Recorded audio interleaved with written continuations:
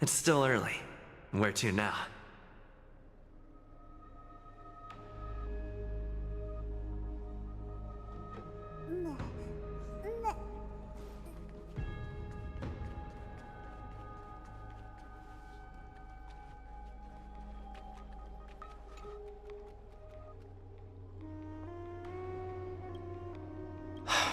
Aglaya, with all due respect, this trial's taking far too long.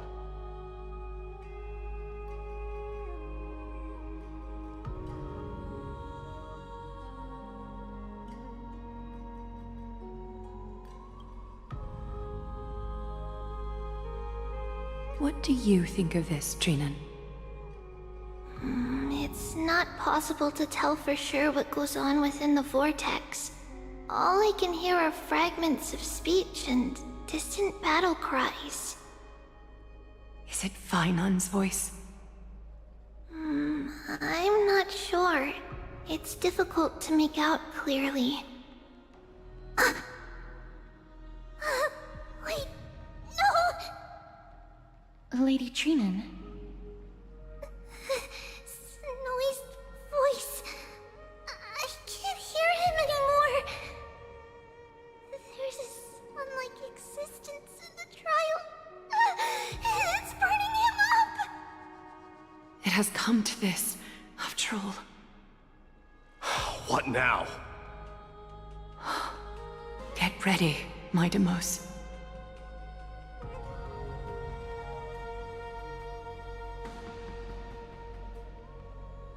Plan B. We pull him out when something goes wrong. As I promised you, Aglaya, I will intervene in the trial this time to bring your deliverer out to safety. But that's as far as I will go. Of course. I know this is not the time to demand any more from you. Discerning. All right then. To be as prepared as I can, I hope that the two Outlander warriors can also join me. That might not be a good idea. The Core Flame trial is many times more complicated than a standard ritual. Even the slightest misjudgment, misstep, or hiccup could result in grave consequences. Our two distinguished guests are not obliged to risk their lives for the Flame Chase journey. Let me join you instead, Lord Mighty.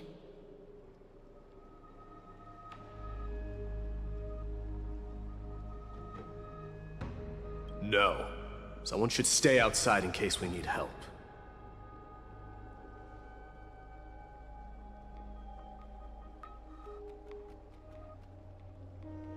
Join me in the trial to look for Finon.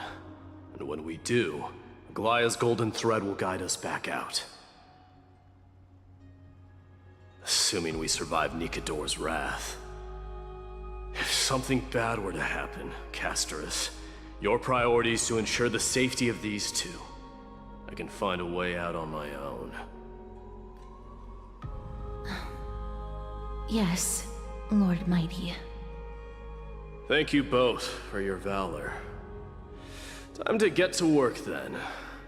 Let me have the honor of taking the lead in this battle.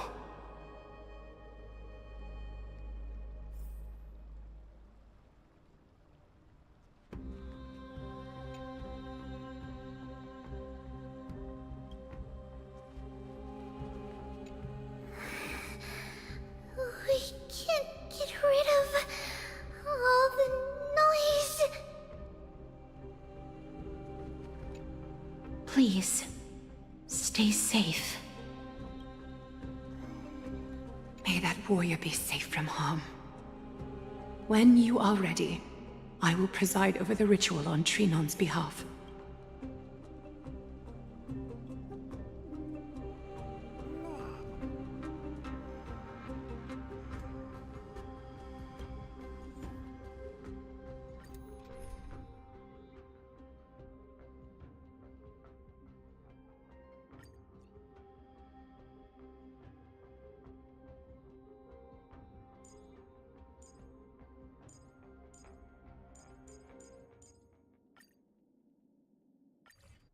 Our reinforcements from beyond the sky.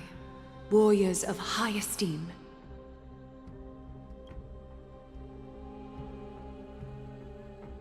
Please close your eyes and hold your breath. They once kept the fate of this world, and many other challengers safe from the devastating rage of strife. They now seek to venture deep into the trial of divinity, and prove their will to destroy our enemies, as foretold by the prophecy. When the hammer of strife strikes the anvil of the warrior, the heat and impact will leave behind scars, and between them, a demigod shall rise. Very well. Come forth then. Souls foreign to this realm, and warriors in the making. Follow me into the mist and flames, and come face to face with the greatest fear in the depths of a warrior's heart. And with thy strength, banish the darkness and usher in sunlight. Let all lost souls find courage on a long journey back home.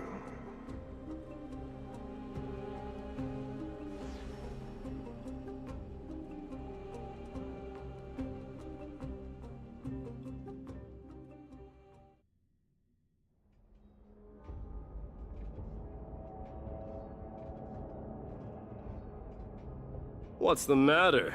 Surprised? Where there's strife, there's carnage. It shouldn't come as a surprise to see such a sight in Nikador's trial.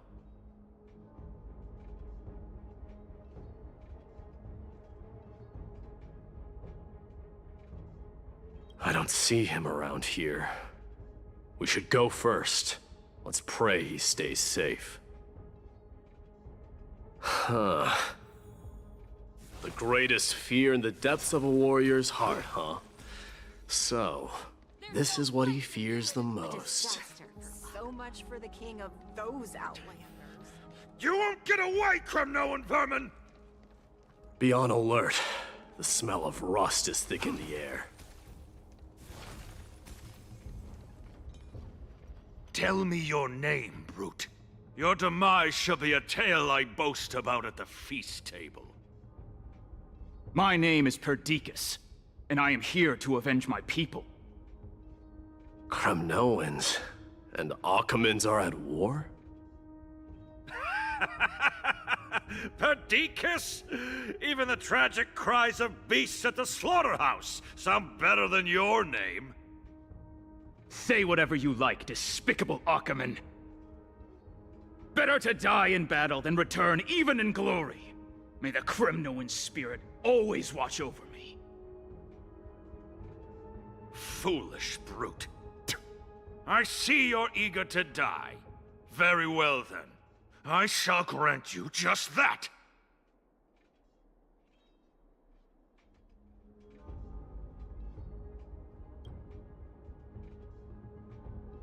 Huh? Die, you swine!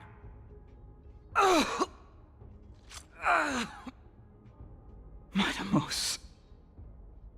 My king. Why? Why did you leave us to the mercy of these foreigners? Is this? And you are... Oh. So the Alpha Brute has found his way here. You Kremnoans are all eager to die, huh? Then I shall grant you a swift death.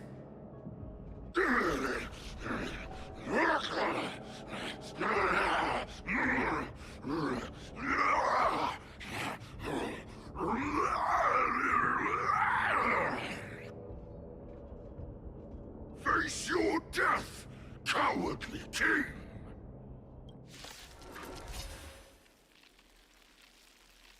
This insatiable bloodlust is a product of Nikador's wrath. Stars echo.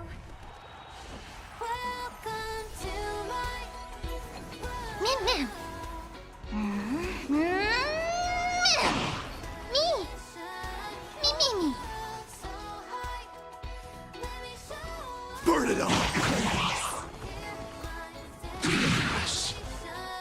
Yeah.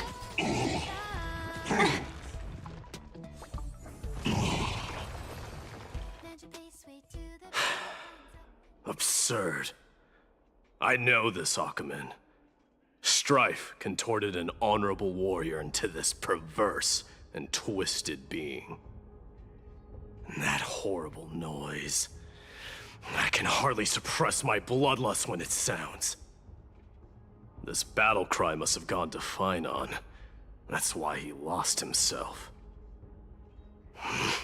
What a useless fool.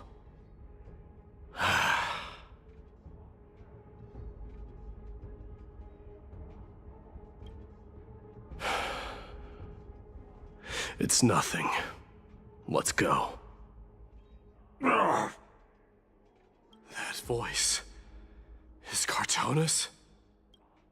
Not you too, Cartonis. Incense ascend. Submit or die. Mighty Mos you are. Destroyed all the wicked king. Here to take my life finally?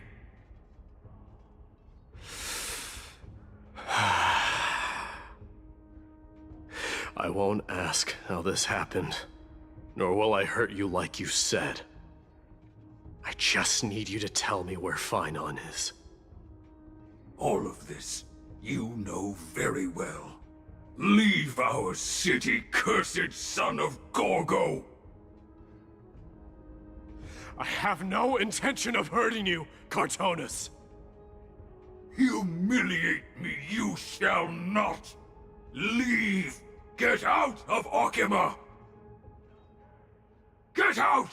Symbol of your sovereignty, take it! Signet of Kremnos, bask in blood-soaked glory, your kind alone! This is... Mother's signet? It's here again. I knew it. Ha! Finally gone mad, despicable vermin have. With your mad king, perish together in that maelstrom of battle! Enough! Be quiet! You were not at all Cartonis! Look out!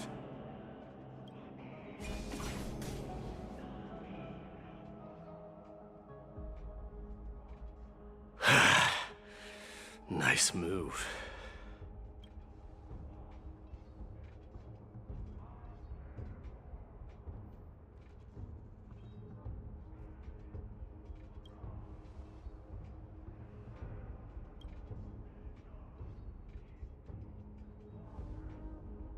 Parted the waters.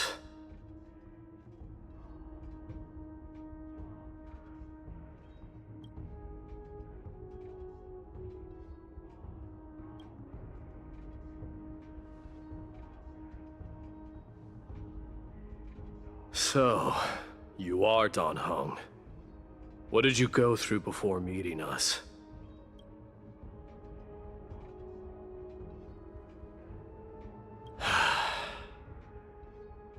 You mean you saw your past too? The trial of strife is a vicious one, all right. This might not be a single person's trial, but an arena for every challenger to engage their own delusions in a bloody battle. I saw someone from my past a while ago. Someone Finon has never met.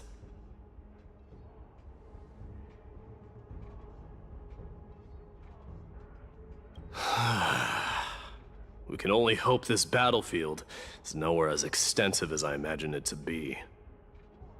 Let's first follow the sounds of battle to their source. The battle cries seem to be getting a lot louder.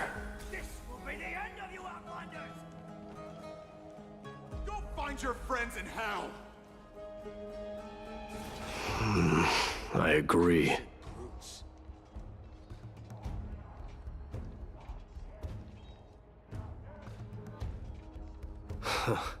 Just as I thought. This is where the battle cries were coming from. The true entrance to Nikador's trial.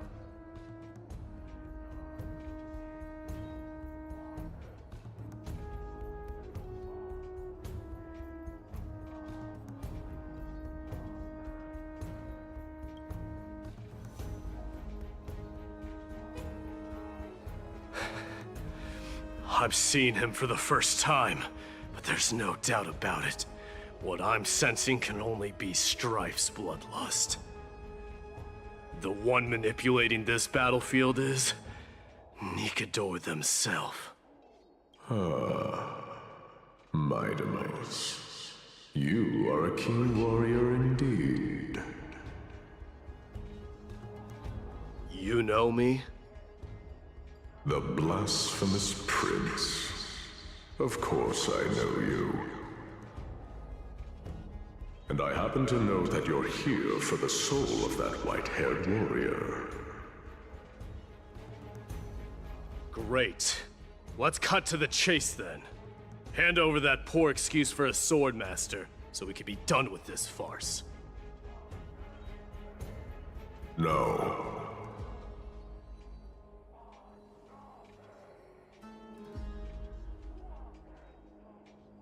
I applaud your courage and strength for coming this far, but you have chosen to besmirch the dignity of one who has fallen, and I cannot turn a blind eye to that.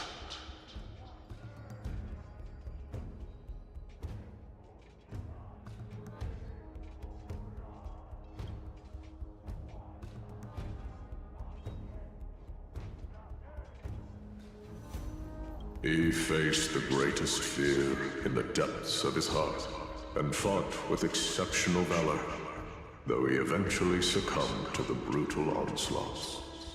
I have since brought him to the rear battleground, and granted him glory worthy of his courage, tenacity, and sacrifice. You wish to take him away? Sure.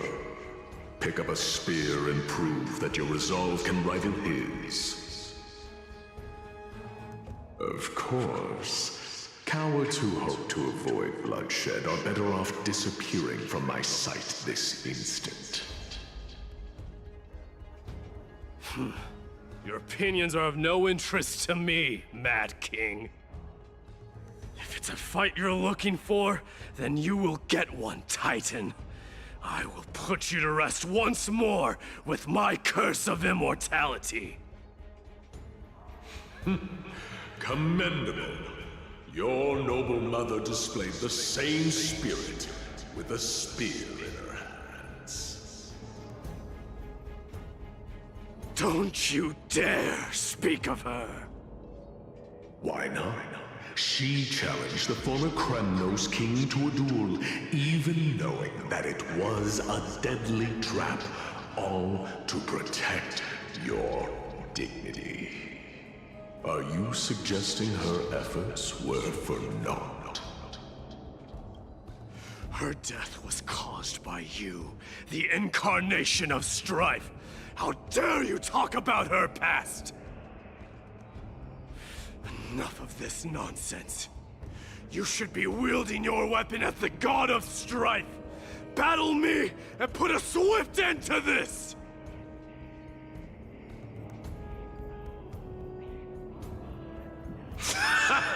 Your hatred is as clear as day, my demos. My words must have stung you deeply. But thanks to them, I have also come to realize. This is why you killed your father for the throne. Only to let your signet sink to the bottom of the Sea of Souls, refusing to let the glory of Kremnos live on. This is why you slew the Strife Titan, only to reject the core flame, letting strife continue instead.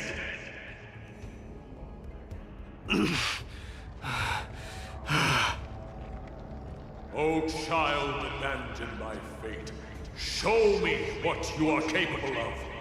Show me if you have the power to put out the flames of your very own destiny.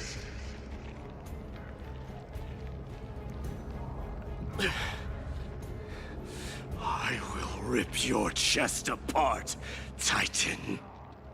In the same way I ripped apart that former king. I see you wish to repeat the mistake. Come at me then. Ignite the flames of your fears and step onto the battlefield. Take this fierce battle to the boundaries of strife and consume me. Or lose yourself in the fight and watch your defeated corpse burn to ash. But remember this, my dears.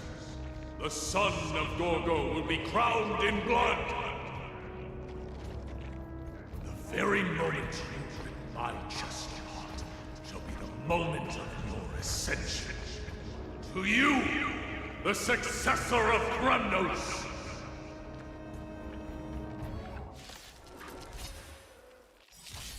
White-haired warrior knew he was no match for me, yet he chose to fight till his very last breath. What about you, Midamos? Can your murderous intent match up to what fate has in store for you? Prove to me that you are worthy of this power! Let this place witness glory. Burn it all. Mournful cries. Miserable wails. Kings of Kremnos. This is the power you desired? Immerse yourself in it. Mimi! Mimi! Burn it all! I am strife! Burn it all!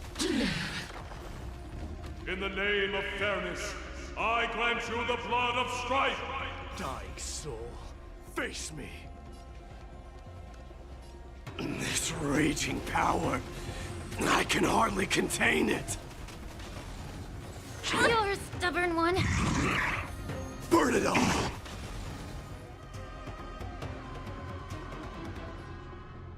Yeah. So feeble. The truth, but everything in this world is bleeding. Mimi! Resonate all together. Tonight, stars echo. Welcome to my world. River Doom! In fear you shall abandon your mortal body, King of Kremnos! How noisy! Dying soul, now accept your punishment. River Doomed! May the foul stench disappear. Time to cleanse the filth.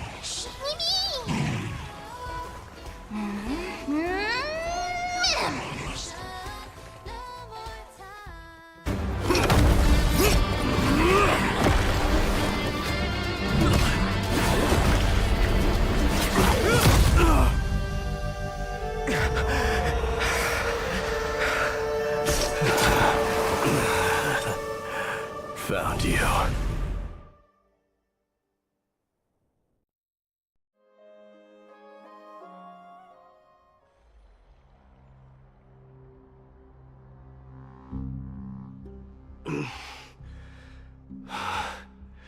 I did my best.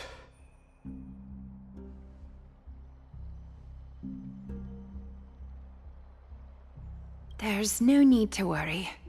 His soul is in a stable condition. With ample rest for both body and mind, he'll be up and about in no time.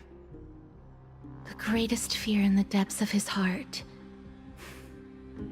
Lord Finon must have been forced to relive his past during the trial, and revisit his homeland that had fallen to the Black Tide.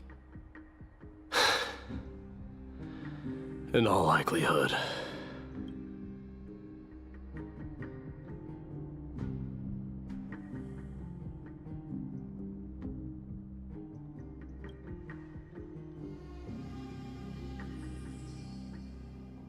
It is one of the culprits that drives the people of Anforius to madness. It was during the Era Bellica that this unspeakable thing first appeared, like a plague, alongside the three titans of calamity. Nobody knows where it came from or how it came to be. What we do know, however, is that it is steadily encroaching upon what little remains of this tranquil land, much like a rising sea closing in on an island from all sides. It is for this very reason that it became known as the Black Tide. Those who succumb to it lose their reason and humanity, becoming vicious, mindless monsters. Mortals are not the only ones susceptible to its influence. Even gods and titans cannot escape from it. According to Naias, Nikador, though one of the embodiments of calamity, also bears the responsibility of fending off the Black Tide. Perhaps that is also why Lord Finon threw himself into the trial of strife so readily. But now, we must look for alternative means of igniting the flames of strife. So, Aglaya, what should we do now? You know very well the decision doesn't lie with me. As the successor to Krymnos, Mighty, you know better than anyone that if it was simply about emerging triumphant on the battlefield of strife, you and your people could manage it with ease. But ultimately, the heavy burden of divinity can only be borne by one. It is foolhardiness and indecision, not the unclaimed seat of divinity, that pushes this world into the deathly fog.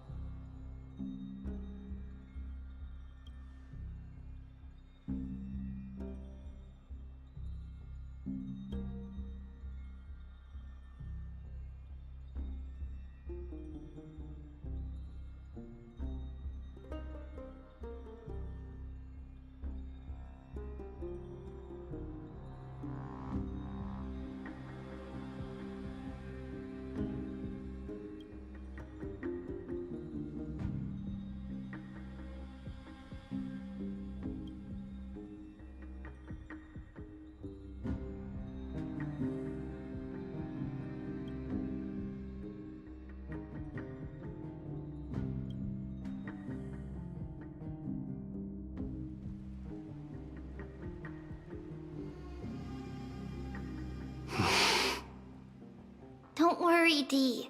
This isn't the first time he's been like this. A long time ago? I'm not worrying about him. Oh, alright. You're a little quiet, though. I'm sorry. That was rude of me. What I meant was, I know that man can pull through for sure. It's alright. Being straightforward suits you better. Actually, Dee, there's something we're curious about. What did you see in Nikador's trial? Something that terrifies me. Isn't that ironic? There shouldn't even be a word for fear in the Kremnoan language. Do you think you stand a chance against that thing that terrifies you? Is this also part of your grand scheme? What do you mean? Aglaya knew that Phynon might fall. And she expected me to take his place. That was the plan all along, wasn't it? Yes. Looks like you know everything. I have no intention of condemning you for it. The Flame Chase journey is not a game, and I have long understood this. With the downfall of strife, and the ever-growing threat that the Black Tide poses, if Circes and Ornyx are also impacted, the ramifications will be dire. They are the only two Titans who are still lucid and willing to coexist with humanity. Regrettably, I do not hold the key to completing the trial. If I wish to conquer that fear, I need the assistance of my fellow Kremnoans. Give me some time to speak with my people. It won't take long, I promise. Ah, I see. There is strength in numbers, but you must know that the trial to become a demigod is ultimately meant for only one individual. Dee, your people, they have been eagerly awaiting a new king all this time, haven't they? If you take on the divine role, they will have no reservations about following your lead.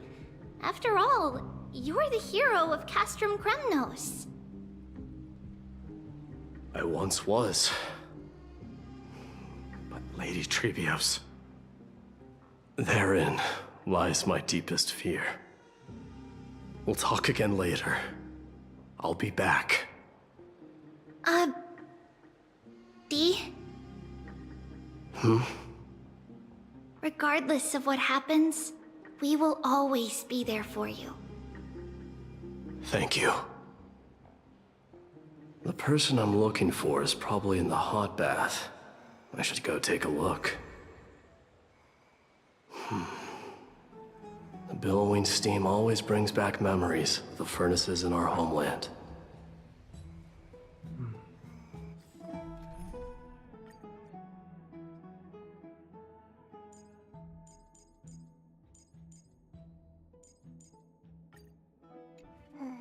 Regardless of what happens, we will always be there for you. Thank you.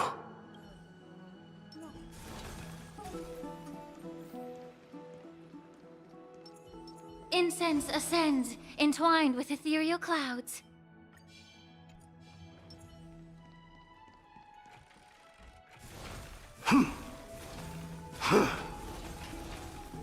Children left unattended by their parents? That's not safe.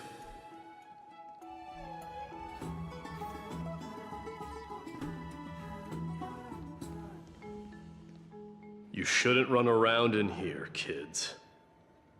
Hey, it's the Crown Prince! Are you also here for a bath? I want to hear stories about your feats on the battlefield!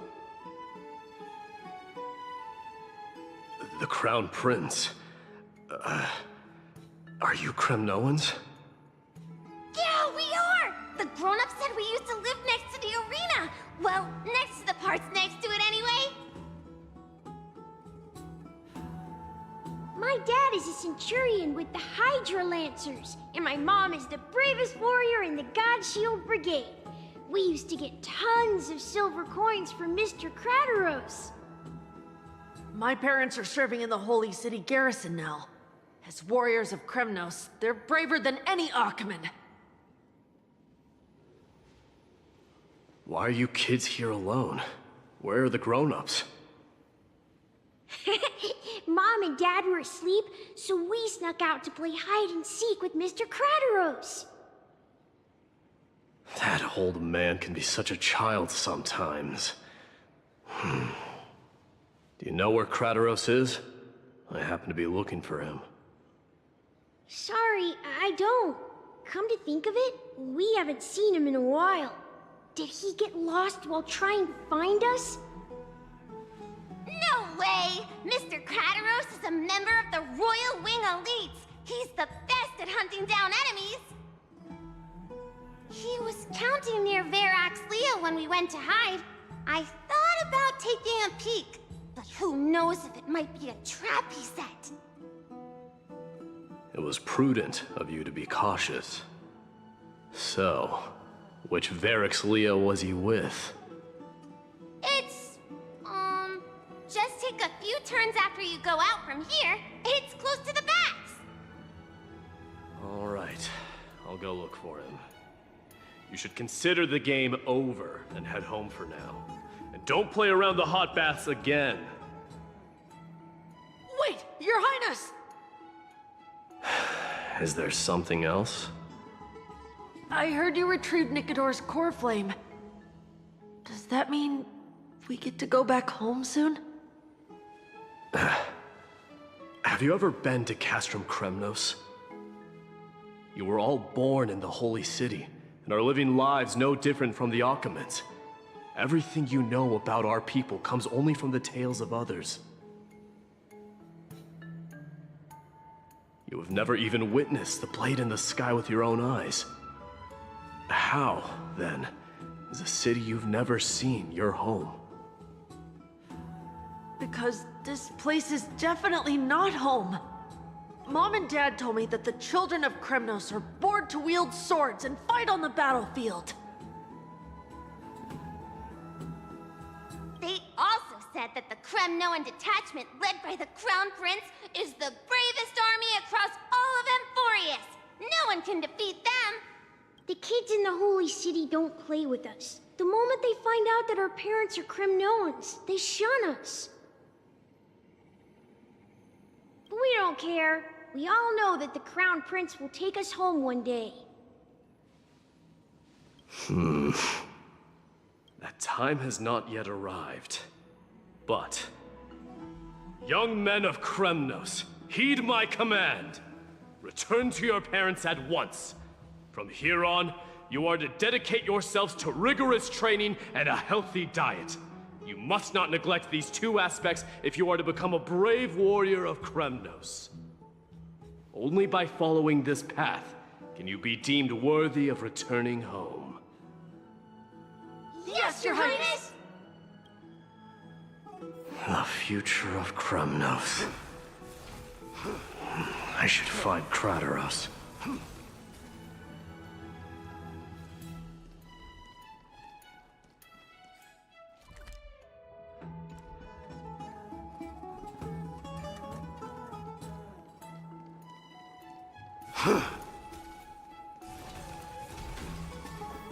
There he is.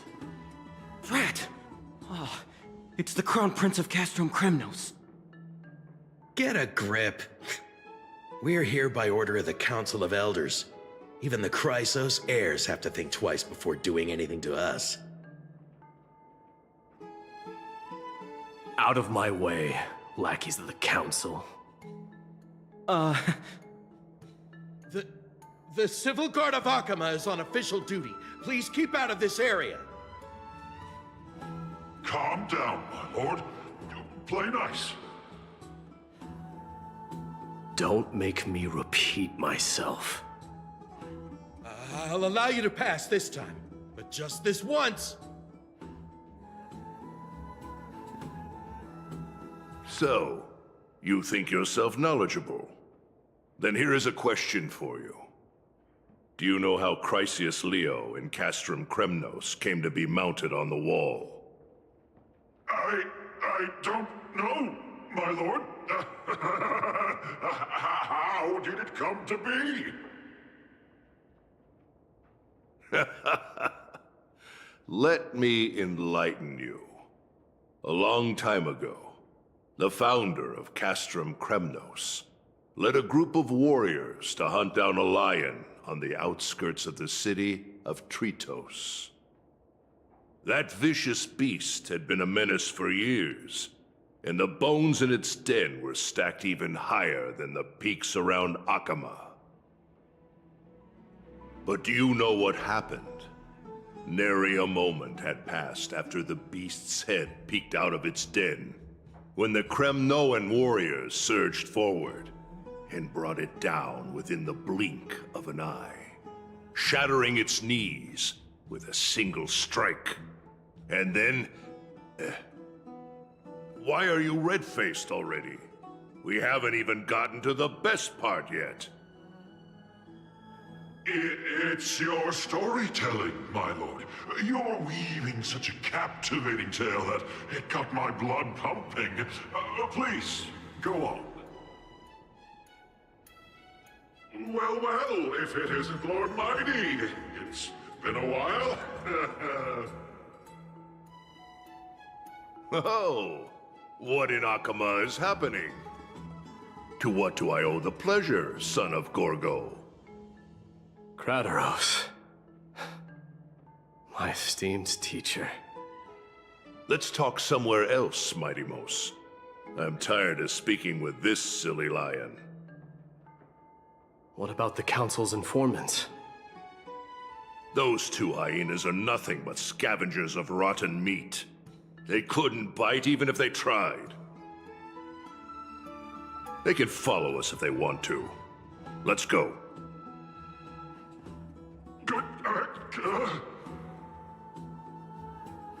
Wait, so how in the world did Chrysius Leo get mounted on the wall? Keep up with us, you hyena. Oh, sorry. I meant officers. Hey, old man, how dare you? Calm down. Calm down.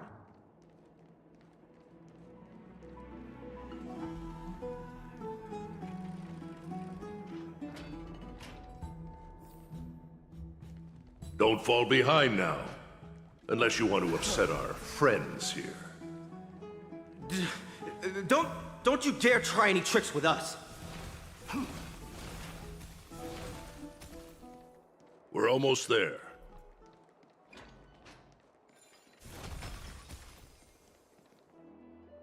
Why have you stopped? This is a nice spot for a private chat. Shall we, sir? Let's do it. What are you up to? Someone help me! Some privacy at last. So, tell me, why have you come to seek this old man's counsel? I came to discuss the future of the Kremnoans. Interesting. I heard the core flame of the Lance of Fury has been restored, though not by your hand. And you're even considering giving up Nikador's divine power. Is this true? Those rumors are not entirely groundless. In other words, you did entertain the thought of giving up the throne of Kremnos and forsaking your people. The divine power is not equivalent to the throne. The path of strife is also not our people's only way. Enough with the word games. You, of all people, should understand the plight of the Kremnoans. Think about all the warriors of the Kremnoan detachment who left their homeland with you. Think about their children. Only the yearning for our former glory days has kept us going all this time. If they ever learn that the Crown Prince they look up to so much is actually toying with the notion of stepping down, think of the disgrace it would bring upon your departed mother, Marty Mos. You best remember that she died for you because of Europon's schemes, to restore the glory of Kremnos. Since you've brought that up, Tell me, who is responsible for my father's death? Are you trying to shame me, Mighty Mos? I may be old, but I haven't become so decrepit that I've forgotten it all. Of course I remember that Europon died when the Kremnoan detachment surrounded him. You drove the spear into his chest with your very own hands. That was merely the final outcome. Do you still not see it?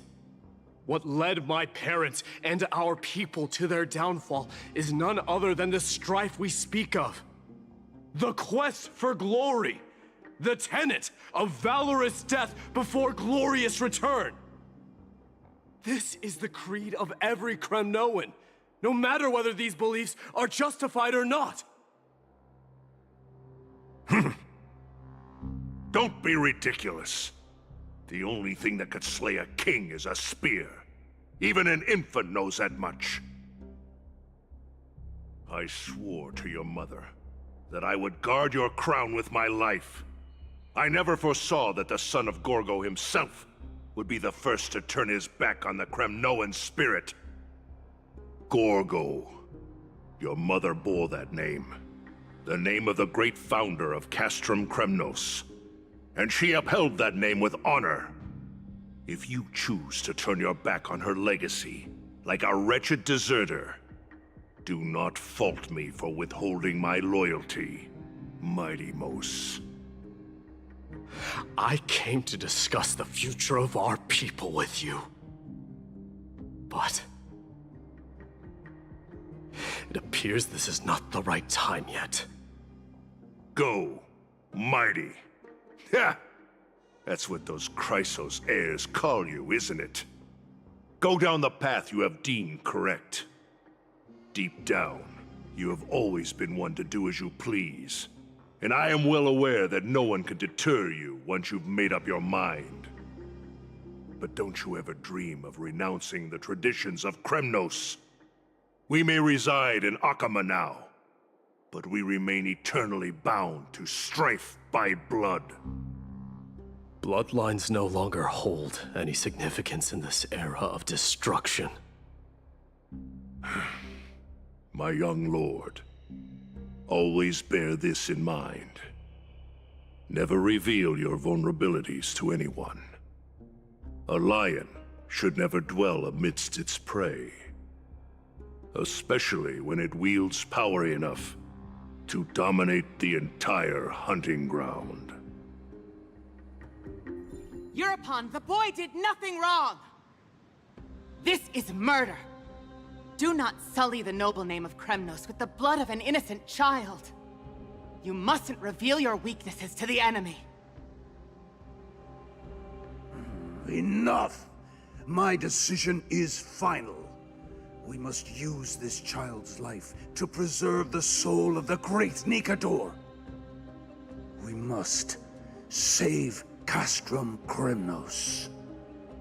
Don't be absurd! Those tiny hands lack the strength to even lift a spear. Do you truly believe him a threat to Castrum Kremnos? You'll be ending the bloodline of Kremnos if you do this. Our millennia-old glory will become nothing more than a joke. Have you forgotten that we Kremnoans place no value in bloodlines? It is through pure bloodshed and slaughter that the kings of Kremnos have ascended to the throne. As for our millennia-old glory, it has always been a joke in my eyes. Glorify it all you want, but it will not alter the nature of slaughter. Those who revel in it are but murderers. They are no more noble than the most monstrous beasts in Amphorius. Ah, enough with your words! Among all the kings of Kremnos, which one did not inherit the crown only after plucking it from the lifeless body of his father? But listen to yourself now. Do you truly believe you can cleanse the blood from your hands through mere words alone? Nay, quite the contrary. I will end this cycle of bloodshed. Starting with this child. With these blood-stained hands, I will end it all. Your failure is inevitable, Eurepon. You are just a coward who can only raise his blade against his own child! A beast that murders his own kin. Royal Wing Elite and Ephors of Kremnos! You cannot sit idly by and watch this atrocity unfold. If you consider yourselves the honorable sons and daughters of Gorgo, then take up your spears and join me in putting an end to this bloody charade! Does anyone else have any objections? If so, come forward with your spear and prove your mettle. Understood. 5, 4, 3. No one dare stand by my side. Cowards! Has that crown stripped you of your courage? 2.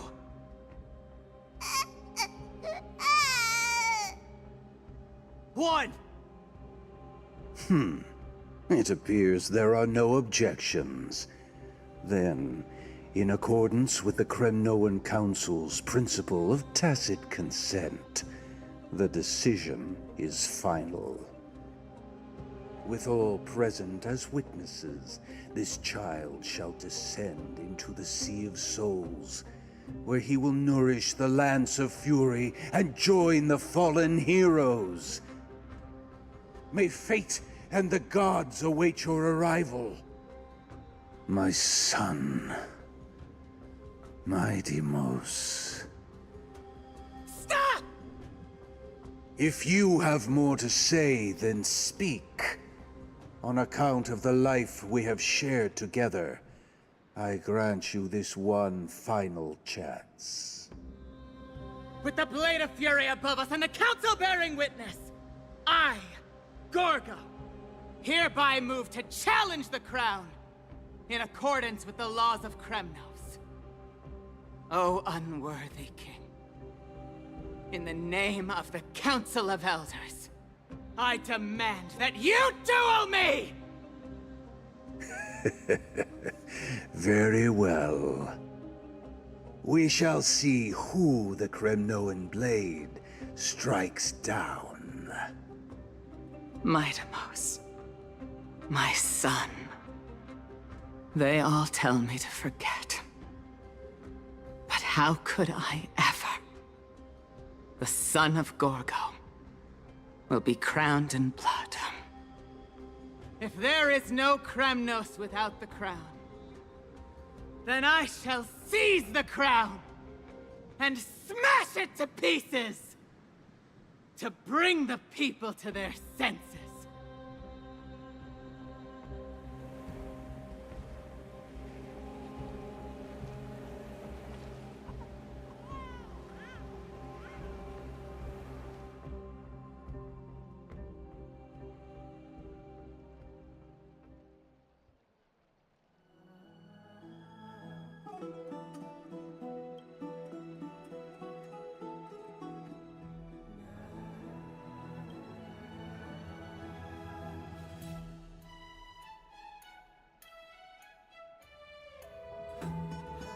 Mister, you're awake.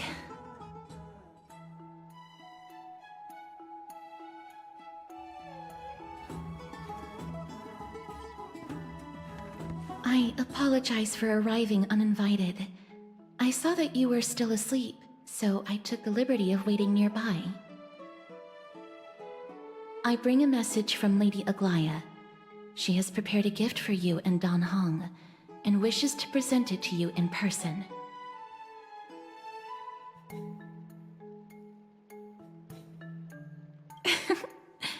I'm glad you're in good spirits. All right, let's set off.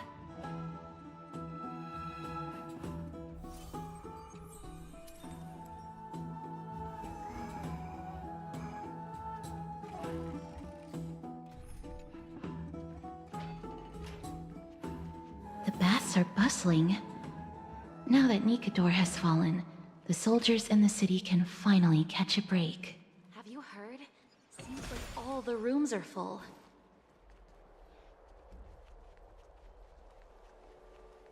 I don't know how long I'll be able to live like this. Faith can dispel the black tide. Is that Lady Treby and Lady Trianne? You must have forgotten. This is a precious relic from our hometown. We definitely all saw it back then. Trianne, this is a counterfeit. We both know it's impossible for something this fragile to have survived all those years in one piece. Nothing is impossible. We are fragile too, but we still got through those sad times. Ugh, look at that color and how it glitters in the light. It's exactly as we remember it. Why won't you buy it? If someone else gets to it before us, we'll miss our chance forever. Calm down, Trianne. You need rest. Please, there's no need to fret. If you need more time to make a decision, I can put this aside for you until tomorrow. Or until you're ready? No, it's all right. Trianne is just... She'll come to her senses tomorrow. We'll be off first. Trianne is just... what? Trianne is super mad, that's what! You've forgotten! You've forgotten all about Mama! Mama gave us something just like this before! Trianne...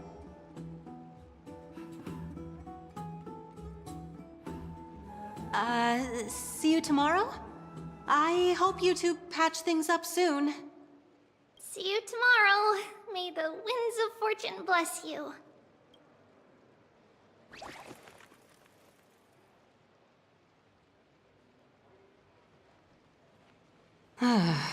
It's so hard to understand what they're thinking sometimes. Excuse me, if you don't mind, could you tell me what Lady Treby and Lady Trianne were discussing just now? Oh, it's Miss Casterus. It's been a while. Well, honestly, I'm not quite sure myself. See, I have a little hobby of collecting handicrafts. Some time ago, I found this trinket being sold at the Marmorial Market, and bought it to use as decoration at my stall. When Lady Treby and Lady Trianne walked by earlier, Lady Trianne happened to catch sight of it, and promptly insisted that it was a precious memento from her hometown. But Lady Treby believed it to be a counterfeit. She said it couldn't possibly be from Yanisopolis. The likelihood of such fragile glassware surviving the Chrysos War is simply too low. For some reason, Lady Trianne became awfully upset after hearing that. I see. Madam, would you mind selling this trinket to me? Certainly. It's just... if it truly is a relic from Yanisopolis, it could be worth a small fortune. Miss Casterus, I'm running a business here after all, so... I understand. Feel free to name your price.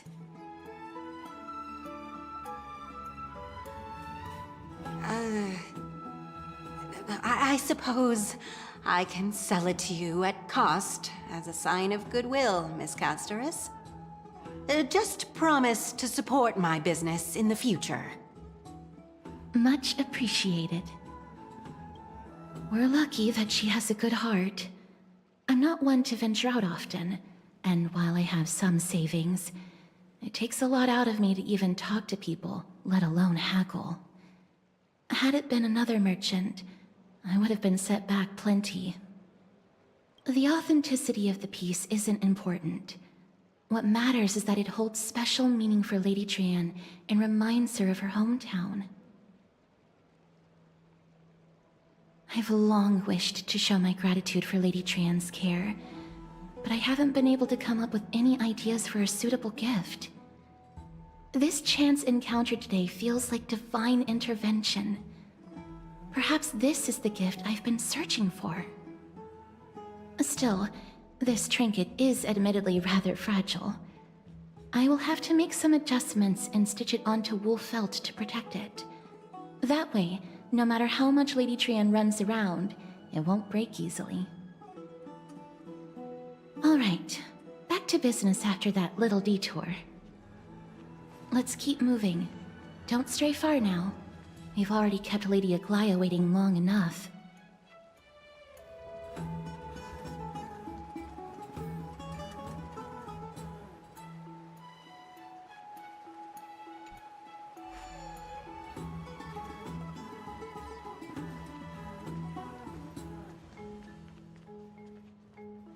Thank you for the food you give us, Great Circes.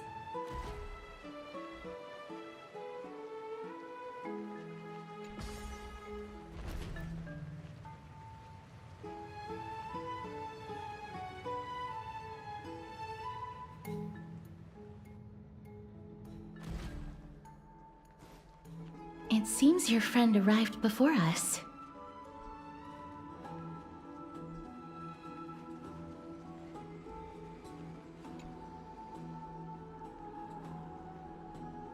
Welcome, Cass. And you as well, trailblazer from beyond the sky.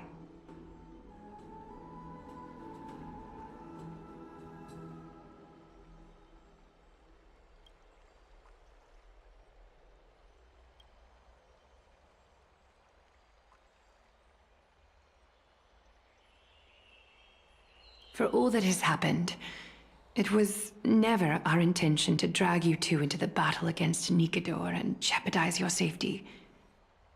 To express our gratitude for your kind, trailblazing endeavors, we would like to present you with the highest honor of Akima. This is the Dew of Divine Blood, brewed from crops nourished by the blood of the Titans. It is said that only 12 bottles existed. The last 3 bottles are now being kept in the treasure vault of Akima. Back in the days of prosperity, cities fortunate enough to acquire it regarded it as one of the greatest treasures ever. Unsealing it during a ceremony held in honor of 2 cities' diplomatic ties was the highest form of respect one could show the other.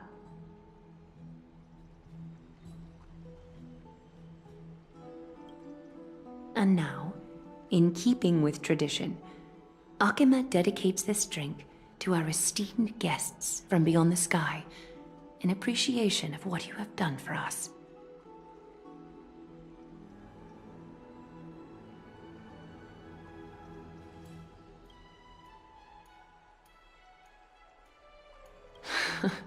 Very perceptive, Mr. Dunhung. Your heroic deeds have proven that you come in good faith. With the Dew of Divine Blood as testament, we wish to forge an alliance with the Trailblazers.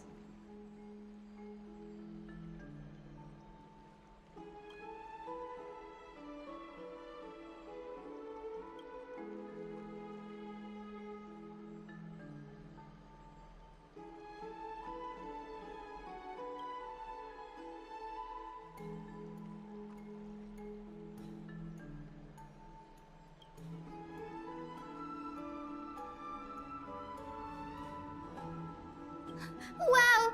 Gray and Danny have sharp eyes indeed. You'd make outstanding members of the Twilight Courtyard. No need to worry, by the way. I can tell from Lady Aglaia's tone of voice and micro-expressions that she's being genuine. Not only are you guests from beyond the sky, but you've also done so much for Akima. You're practically heroes to us all. Lady Aglaia would never subject you to Aquila's judgment.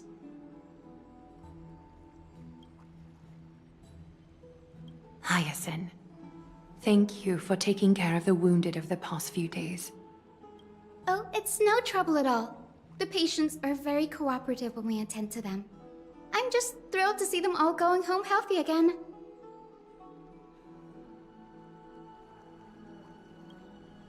Oh, it's Cassie! Oh, I've missed you.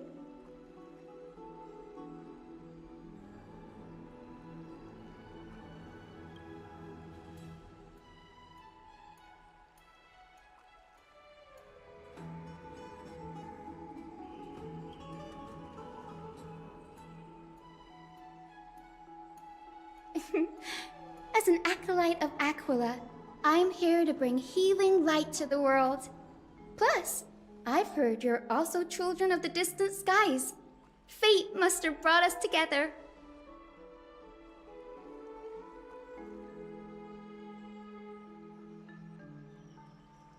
Can we be friends?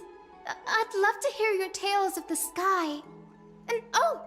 It's a rare occasion that Akama presents such an invaluable gift to guests. Lady Aglaya, may I have the honor of tasting it too? Of course you may. Esteemed guests of Akama, please believe me when I say that this gift carries no hidden agendas. As for the matter of the Alliance, you need not give me an answer here and now.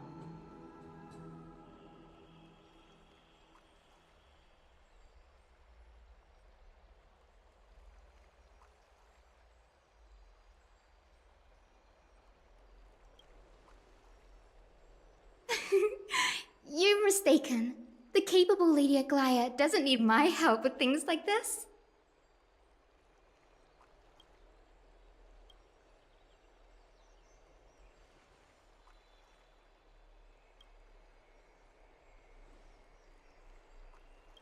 Oh, yay! Then I'll get started on my questionnaire.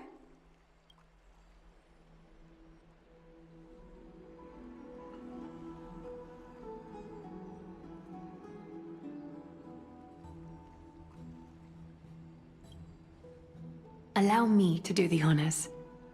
This young lady is Hyacinth, assistant lecturer of the new sporists at the Grove of Epiphany and head nurse at the medical institution known as the Twilight Courtyard.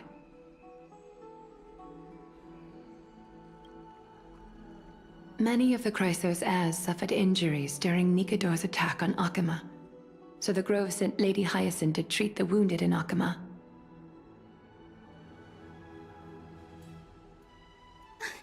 But what I'm really good at is helping people sort out what ails their mind and spirit. If you're ever feeling troubled, come find me. A little sunbathing in the courtyard will chase all your worries away.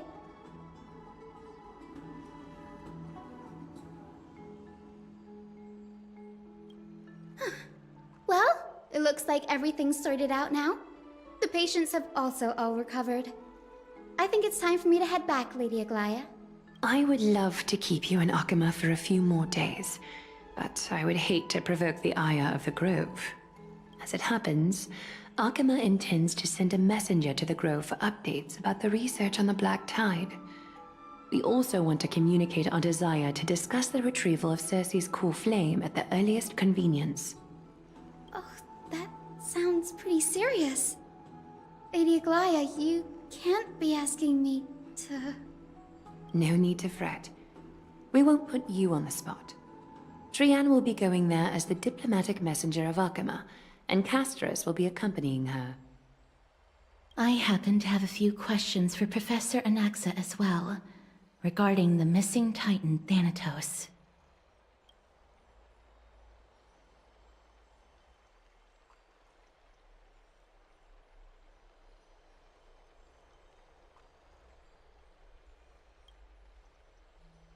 If you're not keen on just sitting around, Mr. Trailblazer, why not go with them?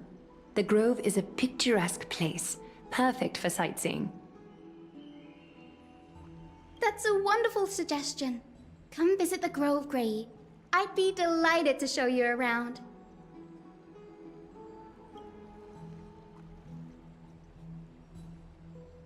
In that case, do bring this spindle along with you.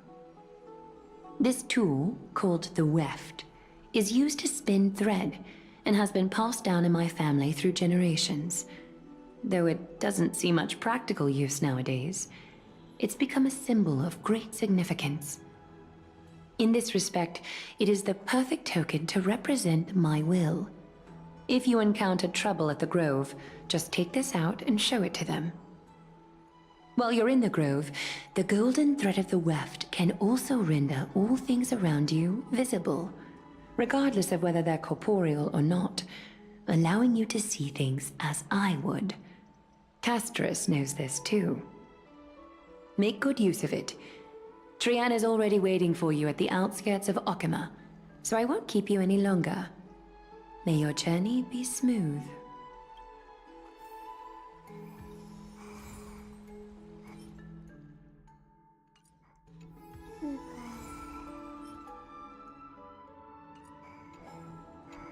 Make good use of it.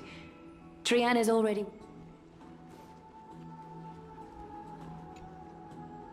I'm glad to be in your company again, mister. Thanatos controls my fate, in a sense. The curse I bear came from them. And they have something of mine. Something of great importance that I must get back from them.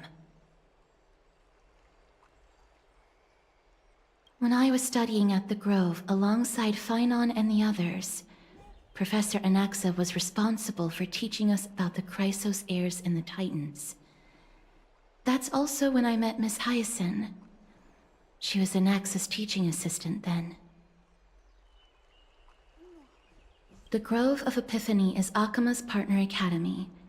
They look after the core flame of Circes and are the organization at the forefront of researching phenomena such as the Black Tide and the Titans.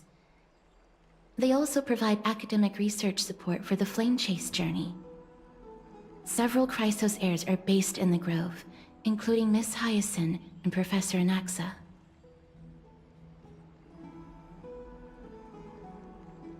Oh, I came here with a colleague from the Twilight Courtyard. I've asked her to pack her luggage in advance, so she's already waiting for us by the city gates. Let's go meet up with her.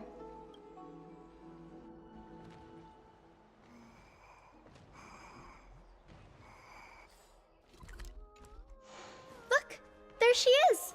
And Lady Trian. But who's that they're looking at? Yeah?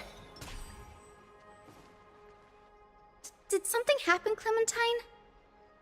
Oh, that's a serious injury. Miss Hyacinth, this man was discovered by Trian! Trian was in a bad mood this morning, so we went to the outskirts of Akama for some fresh air. But then we found him collapsed on the roadside.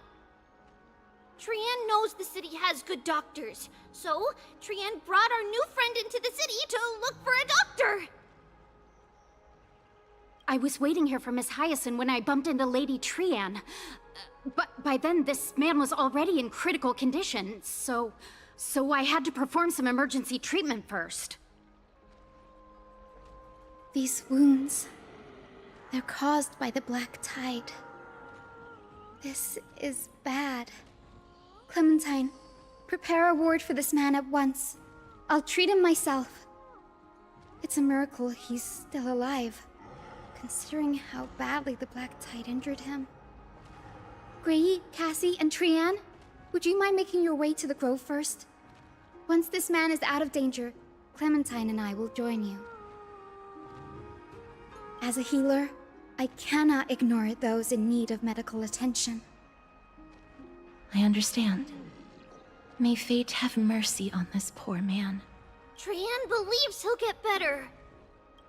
Everybody, follow Trian! Fly, fly, fly away from Akama!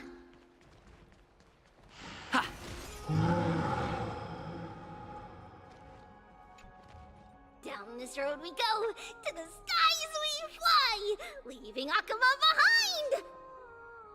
Little Cass, little Grey, are you ready?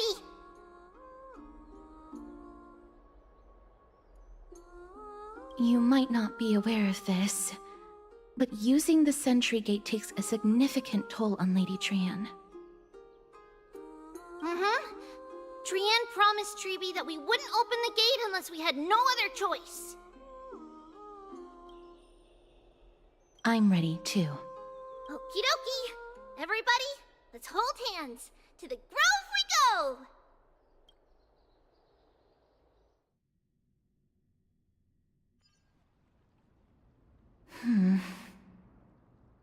It's harder than I thought to sew gemstones onto Wolfeld.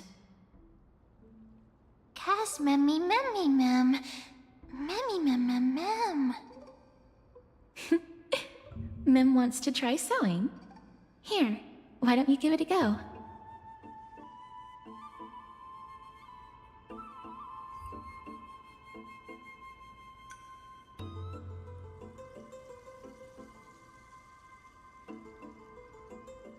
Memmy mem mem memmy mem. Memmy memmy mem mem mem mem mem. It's hard not to like Mem when they're so adorable. Oh, this is amazing. It seems as if their voice has become more intelligible after the battle with Nikador. After spending the last few days together, I feel like I'm gradually gaining the ability to understand what they're saying. Even if it's just a little. Mem mem mem mem memmy mem mem. Memmy mem mem memmy mem mem mem. Memmy mem mem mem mem mem mem mem.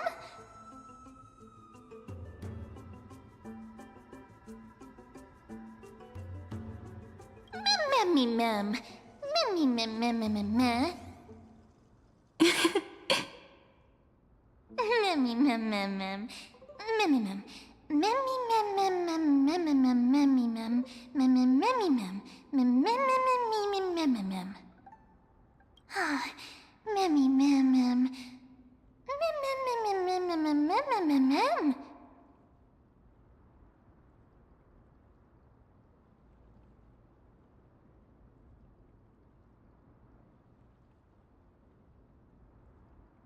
Memmy mem memmy mem mem mem mem.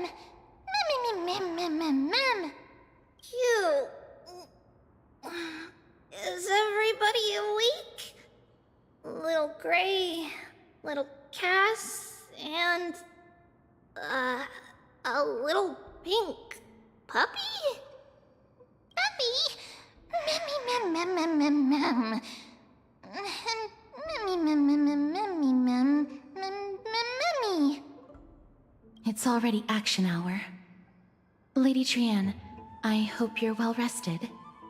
You were talking in your sleep. Did you dream of many things? Sleep talking? What did Trian say? Something like, Mommy, doll with sword, let's fight together. We'll be brave. Ugh, it's so embarrassing. Please don't make fun of Trian. Of course not. Wasn't Lady Trian's mother also the Holy Maiden of Yanisopolis? Uh-huh. Mama was the strongest holy maiden in all of our history. She also gave us the prophecy of deliverance. And she had red hair that looked like a cute red mushroom. But Trian can't remember what Mama looked like anymore.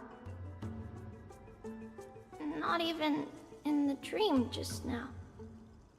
Memmy mem. Memmy mem mem memmy mem mem.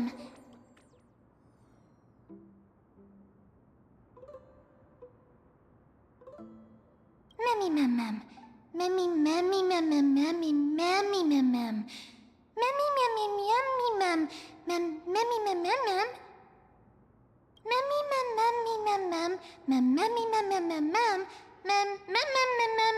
Boom. Memmy mem mem mem mem mem. Memmy mem mem. Mem. Trian thinks that's a great idea. Can the pink puppy help Trian out? Memmy mem. Yay! Then I'll call you...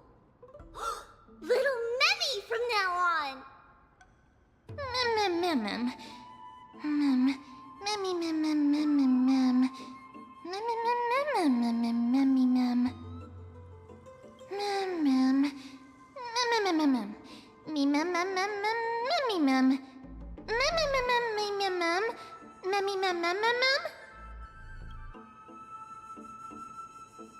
Okie dokie! Trian remembers that we need to help Aggie ask the big tree whether Cersei's would be willing to visit Akama. If we follow this woven trail and keep going upward, we'll reach the grove in no time!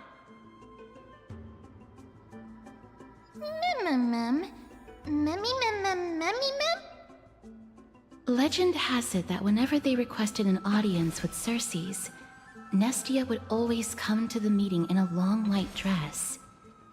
As the warps and wefts of the dress came into Look! A huge tree! It's... huge!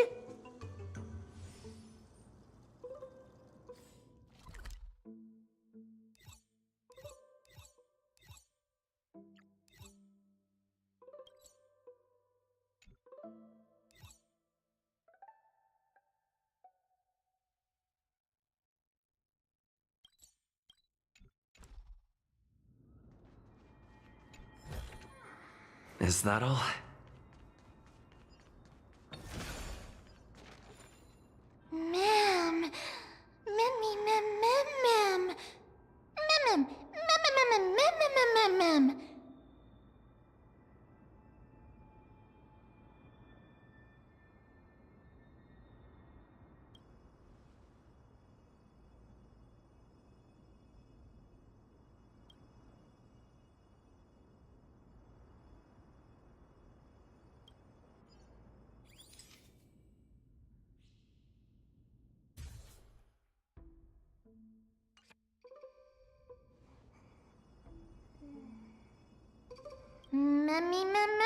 Mem.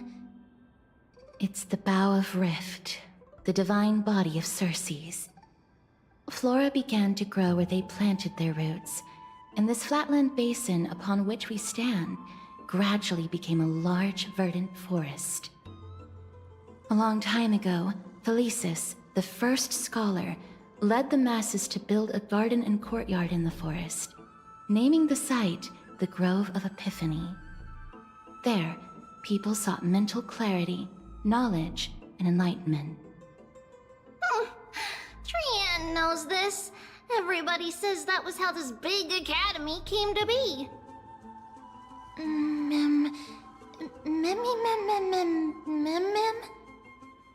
Something feels off. The Grove has always welcomed scholars. So too would Cersei's give us her delicate leaves and extend her branches in greeting. Yet, it seems both the Grove's messengers and the Titan are indifferent to our arrival.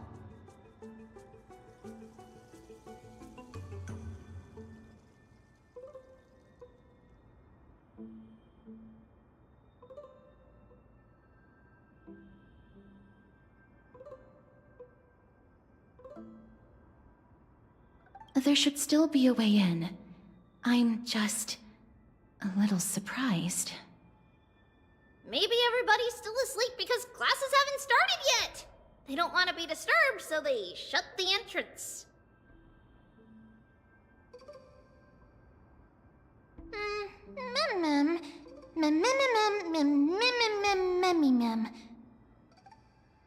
This place is too quiet. What in the world is going on?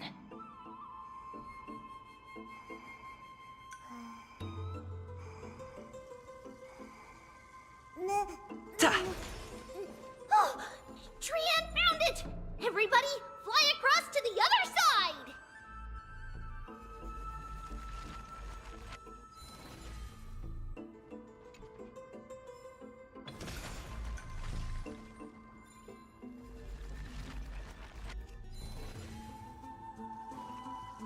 The entrance on the other side.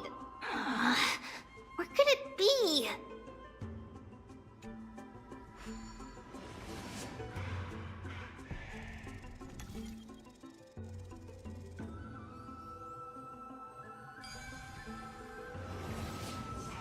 Guy's eyes are so sharp! I knew you would find it. The courtyard of Storgi should be just ahead of us.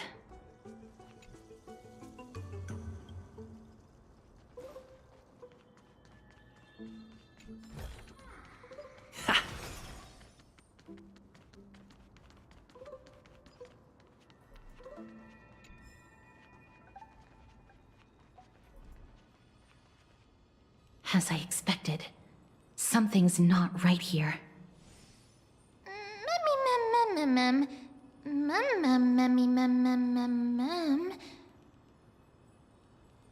Not to mention that this whole place is also eerily quiet.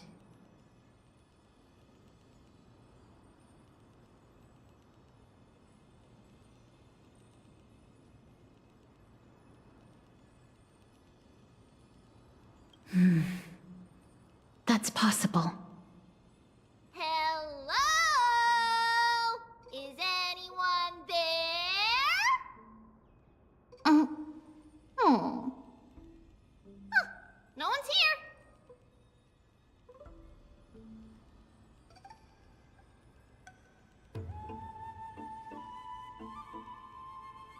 I have an idea. Lady Trian, could you lend me that golden spindle? Do you remember? Lady Aglaya said this. While you're in the grove, the golden thread of the weft can also render all things around you visible, regardless of whether they're corporeal or not. This is achievable because the grove is not only where the roots of Circes are, but also where the chrysalis of gold manifests.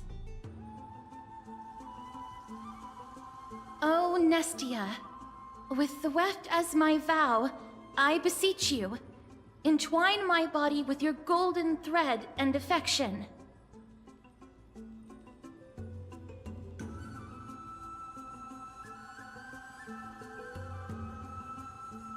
This is a proverb that was recorded in the handbook of Nestia's priests. If I'm not mistaken, we should be able to draw power out of this butterfly exuvia with the golden thread.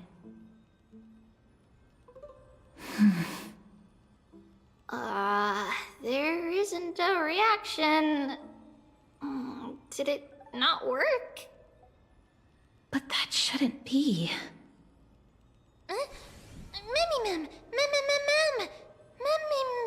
Memmy. Are they white dryad flowers?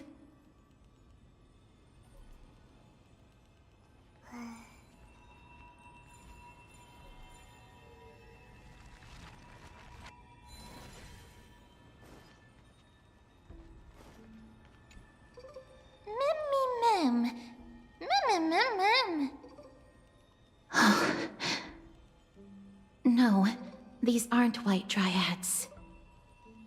These are shadows of dead white dryads. Dead me, Mem. Shadow? Strictly speaking, these white dryads are still plants. They only gained sentience as a result of Circe's blessing of equality. But their sentience is minimal when compared to that of humans. These flowers have already died. What you see here are just faint afterimages of their souls. However, this also means that the golden thread has definitely connected with the Titan's presence. Without the golden thread's outlines, we would not have been able to see them at all. But what happened to them? Why are there only tiny shadows of them left? Mem, can you read their memories? Let me try. Mem.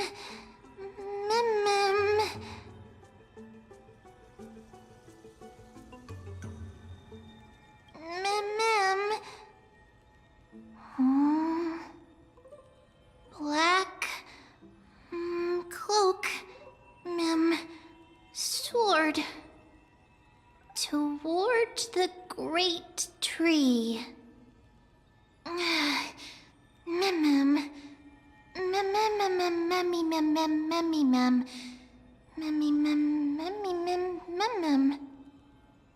I have a bad feeling about this. The deathly fog of Thanatos is fast approaching. Oh! Trianne will be on high alert!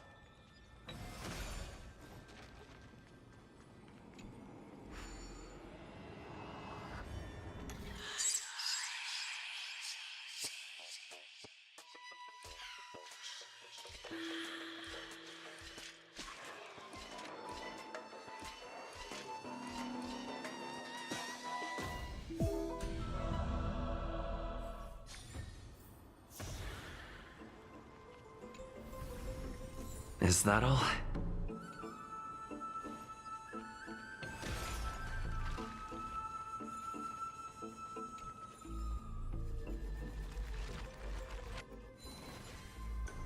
Ha! Looks good.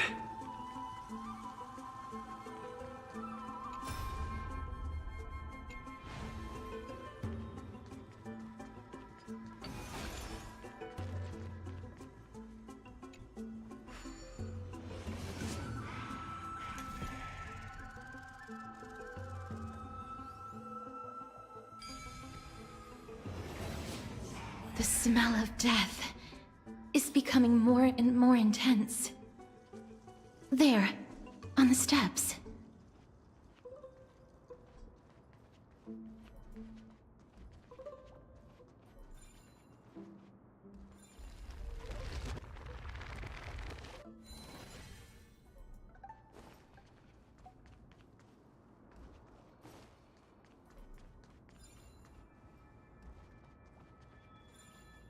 This looks really scary. Mem.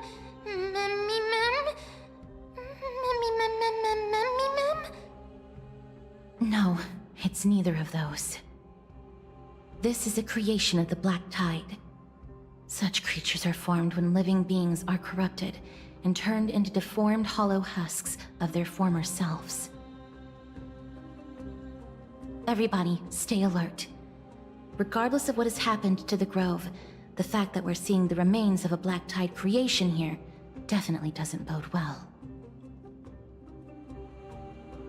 Should we inform Aggie about this? Mem.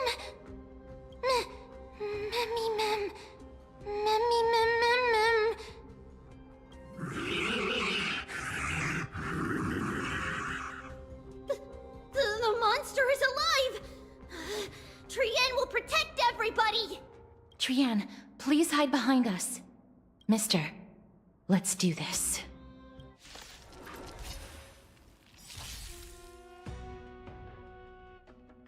As expected, the words black, sword, and cloak, they're talking about the Black Tide. Harmony and unison.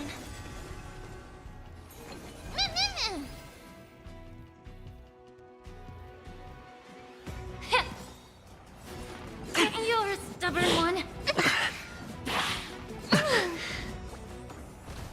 Mimi.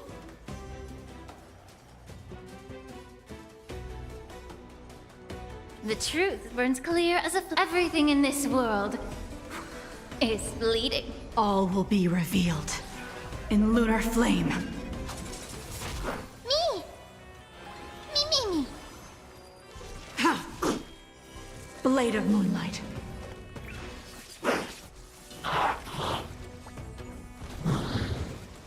Yeah. Mimi.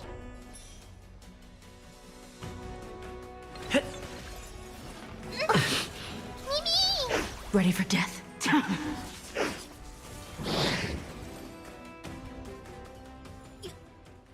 You defeated it!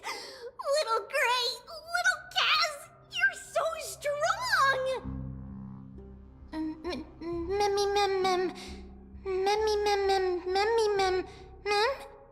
To think the Black Tide has spread this quickly to the Grove despite its remote location.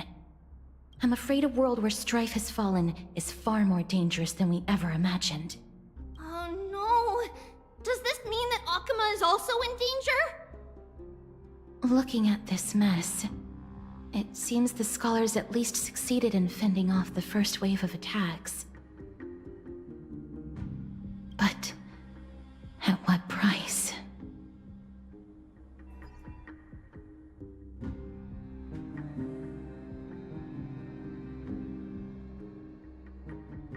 Lady Aglaya, after a few days of surgeries, both major and minor, we were able to save the life of that patient found on the outskirts of Akama. Thank you again, Hyacinth, for your hard work. The scarring of his organs was especially severe, a result of the Black Tide's corruption. It's a miracle he's even survived. I can't say for sure when he'll regain consciousness. Don't stress yourself out over this. You've already done everything in your power to save him. There's no need to hurry to the Grove either. You deserve a good rest now. Tribi, I have some things to tell you as well. There's something strange about where that patient came from. He is not Akaman. The way the stitches on his clothes are hidden is quite unique. Such craftsmanship is undeniably from the Grove. The Grove? You mean... Now that I think about it, Castrus and the rest should have arrived at the Grove by now.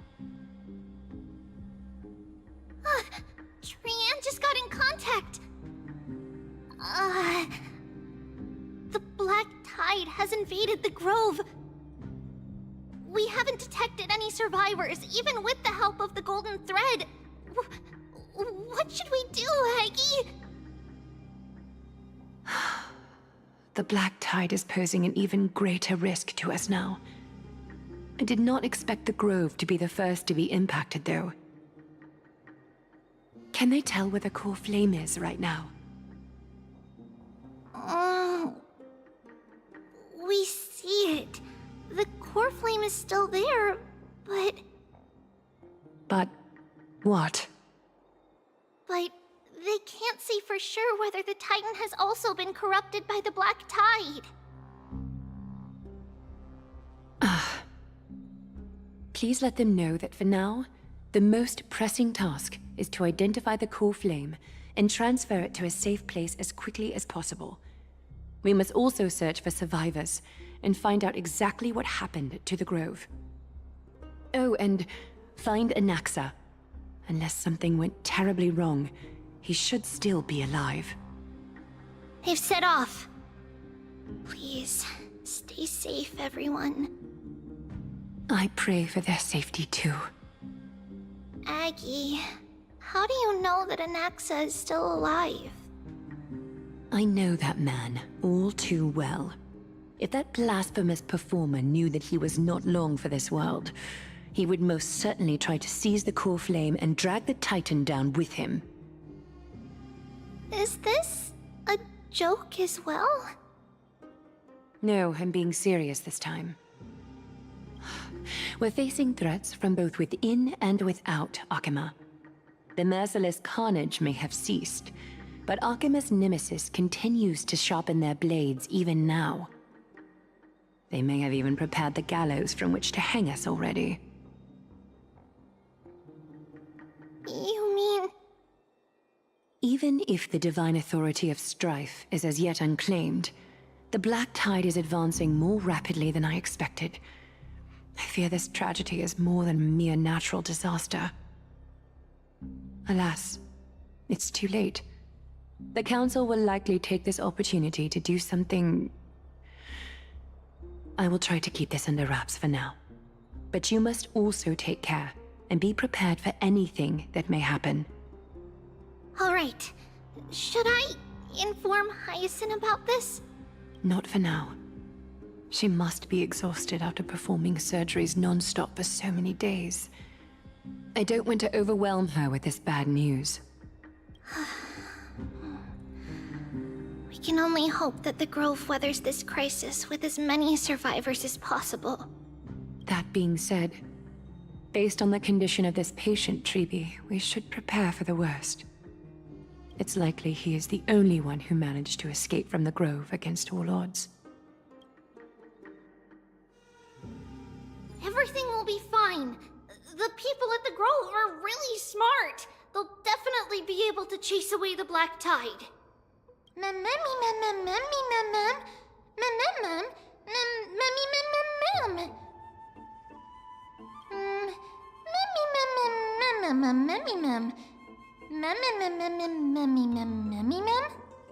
How should I put it? Lady Aglaya doesn't trust Anaxa at all, I'm afraid. Despite being a chrysosaur, Anaxa resolutely believes that titans and prophecies are a load of nonsense. During our regular citizens' assemblies, he always votes to oppose the flame chase journey.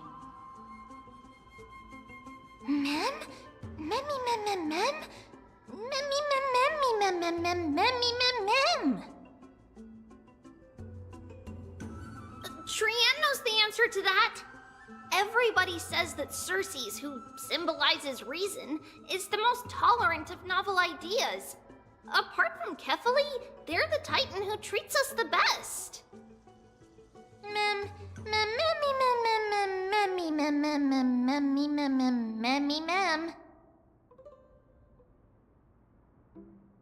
Yes, that is how we formed an agreement with these Titans who bear no harm toward humanity.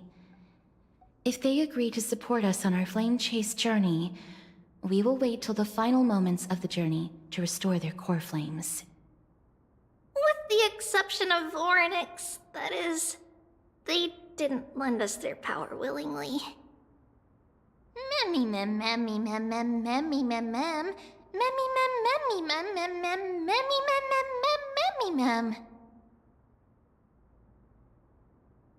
That is true.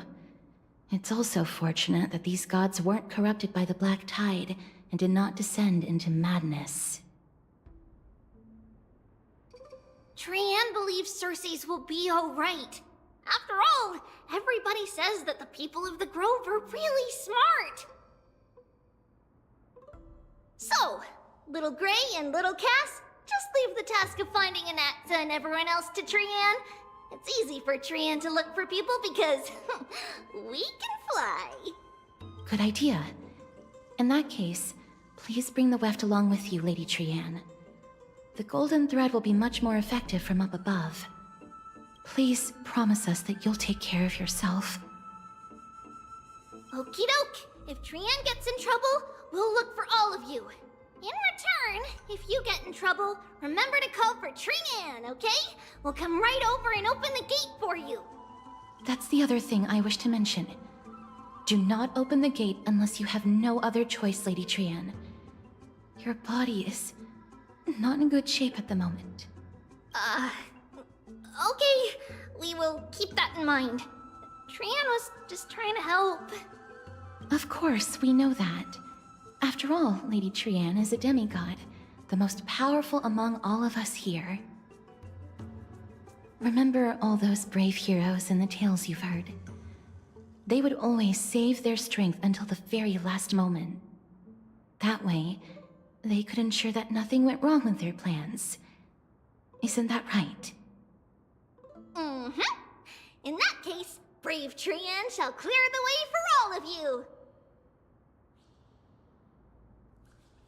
Memmy mem memmy mem mem. Memmy mem mem mem. Memmy mem mem mem mem mem mem. Mem mem mem.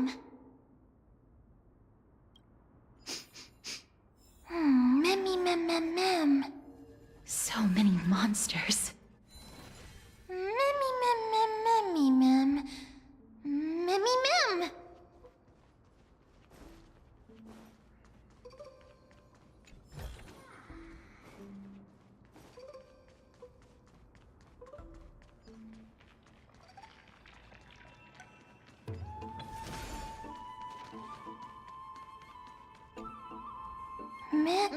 Memmy mem. Memmy memmy mem.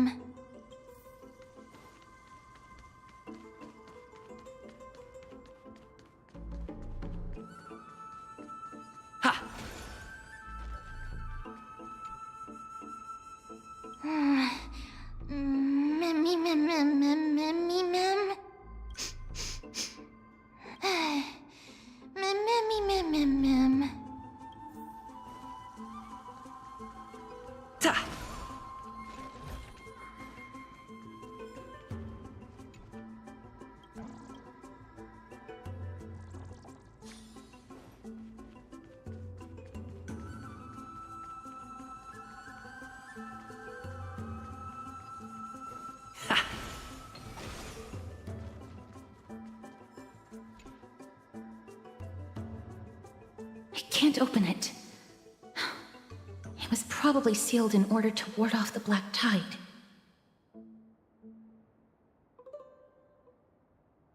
Save your energy. Yanis's power is far stronger than we could ever imagine.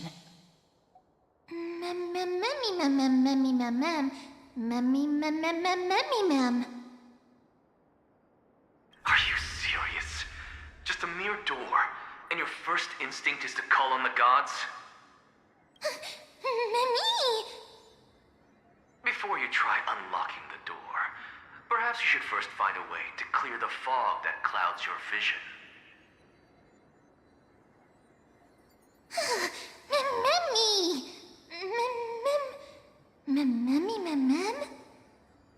My name is Anaxagoras, one of the 7 sages of the Grove of Epiphany, and the founder of the New Sporists. Before we go any further, rule number 1. Do not call me Anaxa.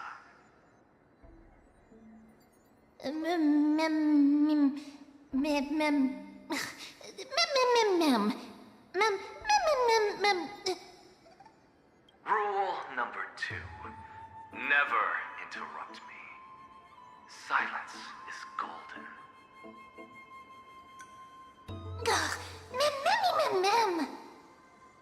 The person standing here and conversing with you right now isn't the vestiges of a memory.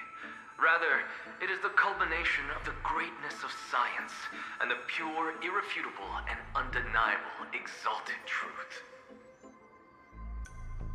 Through the wonders of alchemy, I have shattered my soul and transmuted it into gold before burying it in this spot.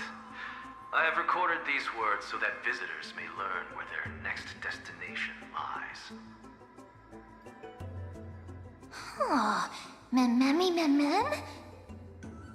Nothing is impossible. Having said that, alchemy is not omnipotent. Each time you hear from me, an equivalent part of my soul is being consumed as the price. In other words, this voice isn't created out of thin air.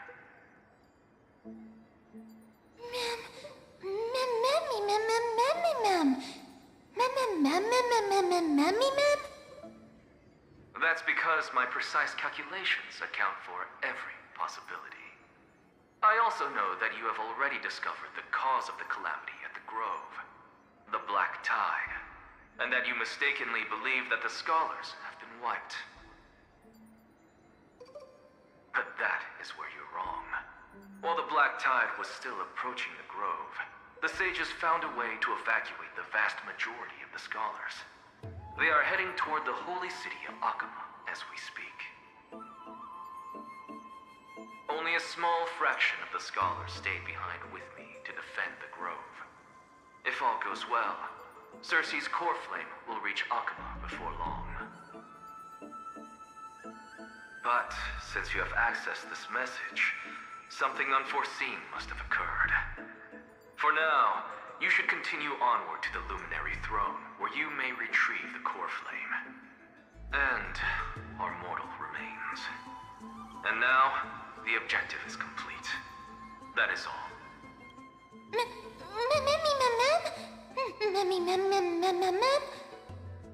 Mister, judging from your reaction, you must have found a useful memory. Professor Anaxa?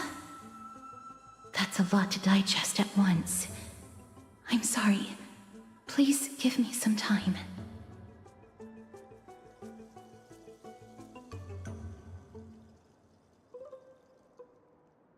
You don't have to take that too seriously. For some reason, He's especially particular about his full name. Professor Anaxa theorizes that all beings originate from the same source and have a similar composition, which in this case refers to the soul. He calls this theory Nusporism. It is an extremely complicated theory. You should get him to explain it himself if you're interested. Provided that he is still alive.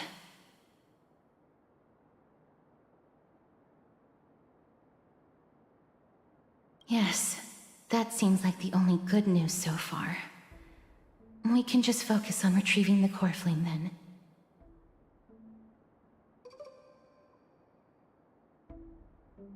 I do not wish to consider this possibility. Perhaps they were just unable to transfer the core flame, but managed to escape. Mem.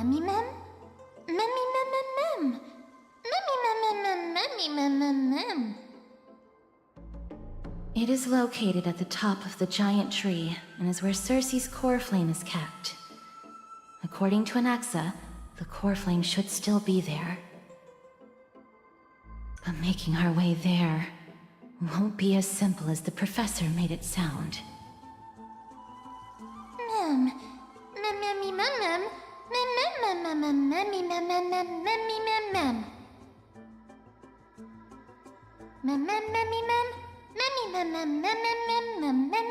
All right. Right.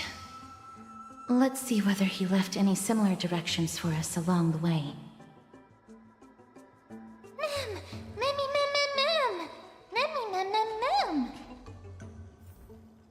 Alchemy is truly incredible.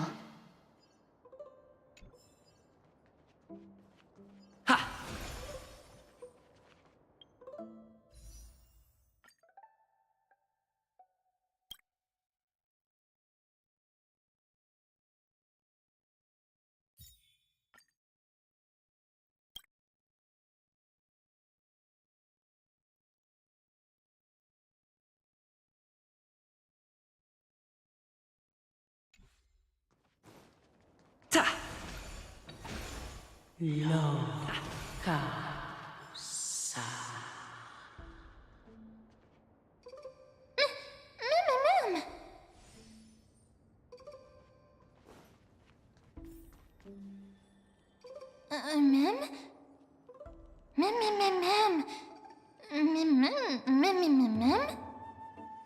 No, you didn't imagine it.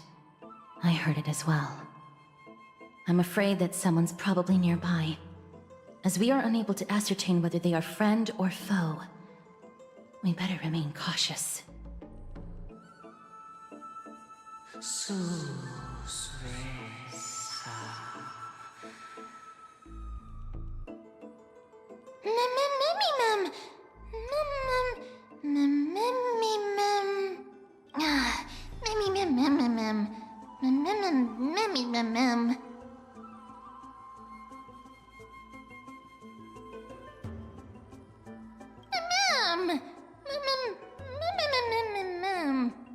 Found it.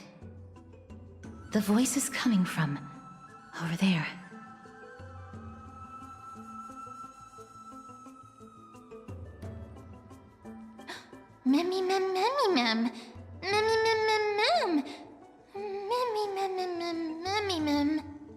No. It seems to be coming from somewhere even further that way.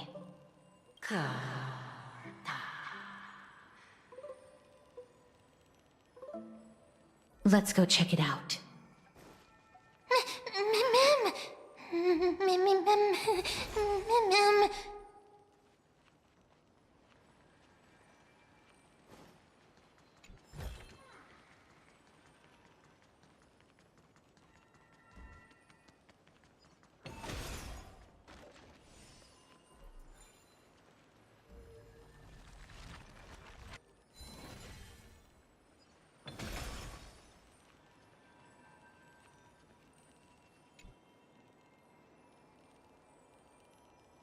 Lock.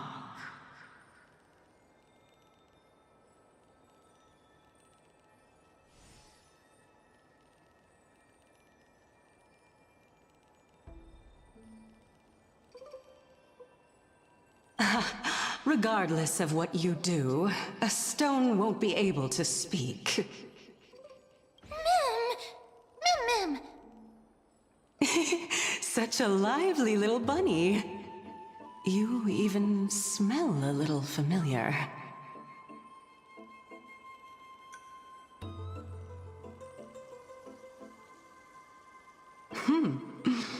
What a smooth-talking child. I'll accept your praise. Who are you? Keep your distance and identify yourself. Otherwise, you'll face the consequences. The scent of Thanatos. I recognize you. Idonia's renowned goddess of death. Since you are aware, stop provoking the authority of death. Answer my question. Baring your fangs at me. How cute. Just call me Calypso. I greet you on behalf of the Seven Sages and the Litophagists.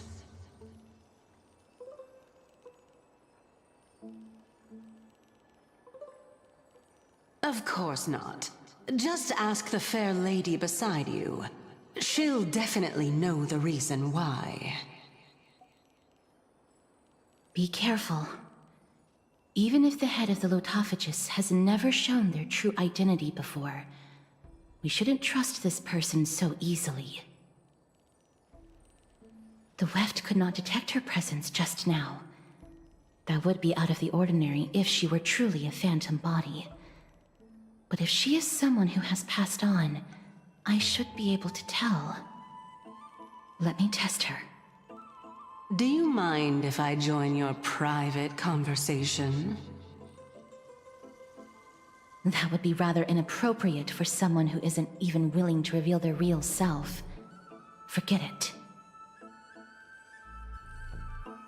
However, I'm going to ask you some questions. Please answer them truthfully.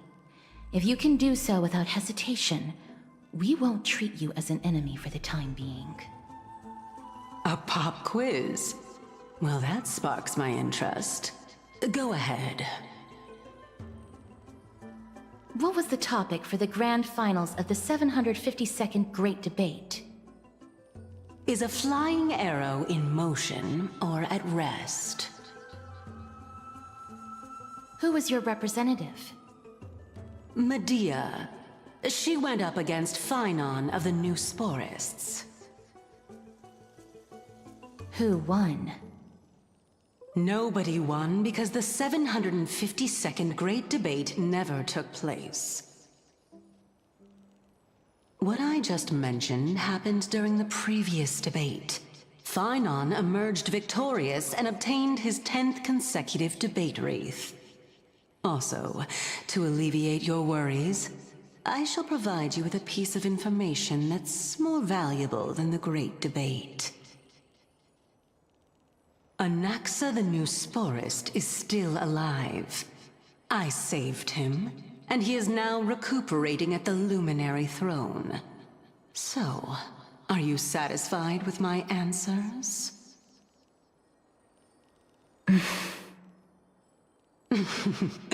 This dumbfounded expression of yours is much more adorable and likable than the previous one. As the saying goes, seeing is believing. Why don't you follow me to the throne and take a look for yourself? I'll keep my eyes on you at all times. Oh, that's truly an honor.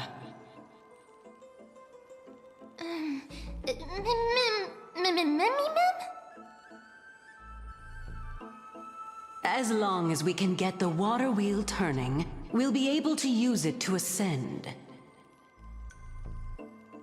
So, the solution is to awaken this heart.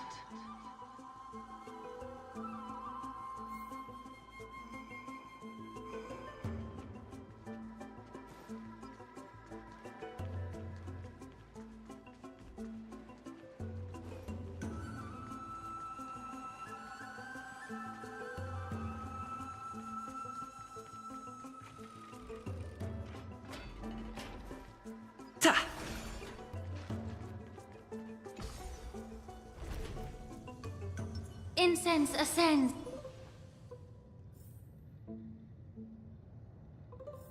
Is that the Chamber of Purifying Tears? You have a good memory. Why exactly did you bring us here? My intention should be obvious. See that shallow pond over there? Water lilies grow there. Initially, Circes watered them with their tears, while Nestia nurtured them with affectionate love. They are a token of the eternal companionship between the two gods. All the two of you have to do is to cross the deep well and retrieve the golden bough of vows for me. Mem.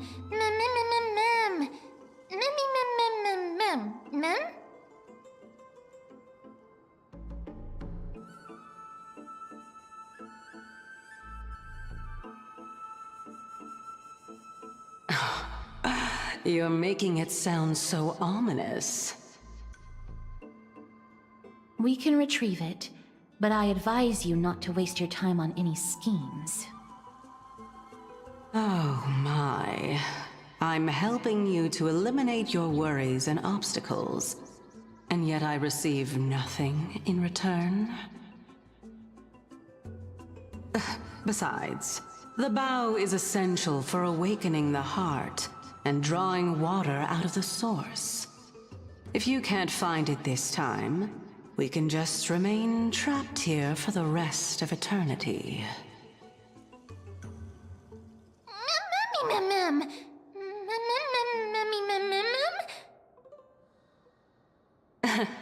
You're overthinking things. We're all in the same boat. Although it would be absurd to say that I have no other motives. Since you've brought it up, I might as well take this chance to explain. I'm simply making use of this opportunity to see what you two are made of. So, is that truthful enough for you?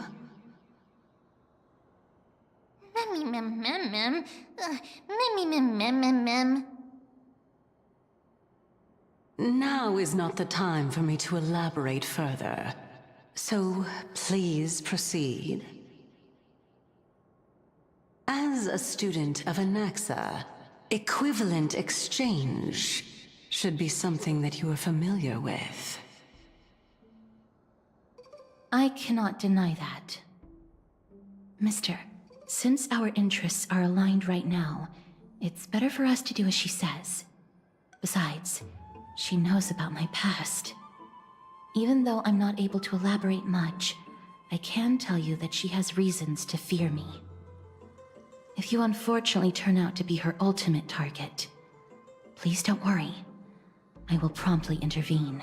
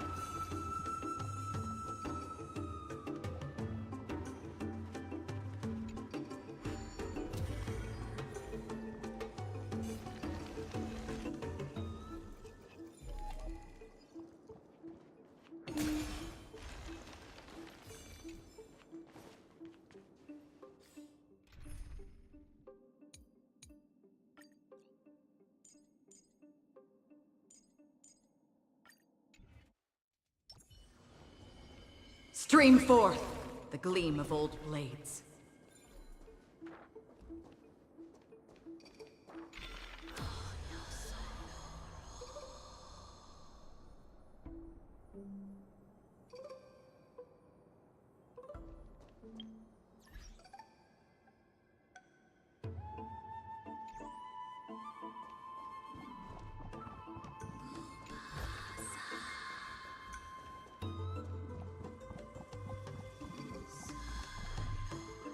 Huh? There are Ichor vessels stored here.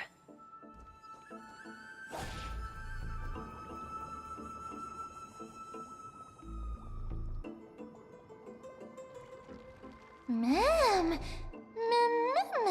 Flowers, ma'am.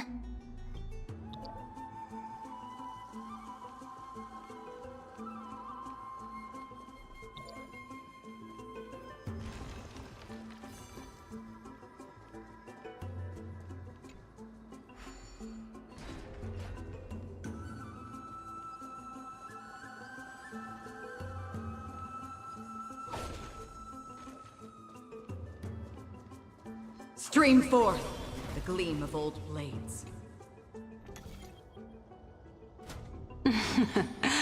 How smart.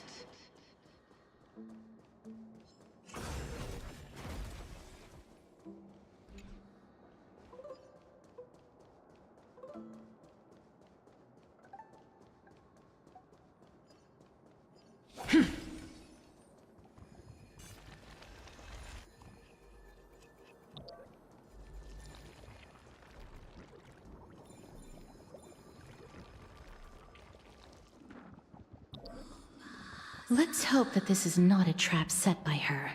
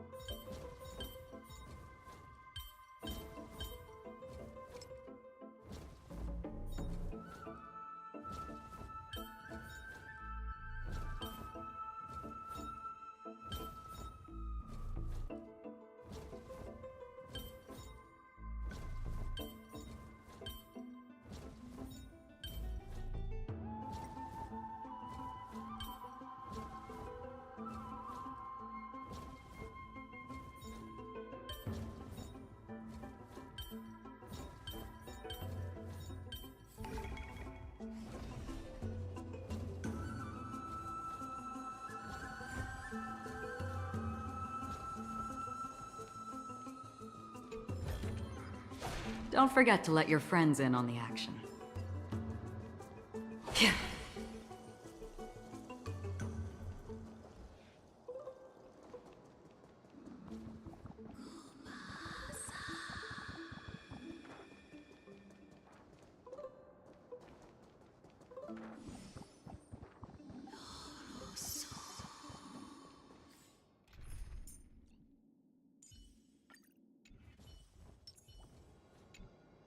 So this is the Golden Bough of Vows. I hope that the Titan will not take their anger out on us.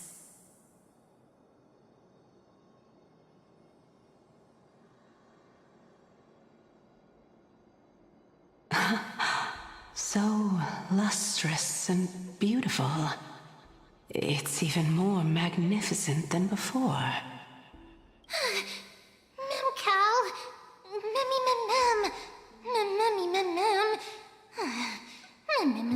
Mem. Understood. My apologies, Pink Bunny. Memmy Bunny, Mem. Is this the legendary Golden Bough of Vows? We'll know once we test it. There's a secret passageway behind the pond. It's faster if we take that path. How do you know this place so well? Well, I'm one of the 7 sages after all.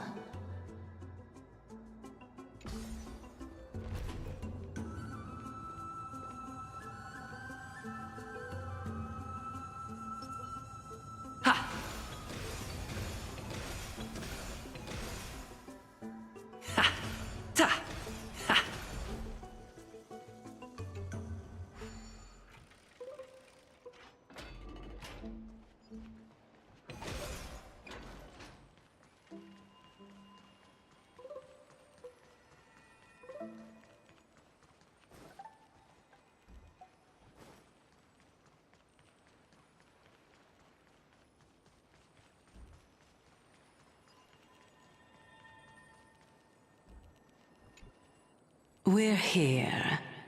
Could you kindly pluck a petal for me and place it into the pool?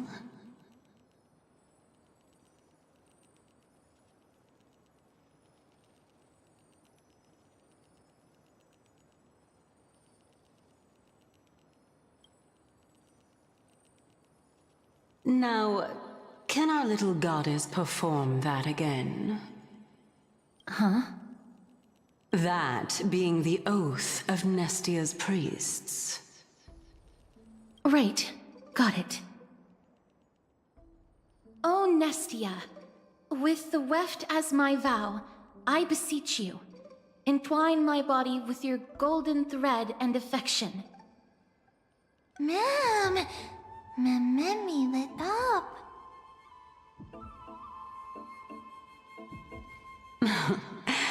It's just an ancient promise between the Titan and humans. So, what do you think? It really is the Golden Bough of Vows. And I did not set any traps for you, right?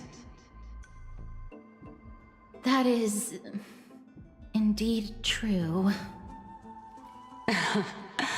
You look like a sad, lost puppy. Even if this is indeed a scheme to get you to lower your guard, you don't have any other choice but to play along, do you? Therefore, why don't we just put everything aside and work together? We can always determine who's right and who's wrong once we overcome this. Yes. I agree. Great. Then, let's ride the water wheel. However, giving us half-truths is not the right attitude for cooperation. Furthermore, according to the principle of equivalent exchange, since we have passed your so-called trial, isn't it time for you to make your intentions clear to us? Ah. I really can't bear to look at your sad expressions. Although you only cleared a simple trial, I'm willing to make an exception and treat you with sincerity. I'll allow each of you to ask a question. But not the little bunny. So, ask away.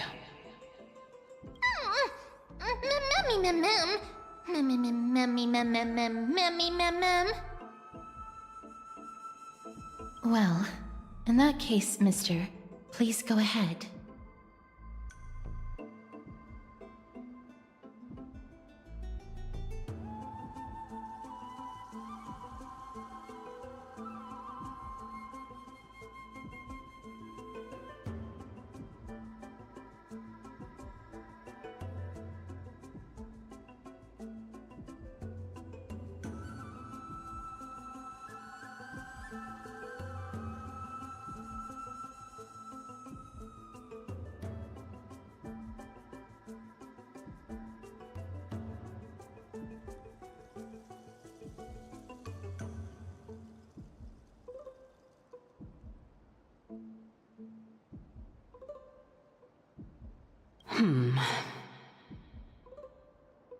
As I've previously mentioned, I'm one of the 7 sages of the Grove of Epiphany.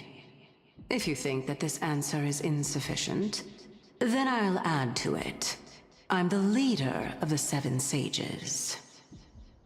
Well, it's your turn now, little goddess of death.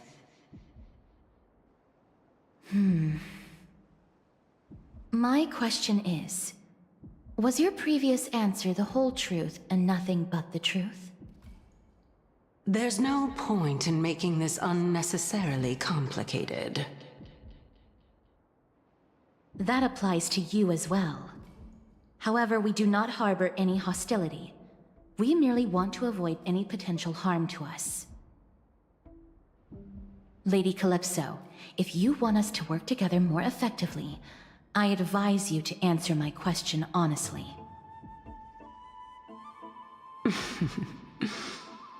All right. I was completely truthful in my response just now. I have not deceived you, nor will I. With all due respect, omitting facts can also be considered deceit. Is that so? Regardless, I still stand by my previous response. Then please lead the way. After all, facts speak for themselves. The truth will come to light once we arrive at the Luminary Throne. All right, all right.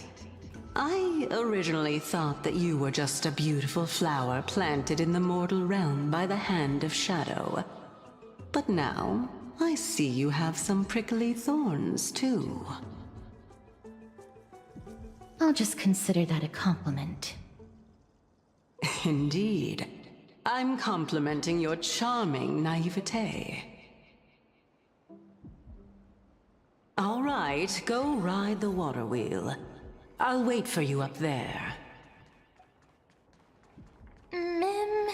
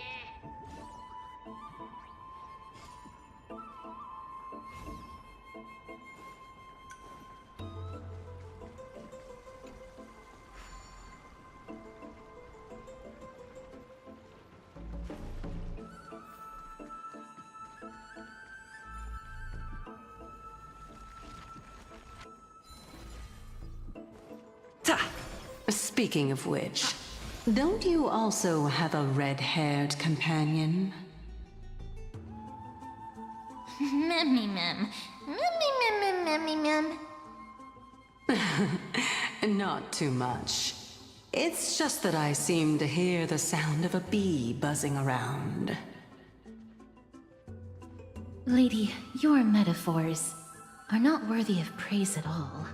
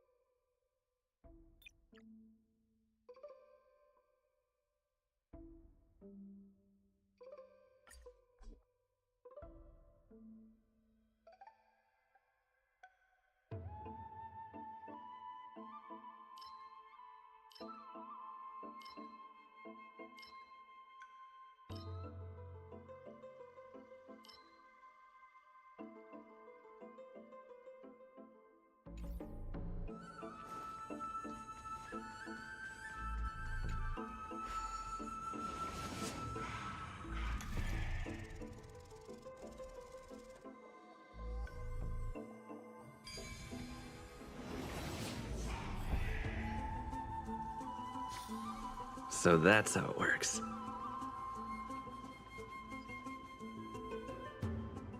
Whoa!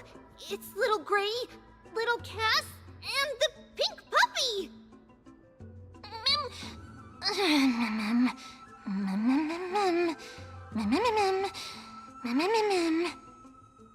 Lady Trianne, are you all right? Were you hurt? No, Trianne flew high up into the air so the monsters couldn't reach us.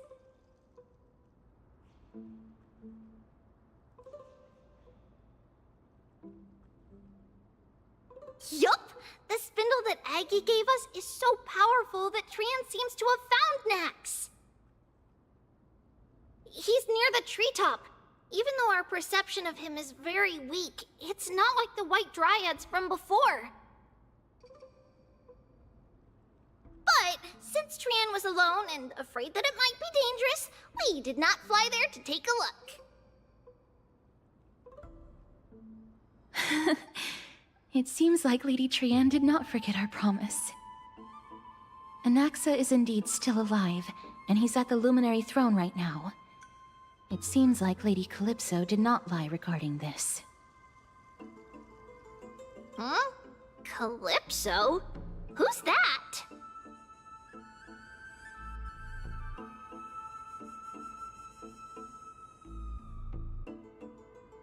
Oh, so you found a survivor! But the golden thread doesn't seem to be able to sense the person you're talking about. Mem! Mem, mem, mem, mem, mem, mem. Mem! Mem, mem, mem. Coming and going without a trace. She's such a strange person. Oh! Actually, Trianne also found this. Could this be related to the person you're talking about? This is a piece of burnt cloth. Yup! Trianne found it on a branch not long ago. Trianne even used the golden thread to search around and found that the entire grove is giving off a similar aura. Memmy... Memmy mem mem mem... Mem mem memmy mem? Trianne doesn't think so. Because when Trianne picked it up, we didn't see anything at all. And judging by the golden thread, the aura seems to be all around. Lady Trianne, where is the aura gathered at right now? It seems to be... Oh! A little higher and a little ahead of us! The Dome of Devotion. Calypso, just what are you hiding?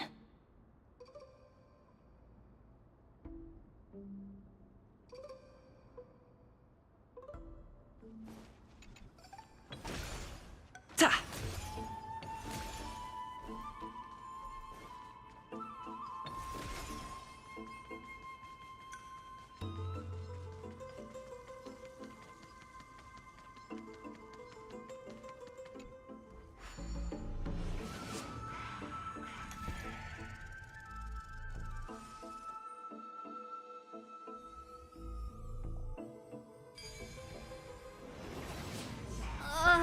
The golden thread is vibrating more and more violently! Everyone, let's be even more cautious.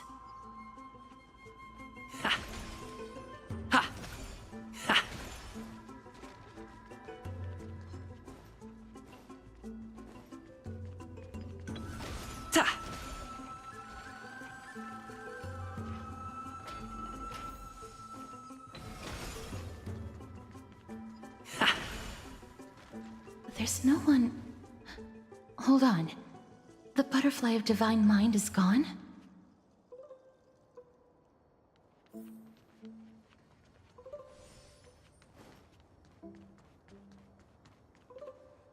That can't be.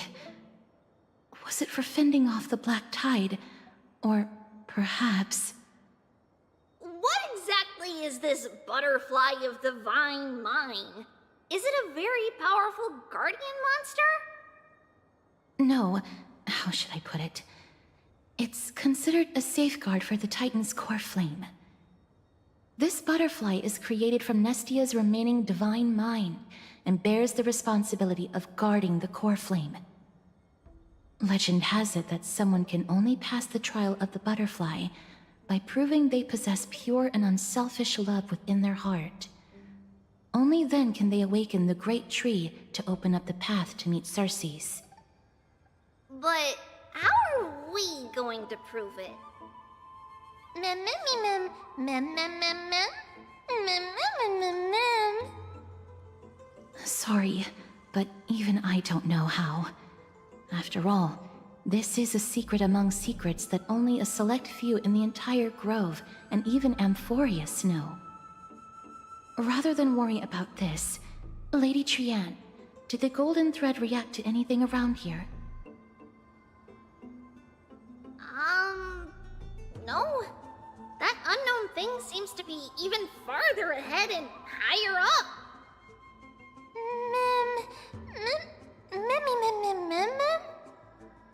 Perhaps we can try again. Let's see if the butterfly will still react to the golden bough of vows despite having dissipated. If it's indeed the token mentioned in the legends, there should be a reaction.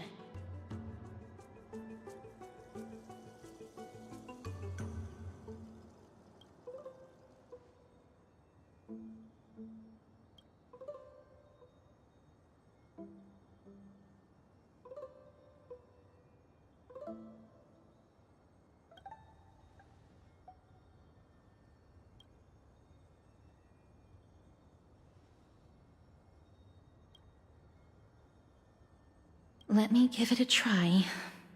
Oh, Nestia. With the weft as my vow, I beseech you, entwine my body with your golden thread and affection.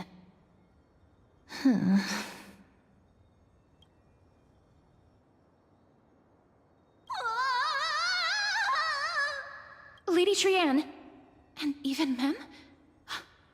Where have they disappeared to? Little Gray, little Cass, look over here, quick! Memmy, he's about to burst into flames! The voice seems to be coming from the Star Chase atrium.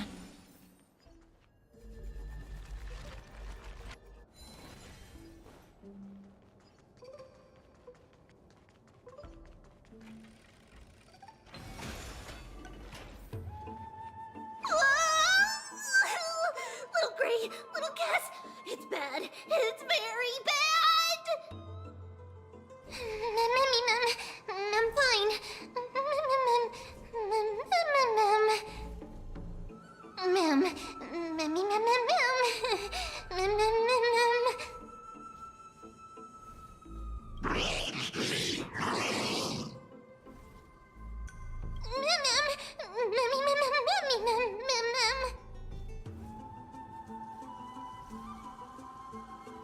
Lady Trianne, what exactly happened just now? Trianne and Memmy were looking around to see if there were any mechanisms nearby. But just as they went to take a closer look at that big piece of amber, they were surrounded! I see.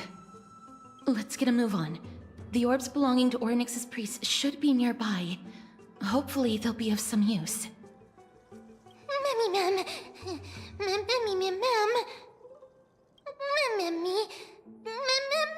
Memmy.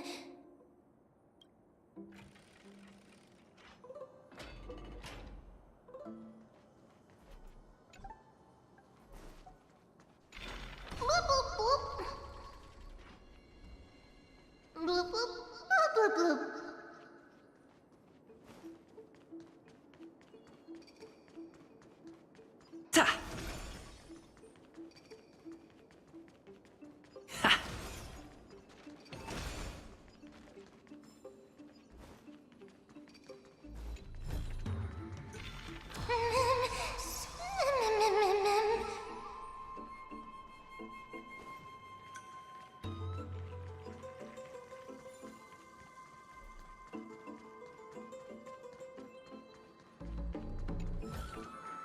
Is that all?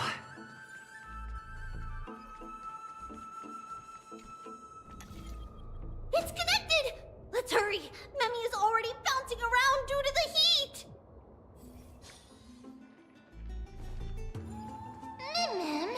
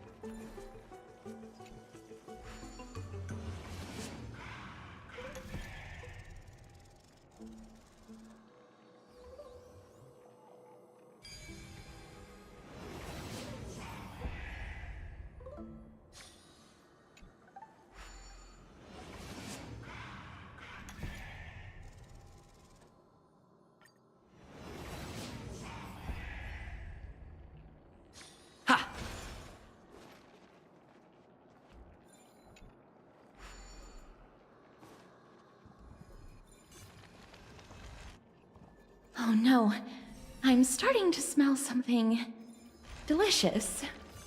The moon shines on the truth.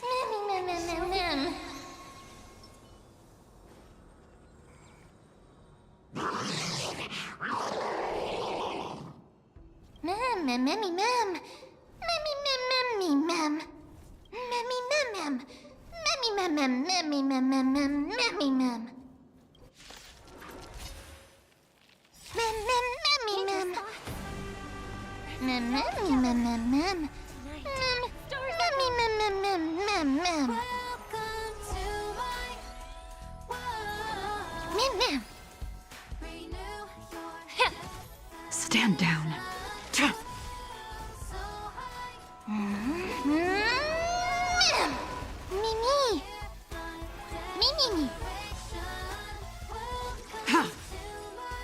Blade of moonlight, all will be revealed. In lunar flame.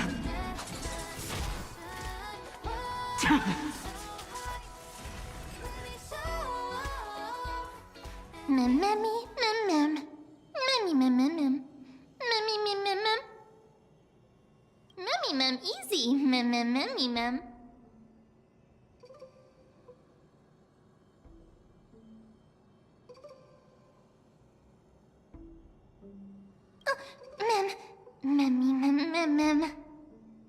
It's alright. Trian only just flew down.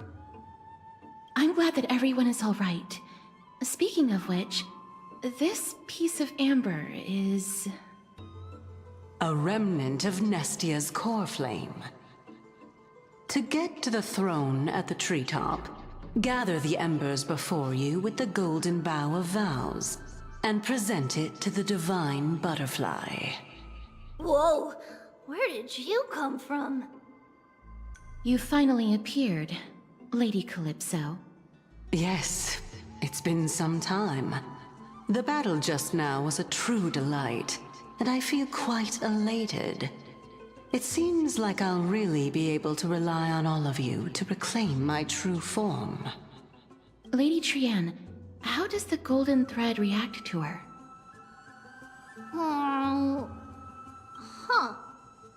There's no reaction at all. Obviously. After all, the fragment that you picked up just now is completely unrelated to me. All right. Just do as I say. If you're able to pass the trial, I will tell you everything truthfully. Another trial. Mem. But we have to go to the treetop to find Nax anyway, right? I've got a hunch. Come, let's collect the embers and go confront her.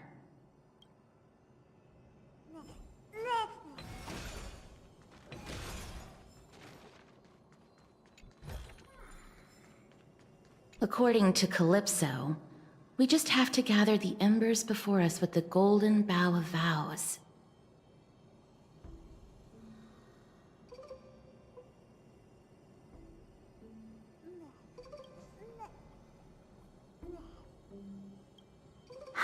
incredible.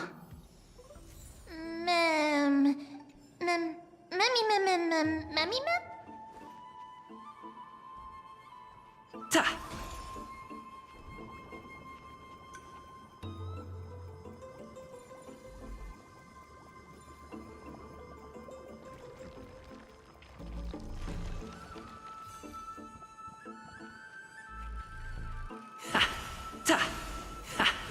Incense ascends, entwined with ethereal clouds.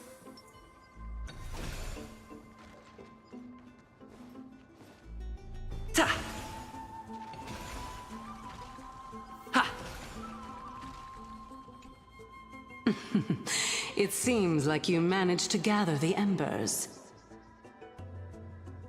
In that case, just offer it to the divine butterfly. It'll be fine.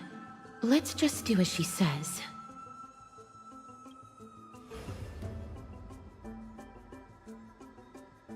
It's a success! The path has appeared!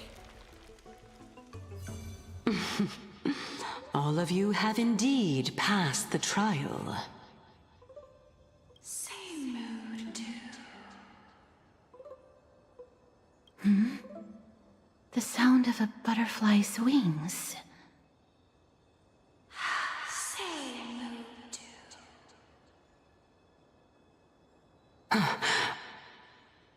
I'll be back shortly. Casate. Of course, our promise still stands. But now, it's time for me to sacrifice myself.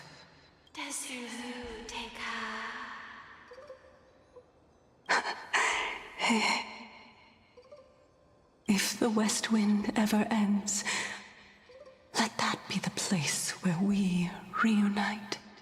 Farewell, my love. Lady Calypso, this is... It's nothing much.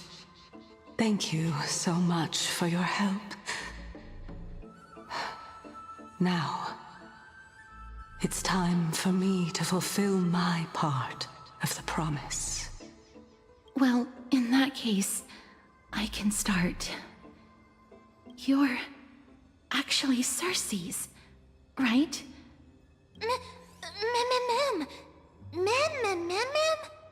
Oh my. The children of humanity have passed the final trial at last. I was wondering when you were planning to expose me. How did you know? The riddle-like trials, your distrustful yet sincere character, referring to Nestia as your love, and... The head of the Litophagus is actually called Medea, and not Calypso. Since you knew from the start that I was not who I said I was, why did you wait until now to expose me? Because I did not believe that Cersei's would walk this world in a human form. I was also afraid that the Titans were under the control of the Black Tide, and would do us harm. Also, to make a claim, one must have evidence. This is the precious knowledge that I acquired during my time at the Grove. Excellent. To think we were able to gain a new chance at life in the midst of death. Fate truly is a mysterious thing. Well, shouldn't you also tell us why you went through all the trouble of setting up these riddles? Oh, the reason's quite simple. I needed your help, and just like how you were wary of me, I had to ensure that you were not villains who were trying to get their hands on the core flame. I also had to ascertain that you were capable of dealing with the threat at hand. Is this threat related to the Black Tide? Indeed. And it's even more related to that lost item from before.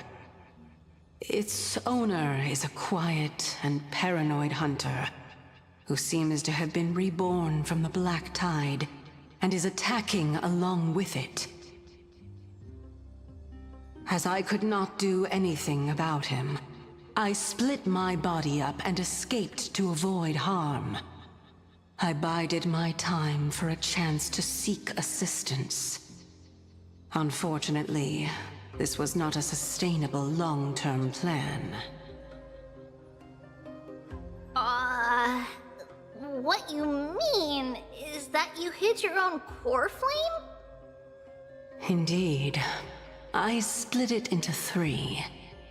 I hid one within the Golden Bough of Vows, and sealed another in the Amber, along with Nestia's remaining embers. As for the last one, it's currently in Anaxa's body, which is in dire need of repair. What? Do you mean that you're using such a method? After all, the scholars of the Grove have always been willing to lay down their lives to defend my core flame.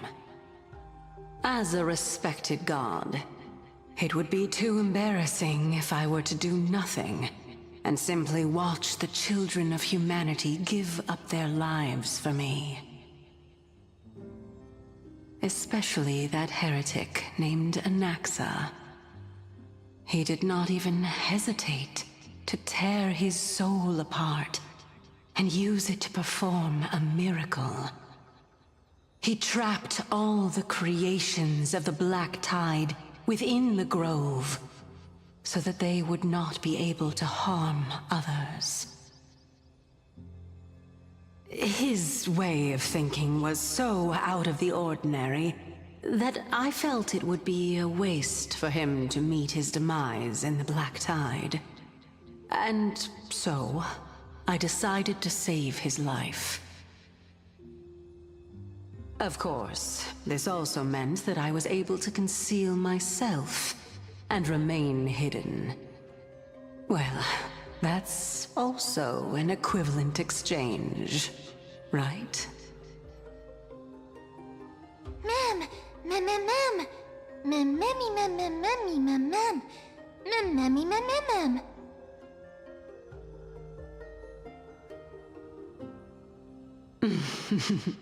What a smart little bunny.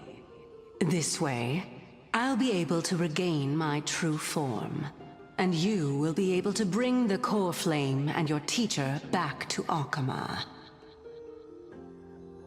We'll also take down the black-robed swordmaster at the throne, together in one go. But, Cersei's, aren't you the reason, Titan? Even if I...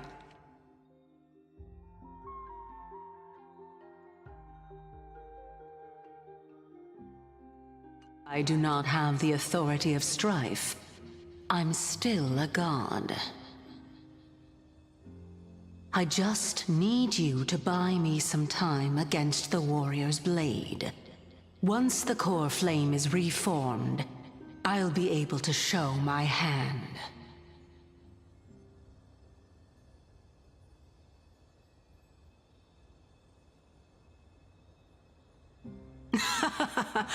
Excellent. Then just continue climbing to reach my throne. Turn the Golden Bough of Vows into firewood to reignite the core flame of reason.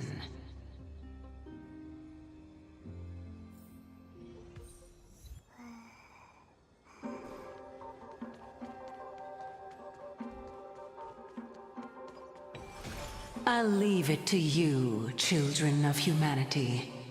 May you be blessed with good fortune. It seems like a fierce battle will be inevitable. Don't worry, Trian will protect everyone!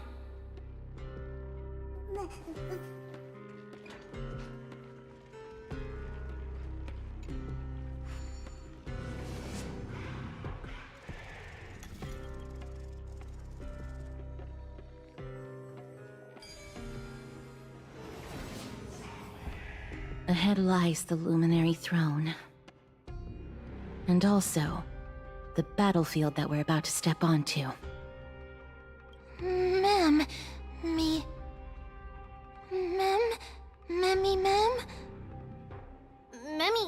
what's wrong?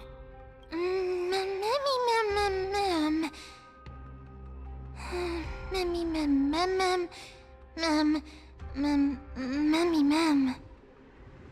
Is this... Professor Anaxa?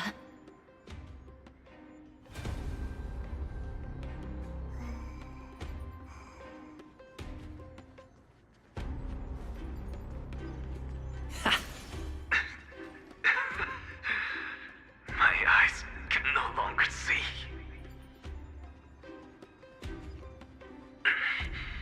No matter. All I have to do is to place this body at the core of the array. For the sake of Amphorius. Die with me, Titan.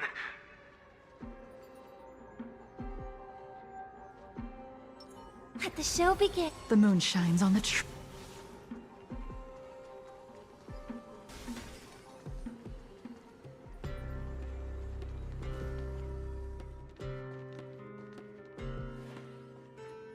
Mem.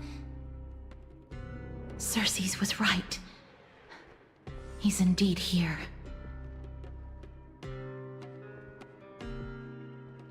Who is this black-robed guy? Mem.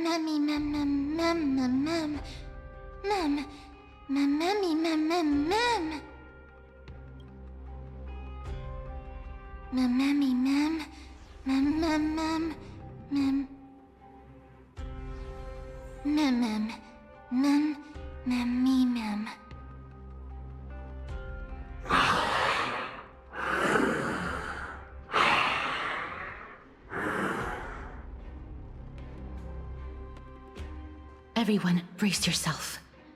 This must be the hunter reborn from the black tide that Cersei's was talking about. The black sword and cloak. The owner of the piece of cloth. The north wind that sent over the deathly fog of Thanatos. You're not demigods. Stand down or die. Mem, run! Mem.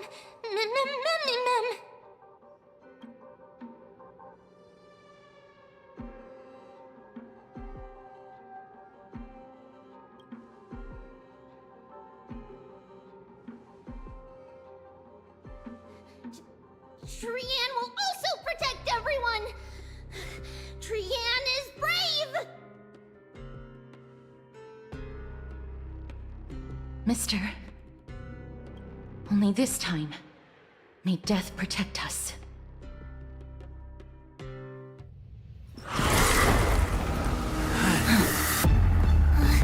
Be careful. One slash. Two slashes.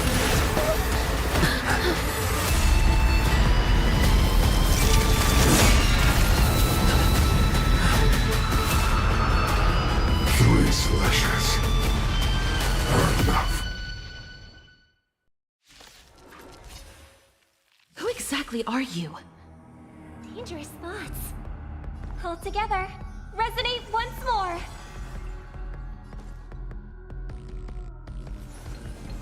Me. Blasphemy.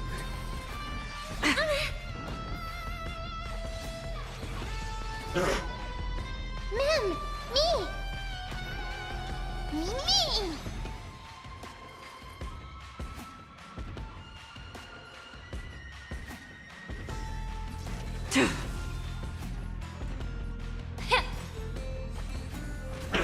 So powerful. Cersei's was right. Mem.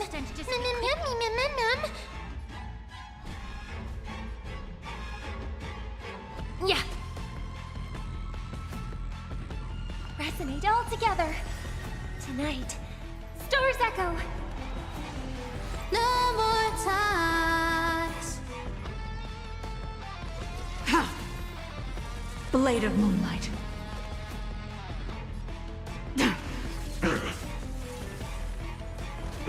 All will be revealed in lunar flame.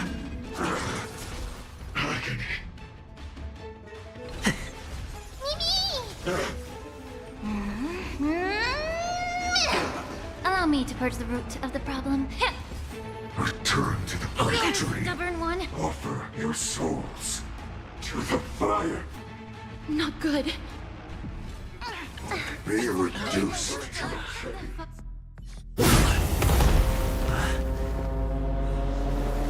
In that case.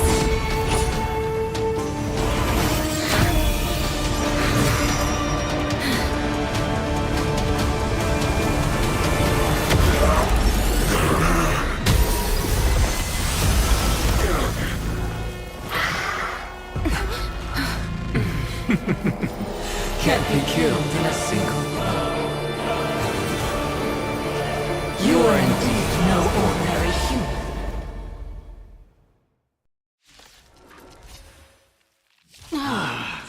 How annoying. Since the ambush failed, it'll be difficult to find another opportunity. What a pity. Professor Anaxa? No. It's Cersei's.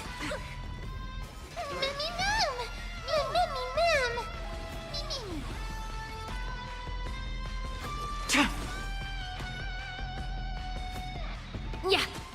this world. Return to the great tree. The show must.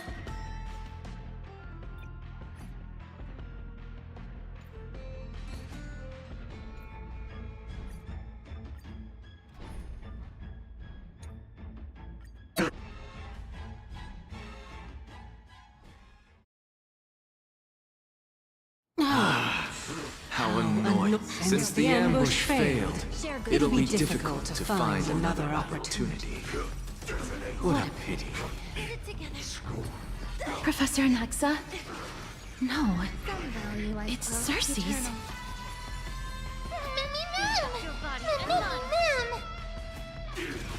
Have we met Cloud Scattered? Like until everything burns to ashes! Firefly Type 4 sets the seas ablaze! All will one day return to the great Attack detected! There's more to life. Every petal, all will be swept away by the wind.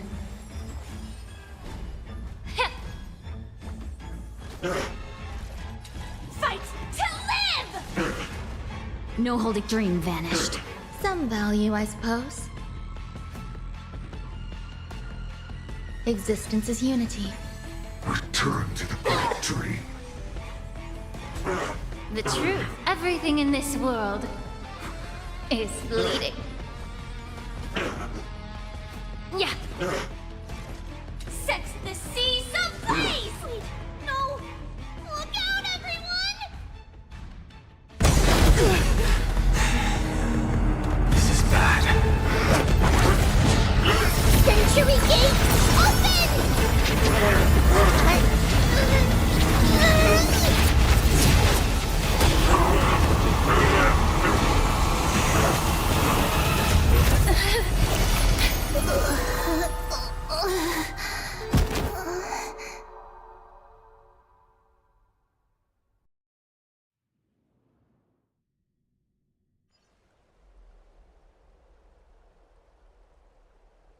Phew. That was a close call. Thank goodness that we returned to Akama unharmed.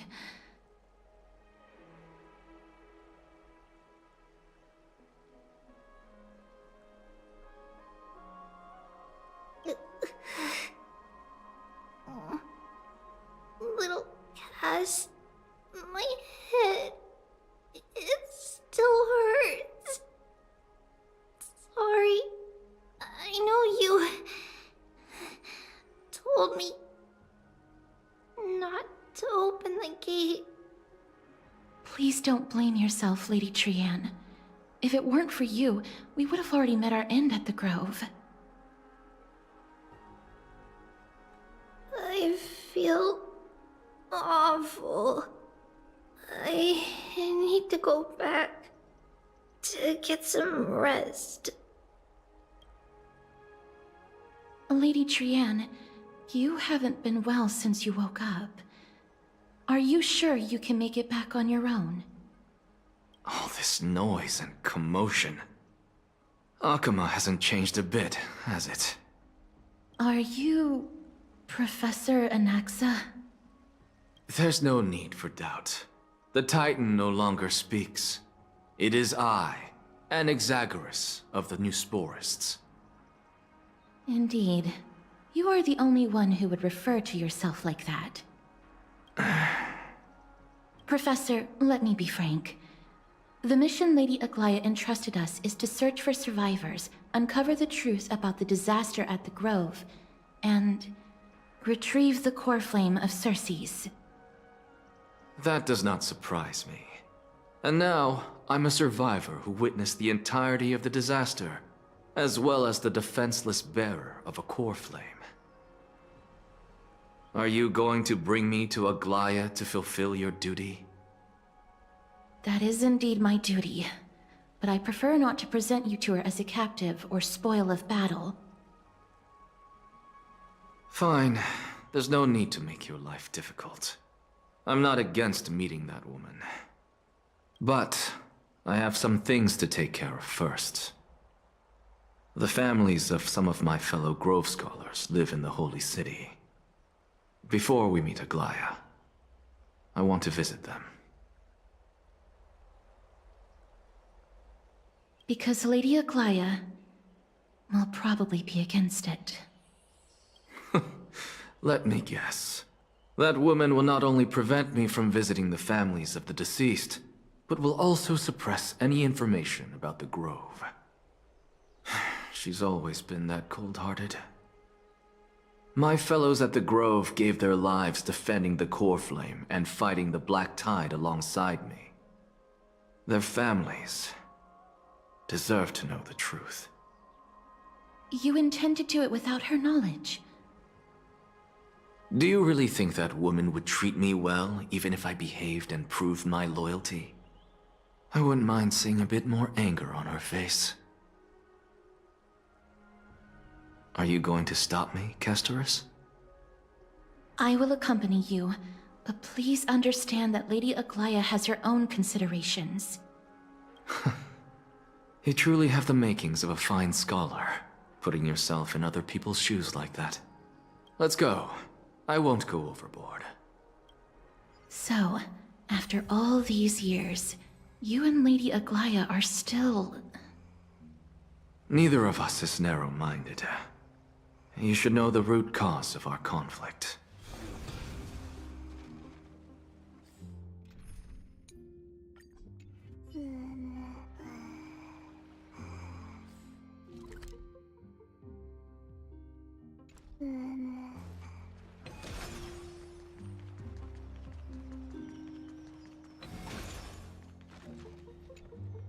Hello. And you are? Hello. If I'm not mistaken, you are Kallinicus' wife, right? Yes. Oh, are you a messenger? No wonder I haven't heard any news for so long. There's been a change in personnel, hasn't there? Ma'am. Kallinicus passed away a few days ago, defending the Grove against the Black Tide.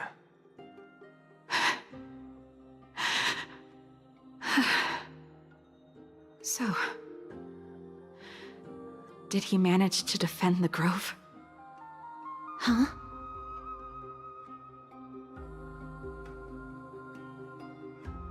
Yes. He managed to protect Circe's core flame, at the cost of his life. I see.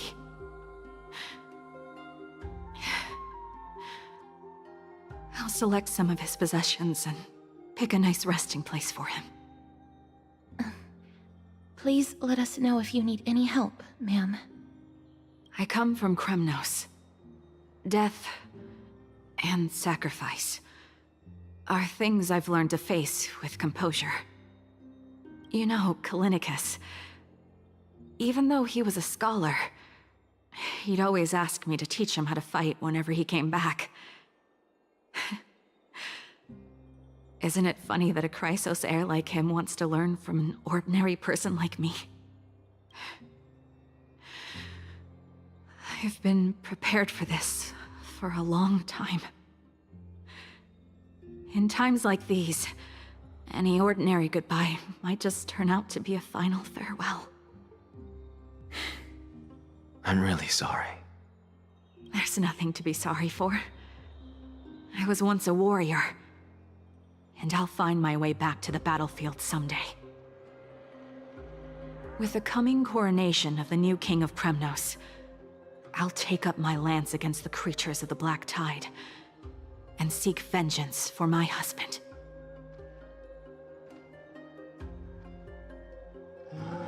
With the coming coronation of the new king of Kremnos,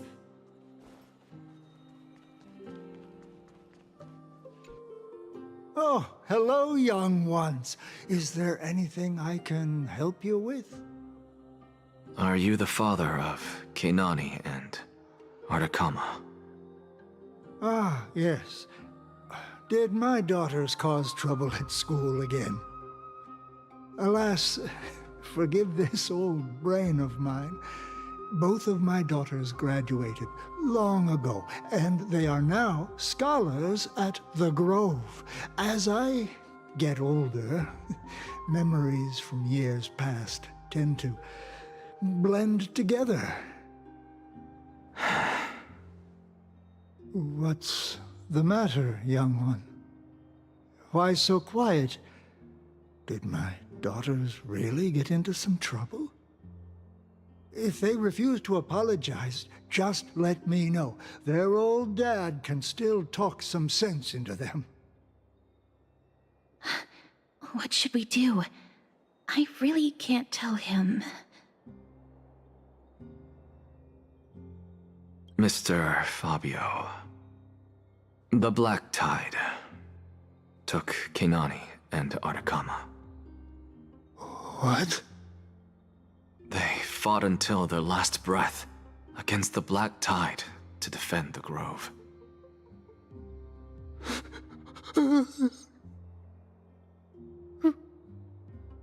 As the Chrysos heir stationed at the Grove, I failed to protect them. Mr. Fabio, if you're upset... Don't put it that way. Even if my Artakama wasn't one of the Chrysos heirs mentioned in the prophecy, she was still a heroine, wasn't she? No.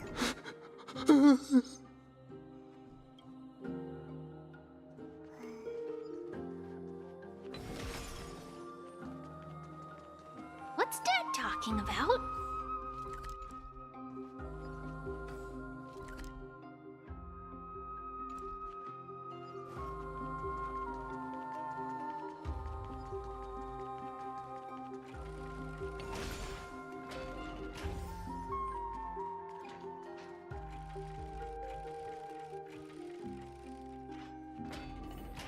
This is the sacred beast of Fagusa.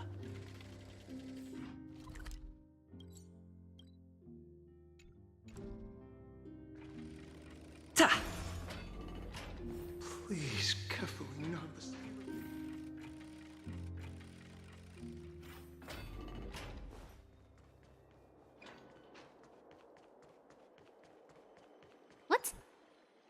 What's wrong? I'm busy. There's a lot going on in the city, and I've got my hands full. Mister, we're sorry to bother you, but... No, wait, Lady Casters, did Lady Aglaia send you because of some mistake I made at work? Keep your cool, Titus. I'm Anaxagoras from the Grove of Epiphany, and a colleague of your father, Old Titus. A few days ago, your father passed away. Wait, what? My old man died?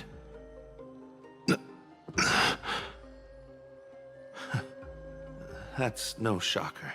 At his age, he was due for the River of Souls any time. Just up and left me behind. That old man. I've been telling him for ages to stay in the Holy City and enjoy his retirement. But no, he just had to go off to that grove and mess around with those scholars. Still wouldn't budge after all those arguments. That stubborn old thing. I already got him a retirement home and was waiting for him to come around. All my effort is wasted now, and he didn't even give me a chance to say goodbye. That bull-headed old man, stubborn as a mule.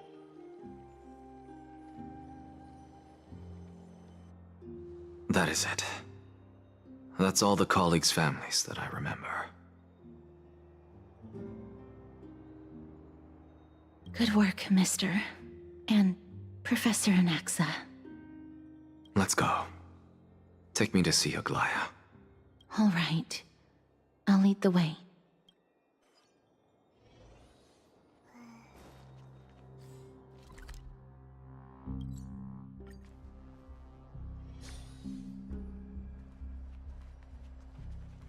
Miss Castoris, my lord, you're back. Hello. We have an important matter to discuss with Lady Aglaya. May we trouble you to inform her of our presence? My apologies, Miss Castoris. Lady Aglaya has just informed me that she has no time to receive anyone at the moment. That's just great. She refuses to even see me. Answer me this, friend. Did Aglaya order you to take me directly to prison? Who are you? Please don't jest. It's possible that she really is busy. Let's wait here a moment, and I'll try to contact her using the slate.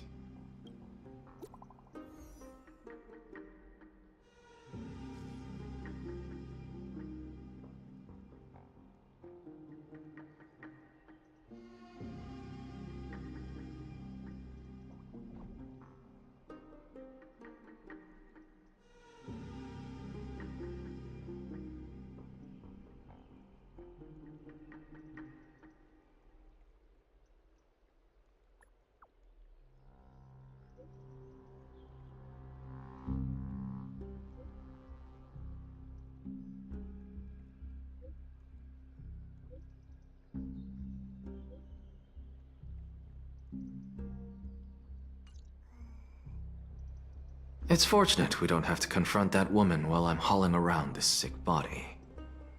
Castoris, and this friend I haven't gotten the chance to know, I'll take my leave for today.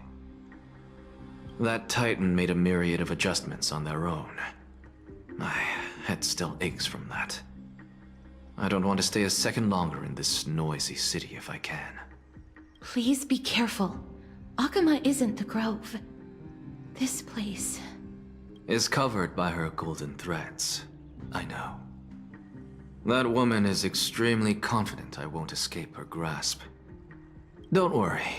As I said before, I'll mind my behavior. Mister, so many unexpected things happened on our journey to the Grove. We truly had no intention of putting you in danger, let alone face the Black Tide head-on.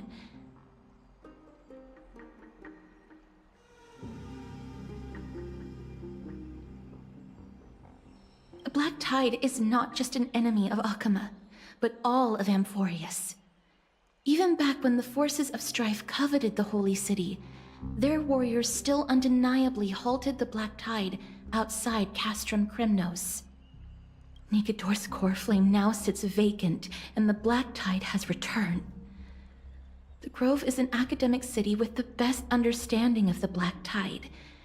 It shouldn't have fallen so easily, and yet it was taken overnight, leaving the city in blood and tears, haunted by the spirits of departed heroes. The trial of strife is imminent. I pray Mighty will be able to steel his resolve soon.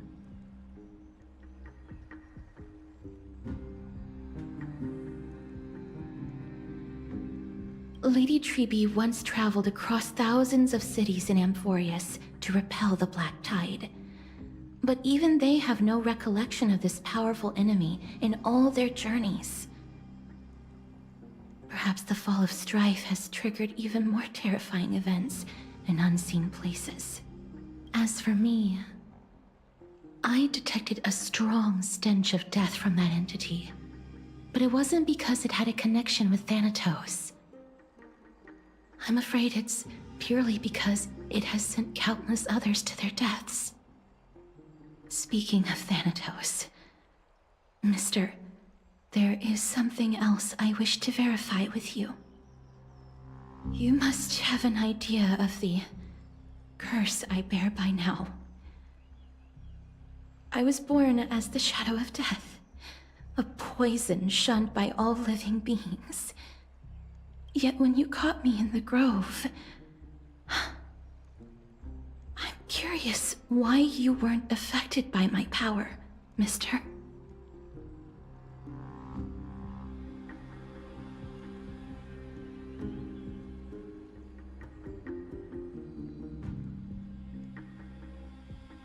My apologies for the abrupt question.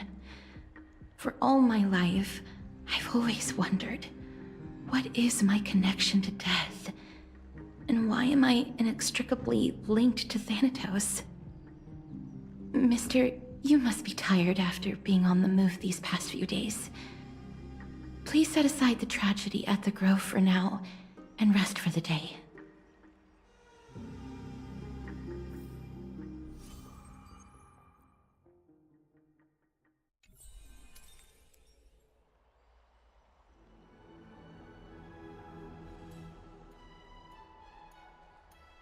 Mister, you must be tired after being on the... My apologies, Miss Castoris. Lady Aglaya has...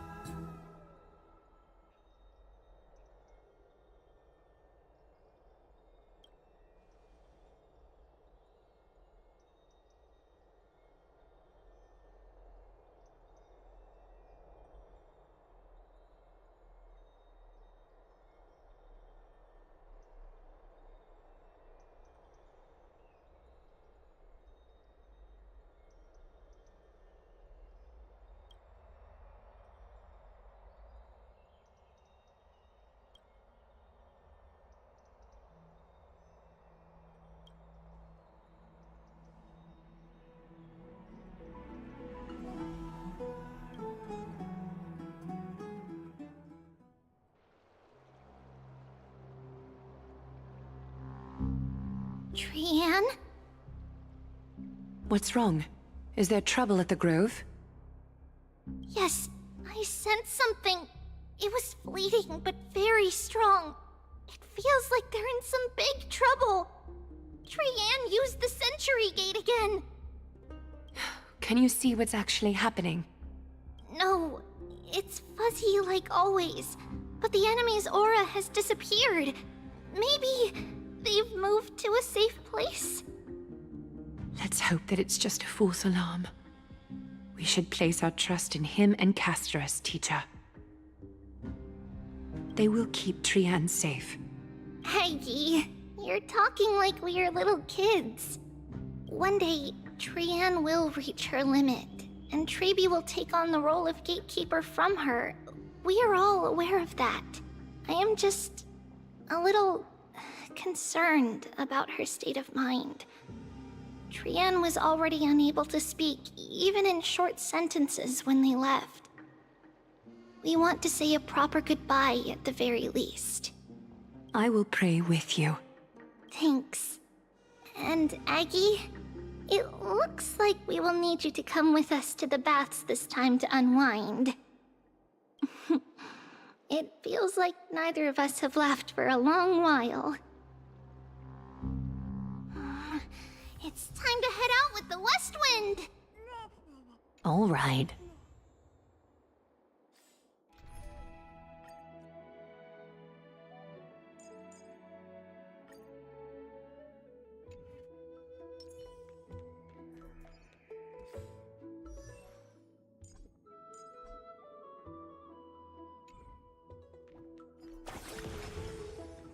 There's strength in numbers! Here's really hot and heavy. Has it always been like this? What's going on? Is someone injured over there? So hot. What's going on?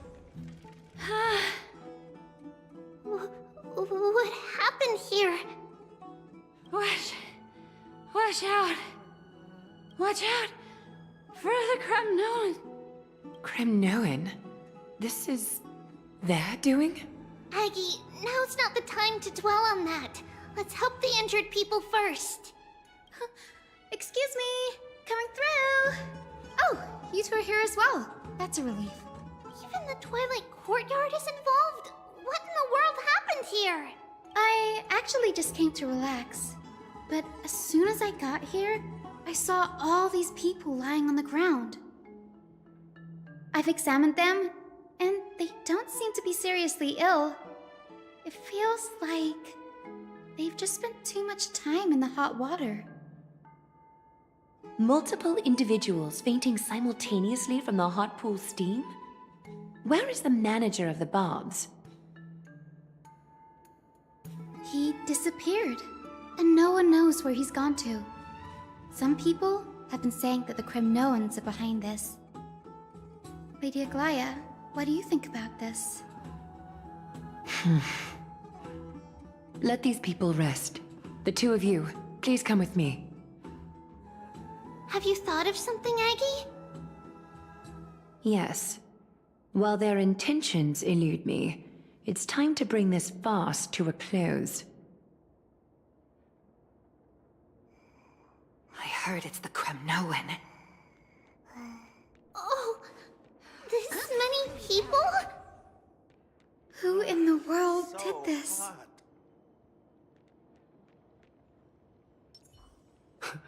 This is all you can do, huh? Pitiable deliverer.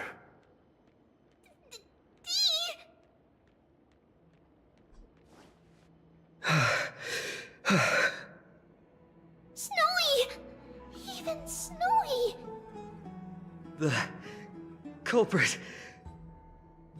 The culprit is Mightimos.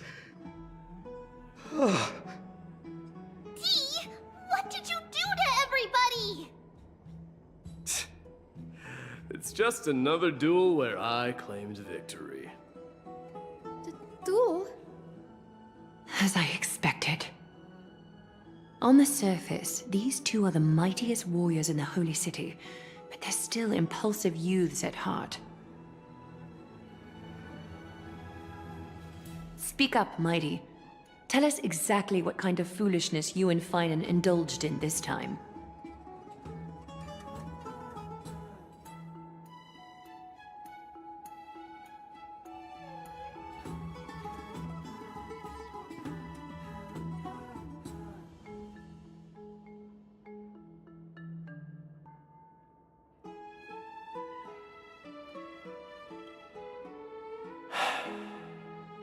No, none of those sound right.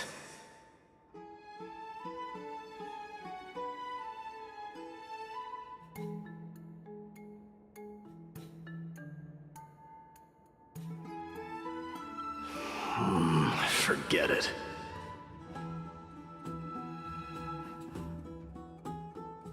Am I seeing things? Is the magnificent deliverer finally deigning to step outside?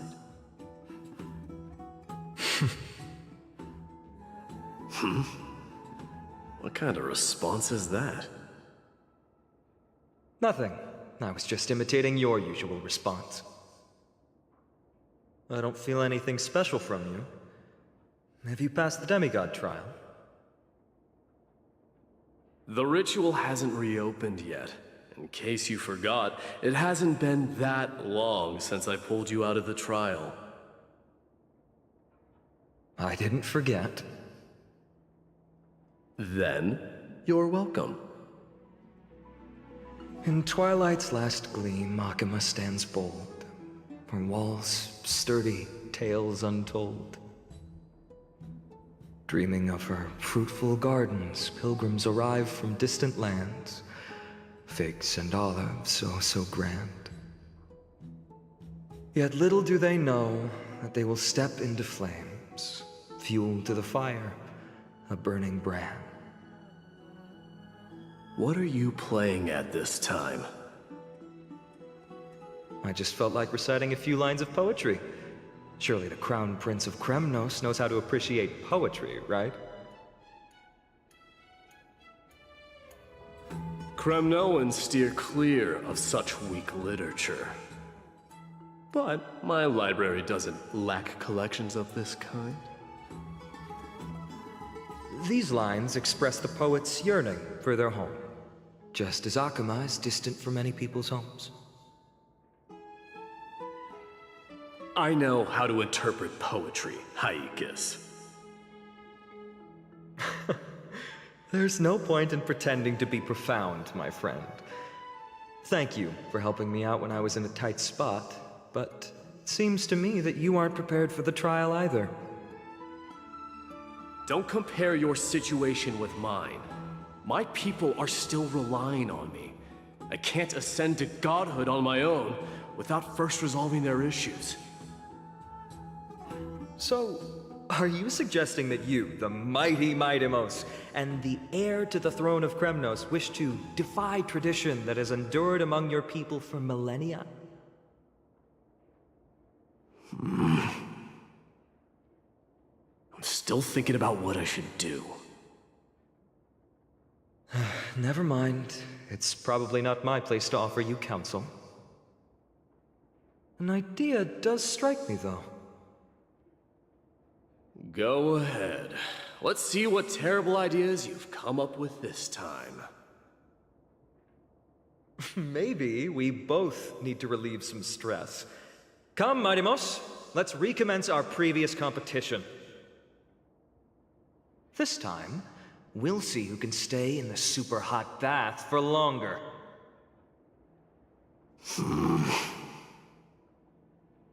What? Are you chickening out? The phrase chickening out does not exist in the Kremnoan language. I just find the situation absurd, that's all. All-knowing historian, are you not aware that we Kremnoans use boiling water from sword forging for our baths? Looks like I'll have to teach you some royal etiquette today. And thus, an unprecedented sauna battle commences! With unparalleled resolve, the two warriors' determination even alters the very hue of the steam.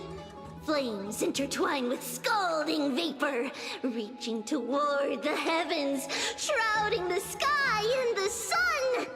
The spectacle is so magnificent that none dare gaze upon it directly. Since we can't see what's happening in the competition, why don't I regale you with a tale of kings to pass the time?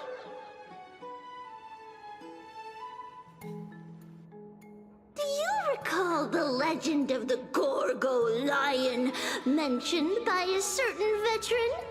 The central figure, the main character?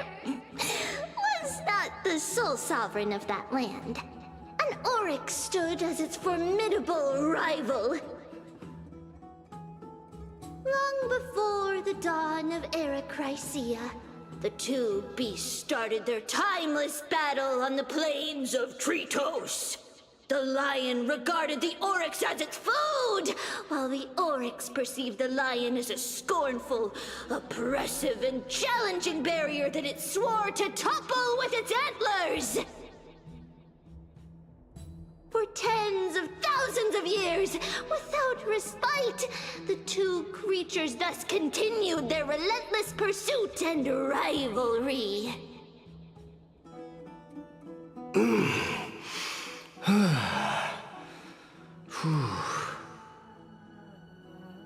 It fixated on its rival's fleeing form in the chase.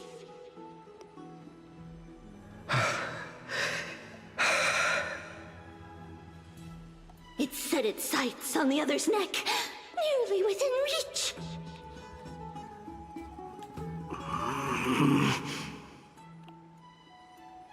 It was stuck in a corner.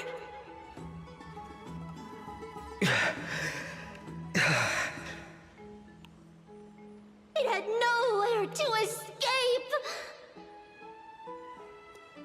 On the land of Amphorius, some lives meet their end at dusk, some at dawn, and yet others are fated to perish under the blistering sun at noon.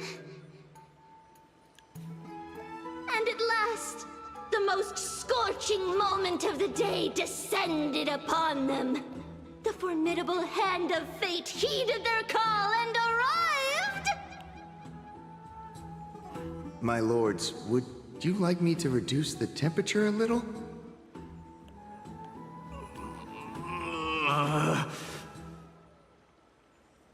What? You're chickening out already? Get lost. Are you asking me to get lost, or...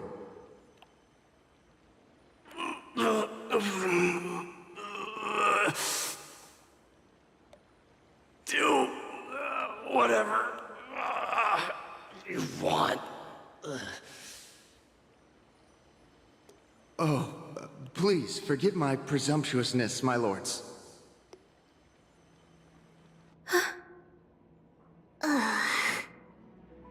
What a spectacle of folly.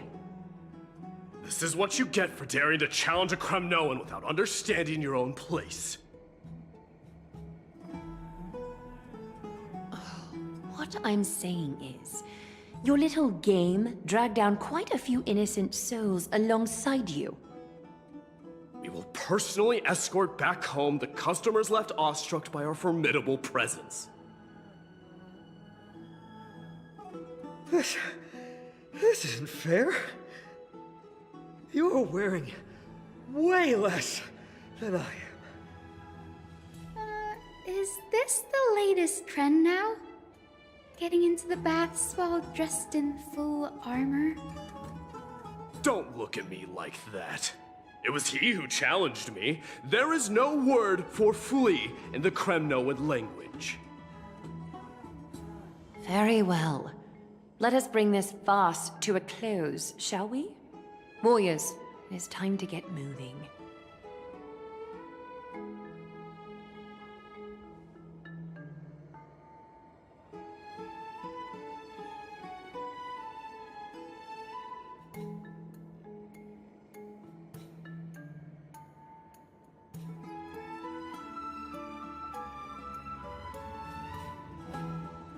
Alas, the flame chase journey is destined to be a lengthy one, replete with obstacles.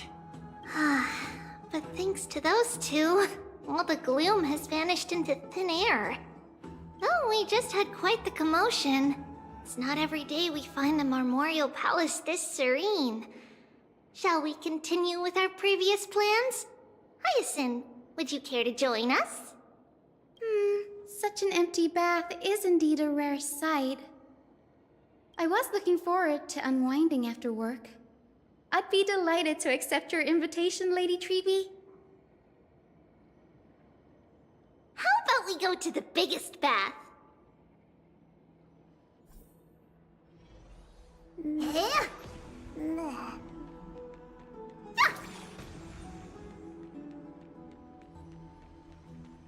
Let me check. The water temperature feels just perfect. So, how is the feeling of having the entire bath to yourselves? It's so good. But, Lady Treeby, aren't you going to soak in the bath with us? We will have to pass. After all, we've become children.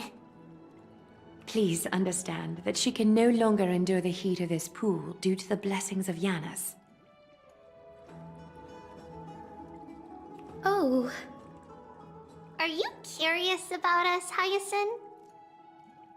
I am, but something tells me that it might be better to change the topic. Don't get all nervous. It's not something we can't discuss. The truth is, a long, long time ago, we were a mature adult just like Aggie. Then, because of reasons, we inherited Yanis's divinity and gained the power of passage. And in return, the price we had to pay was the splitting of our soul. Each opening of the Century Gate intensifies the strain on Treeby and the others. They are gradually regressing towards infancy, both in body and mind. We don't know what awaits us at the end either, but anyway, that's why we've turned into children. In that case, when you opened that giant sentry gate above Akama during the battle against Nikador... Well, there's no way around it. We all know that the flame chase journey won't be a smooth ride. Maybe we can find a way to fix it. The primary research focus of Noosporists is the soul. We explore its depletion and methods to restore dispersed souls. As long as research continues, there might be a breakthrough that can help. We will do everything we can. So your first reaction is in fact denial. You're indeed an Access student. I look forward to your good news, Hyacinth. Now there's another reason to look forward to tomorrow.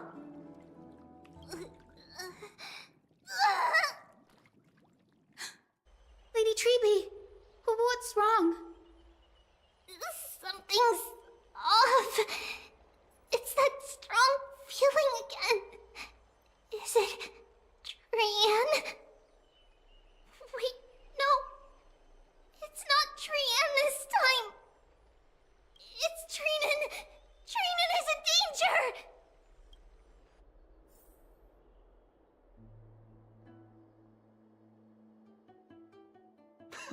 I win this round of escorting the bathers home. How does one contender alone make a valid competition? Offering a compliment or two wouldn't be the end of you, you know. Haikas. What is that word? Is that your native tongue? It means hyena. I'm likening you to a weak hyena. By the way, you emphasize the completely wrong syllable. Though we've been acquainted for some time, I have rarely heard you talk in the ancient tongue of Kremnos.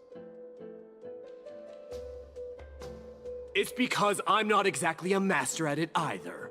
I can listen and read just fine, but when it comes to writing... You can write?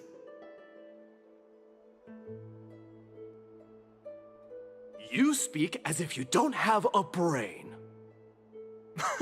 That was in jest. I understand. After all, you spent all your childhood wandering far from home. Worry about yourself first, Deliverer. You also never mention your hometown, apart from when you need to introduce yourself.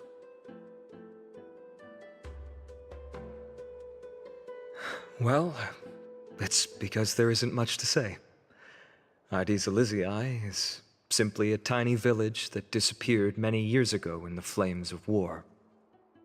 The only times I get to see it are in my dreams, and in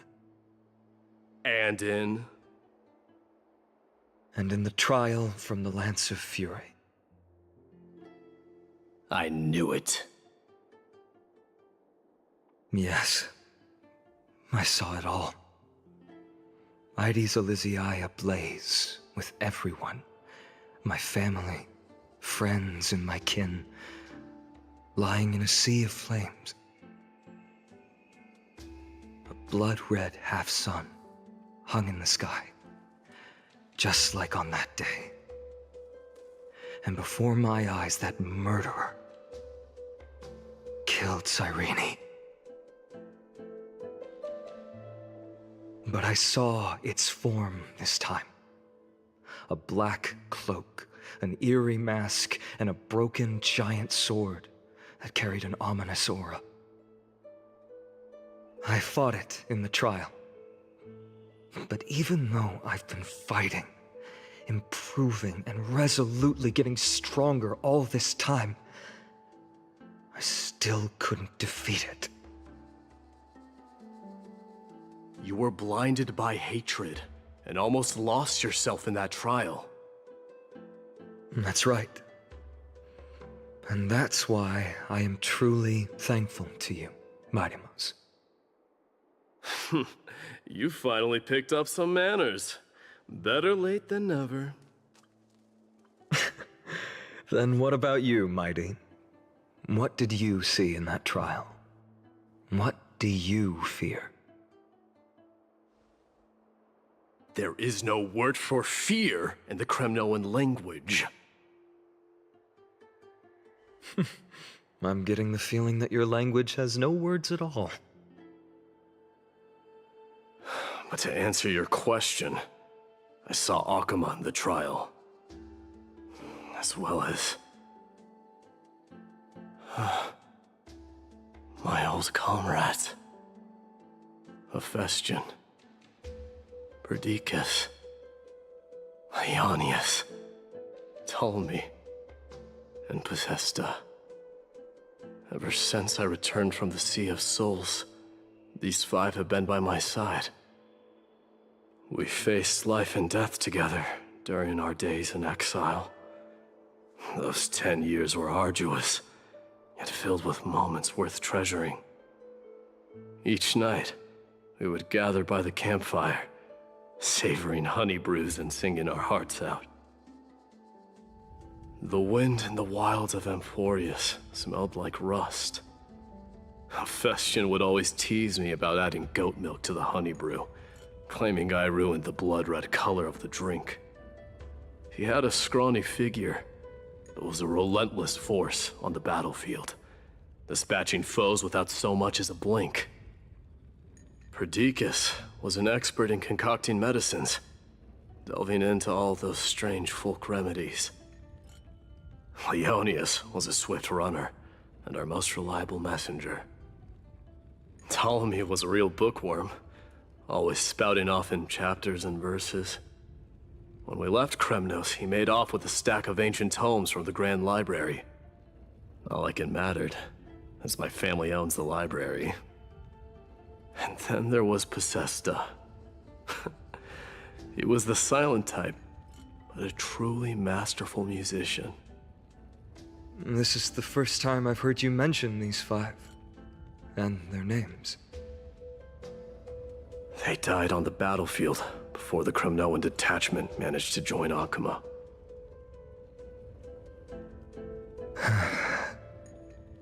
Perdiccas was the first to go.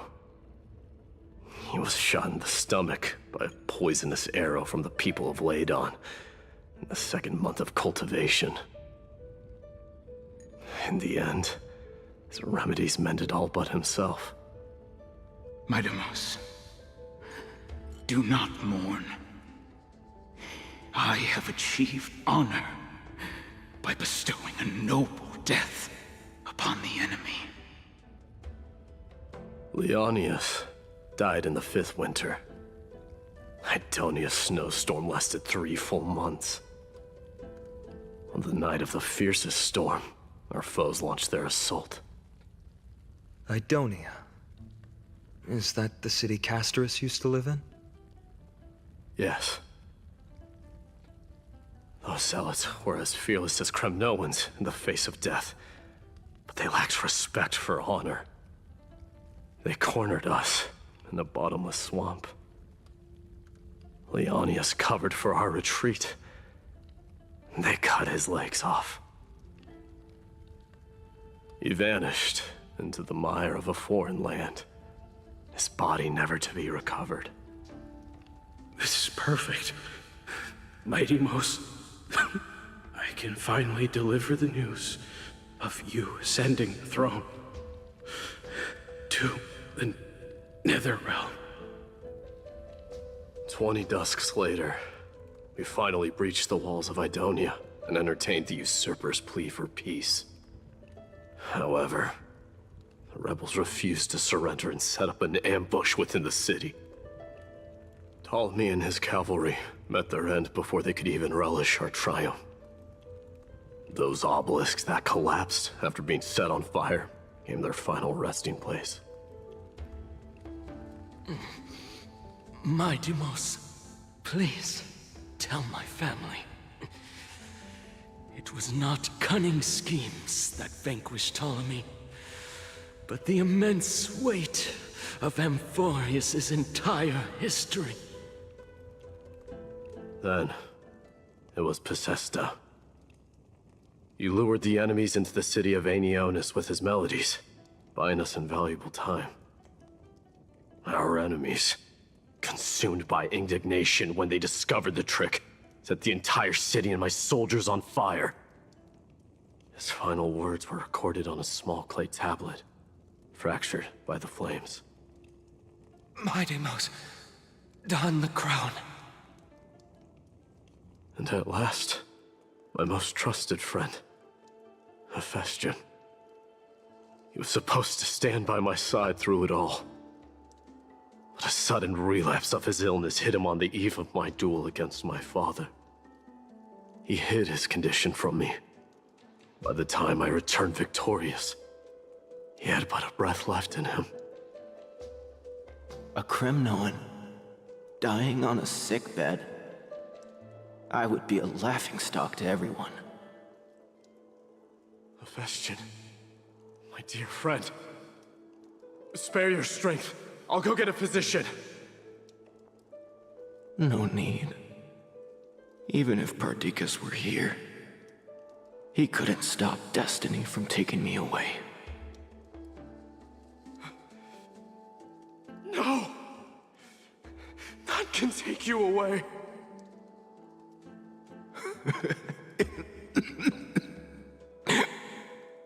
My Deimos, our king, do not shed tears for me. It's not befitting of your status. Farewell, my dear friend. You must lead us back home. What a grave trial indeed. Now I understand why you see immortality as a defect, or even a curse. My father threw me into the sea of souls to break the wheel of karma. But little did he realize it would grant me an immortal body and summon a fated revenge on his head. Following his demise, I considered leading my people back to our homeland. Kremnos had already turned it into a wasteland. Only darkness and insanity thrived there. Against the dissent of many, Krateros included, I made the Kremnoan detachment stay in Akama. But I know that their glory will never be doused out. The instant of strife shall inevitably arrive. If you take over Nikador, then you must begin the journey back to your homeland. So, you hesitate because you think leaving your people in the Holy City is a better choice?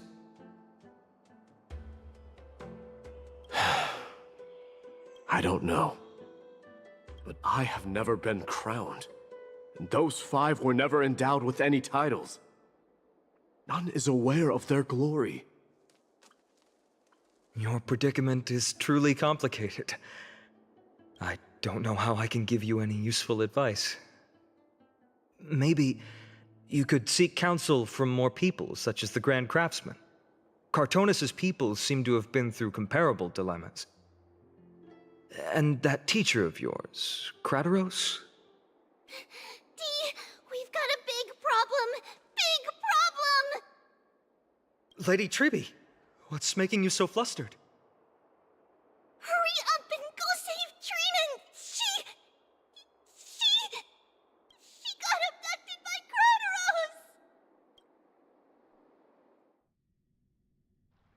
Krataros! Krataros!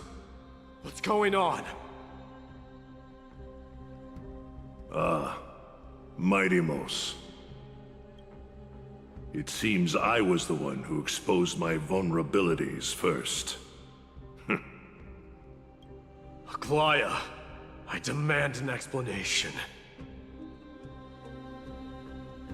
This man abducted Trinan by force, and forced her to bring him to the Vortex of Genesis. He then brazenly stepped into the trial of the Lance of Fury, and naturally failed. She telling the truth? Why did you do that? Because I don't want to wait anymore. Your hesitation made me desperate. If you want to run away from your destiny to become king, then keep running. Someone will eventually stand up and fill in the gap left by strife. Then they will lead our people home. Age has blinded you, teacher. Can't you see that I'm hesitating because of this very recklessness seared into your blood? Krataros, do you truly believe you're worthy of entering the trial? To blaspheme against the prophecy? Does the mission we Chrysos heirs bear seem like child's play to you? Do you know how the Kremnoans see you, Aglaya? You're a hypocrite and a megalomaniac. The prophecy of Genesis and the Flame Chase journey are just excuses for you to seize power. Silence, Krataros. Do you even know what you're saying? Are you defending this woman, Mighty-Mos? How many wars did people start because of her and her so-called prophecy? How many cities fell in the past millennium? Their people massacring each other. Even if this so-called Genesis really exists, will there be a place for the Kremnoans in that new world?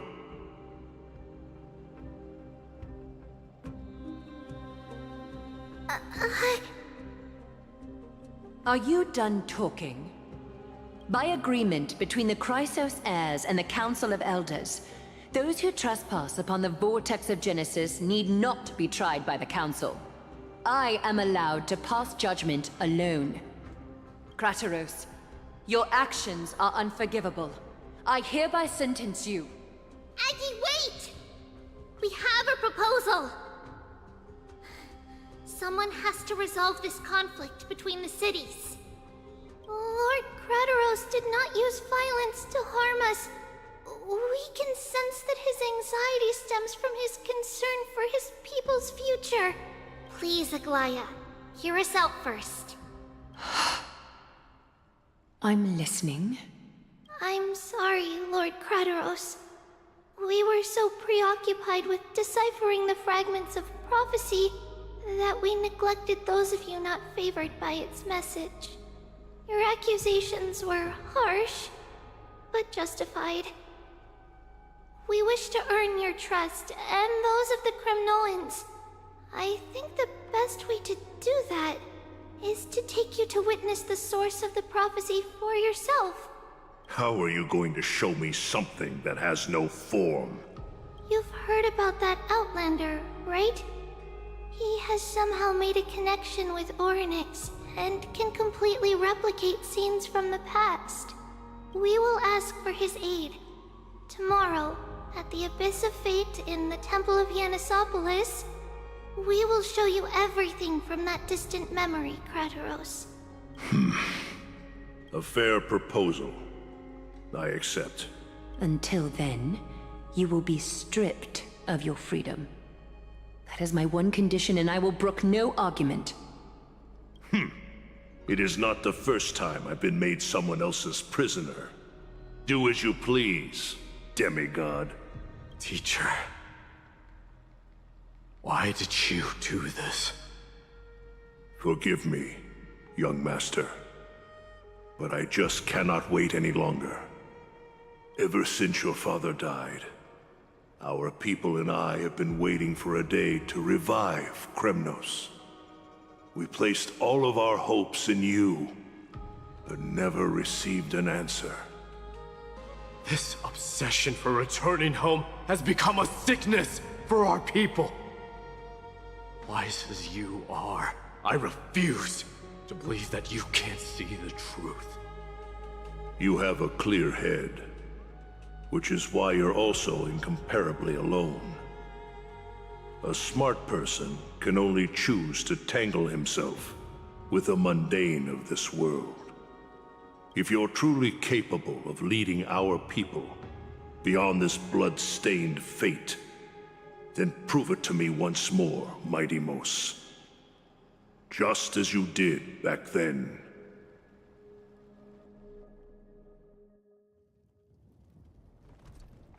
A fierce fighter.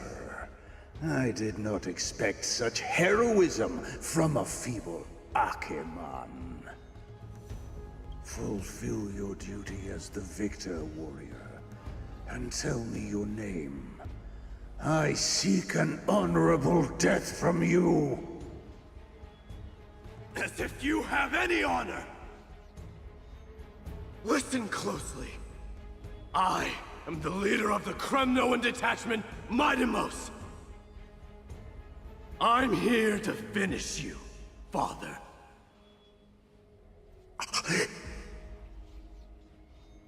It is you, the beast spurned by all. So you did defy death. The prophecy was true. You will bring an end to my Kremnoan dynasty. Defy?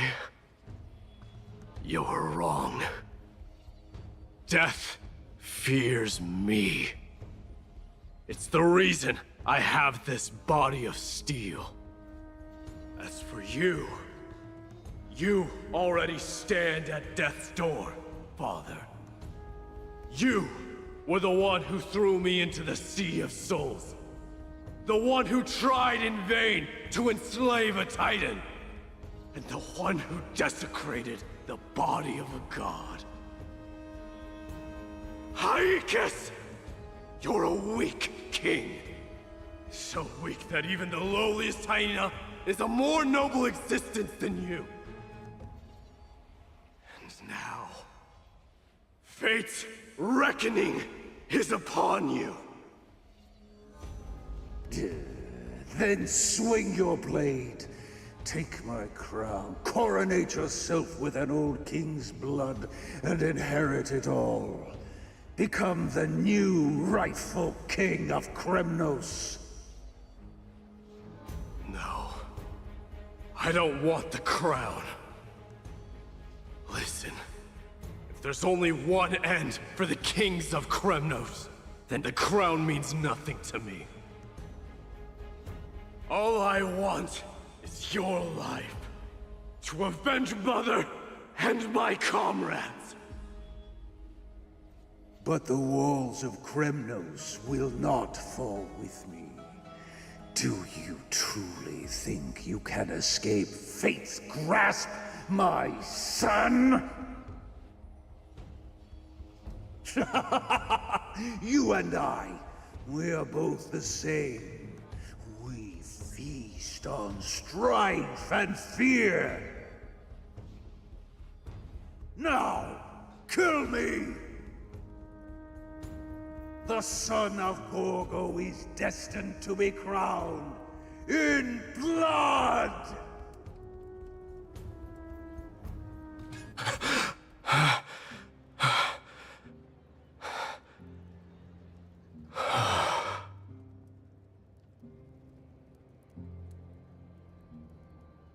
Kratos. He said the Grand Craftsman Cartonus might have some suggestions. Might as well go see him. Grand Craftsman, how have you been? King of Kremnos it is. That you would come, I knew. You knew I was coming? Your matters, I've heard. The path forward you seek. Many questions you have. But before that, take this. What's this? A signet ring. For the King of Kremnos. Belonged to your mother. Recast and restore it. I did. What? Mother threw it into the Sea of Souls. A long time to fish out it took. Very fortunate we were. I can hardly imagine how much patience and courage it must have taken to find such a small signet ring in the Sea of Souls. I owe you one. Gratitude there is no need for. Repayment for saving me, this is. Questions you bring with you? Ask, now. Fate I've always denied has finally caught up to me. By all rights, I should accept Strife's authority. It would make everyone happy. The Chrysos heirs, the Council of Elders, the Kremnoans. Even the bards who will write it all into song. Yet hesitate still you do. Hesitate, why do you, young king? Because of my people. Be they men, women, the elderly or children. The hearts of all Kremnoans yearn for home. They've all been waiting for this day. For the day their king returns. Children of Strife would then be able to go home and embrace the old traditions. Never mind that most of them have only ever been heard in these so-called traditions and song. They would then gather around their king and throw themselves into battle. This is not a good thing, you believe. The Kremnoans have been trapped in a cycle of bloodshed for the past 1,000 years. They seek vengeance, start wars, become prosperous, then decline. How much innocent blood flowed into the River of Souls in all those years? How many needless sacrifices could we have avoided? If I accept that fate and become the totem of strife, that lead my people into repeating the same mistakes, then of course I would be terrified. I'd be terrified of becoming king.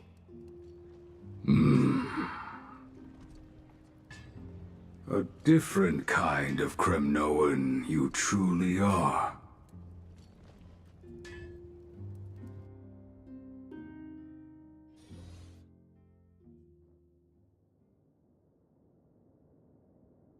Mama! Mama! I had a dream last night. Oh. Now what did you dream about, my darling Trebios?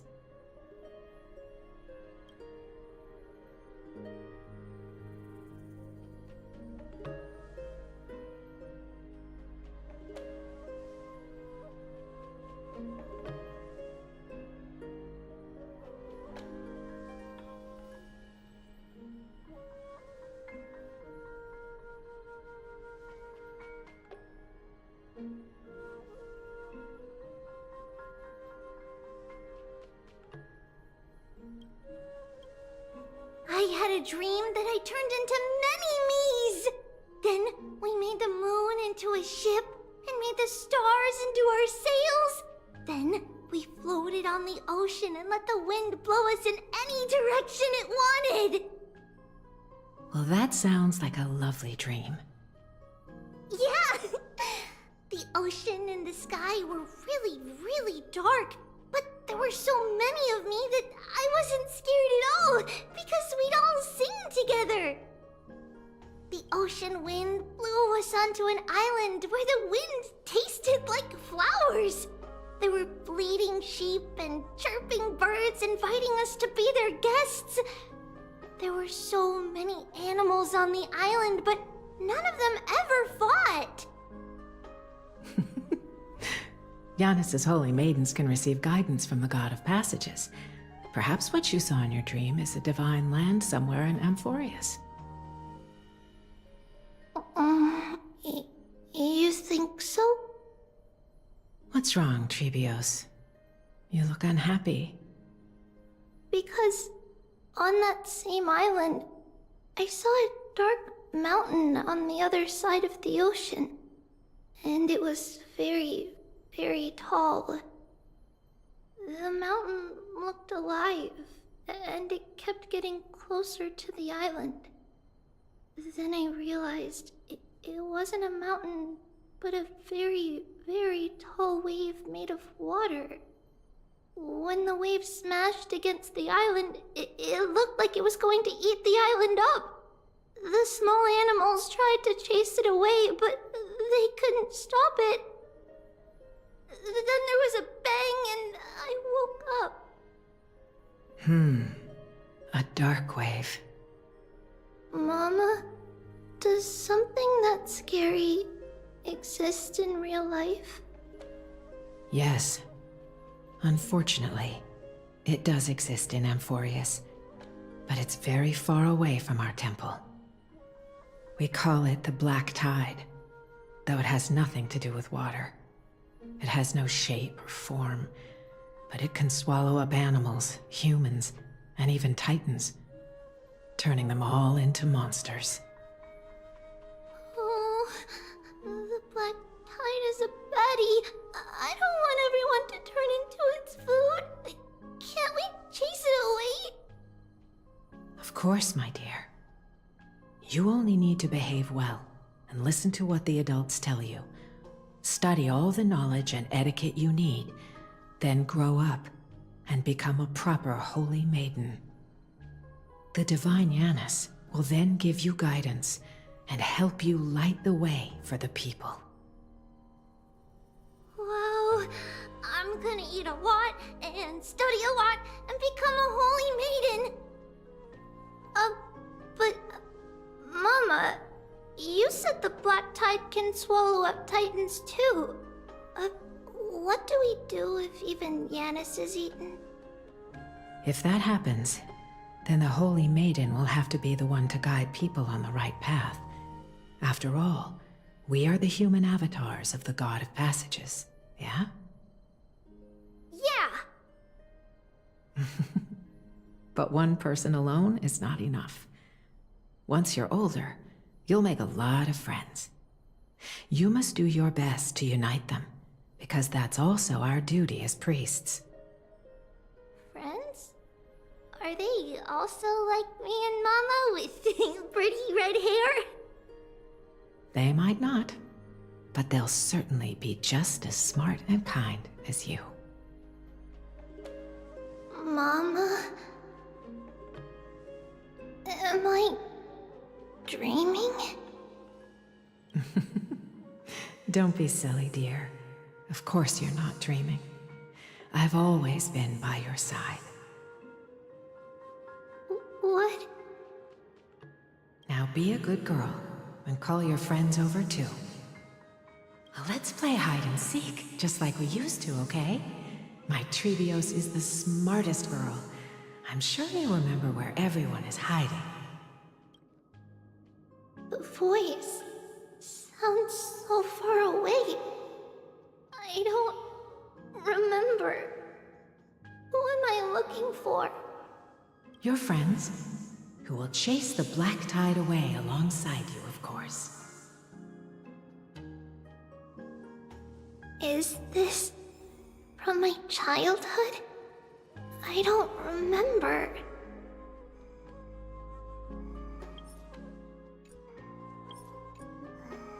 Use the spindle to connect everyone. There will be an amazing captain on that big ship. She's cheerful, optimistic, bold, and cautious. She'll be able to get everyone together. Wow, that's amazing! Can I be the captain? Of course you can. But you'll find someone else who's better for the job, my dear. I think that person lives in a beautiful temple that sits atop a hillside, covered in golden fig trees. There's a noble girl there who's very smart, but also very delicate. Just like Mama? Perhaps. But before we find the captain, the ship also needs someone who can navigate it. Who could that be? Let me think. I know! She's Treevee!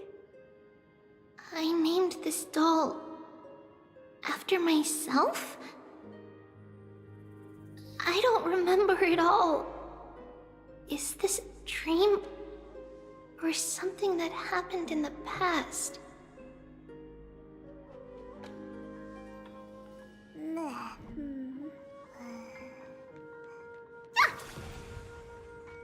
Bad chest!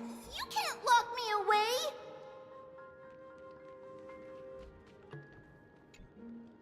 Huh? Why is this doll inside a chest? It's holding a sword. Why? Many years later, many brave warriors will board this ship. They're skilled combatants who fear no danger. Ooh, I can learn how to fight too and protect everybody! Silly girl. You're Yanisopoulos' holy maiden. It's not your duty to fight. There will be many others to protect you. Alright. Then where will they come from? I believe one warrior hails from a lovely village where bulrushes flourish, while another comes from a magnificent royal city. Though each has their own troubles, both are ready to lend their strength for the ship's long voyage. In that case, let Trian fight by their side. This way, they'll always stay on course. How could I have known the name Trian back then? Was it just a coincidence, or...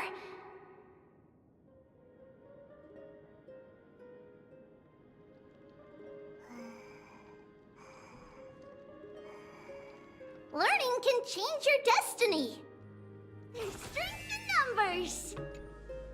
When navigating at sea, you need to know both astronomy and geography. Isn't Yanis's knowledge enough? Oh, sweetie. The ocean isn't like the land. It's easy to get lost. That's why it's important to learn to recognize the miracle of Aquila. Alright. Even though my brain is already super duper smart, I'll still try my very best. Circe also favors children who try their best. They will send a wise scholar as everyone's teacher to help you reach your dreams. I want to be a teacher too! Oh, wait. I'm super duper smart. So I want to be the teacher's teacher! Why not? But if you're going to be a teacher, you might need to tone down that hyper energy of yours.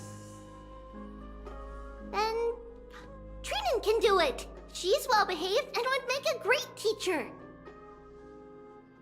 Mama and the others always said that I had a great memory. Wow. I can't even tell if this is a memory or a dream.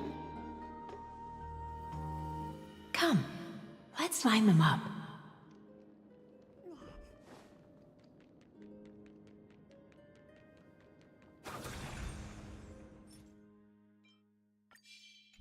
There's strength in Now, Trebios, set them on this music box and let them compose a melody for our song.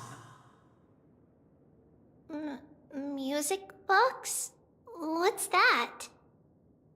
Sweetheart, are you still groggy from your nap? You invented it. I invented it? What does it do? Oh, my lovely Trebi. You're usually so bright. What's gotten into you today? Well, you might as well see for yourself. Put your good friends on it and see the wonders it can do. Put the dolls on.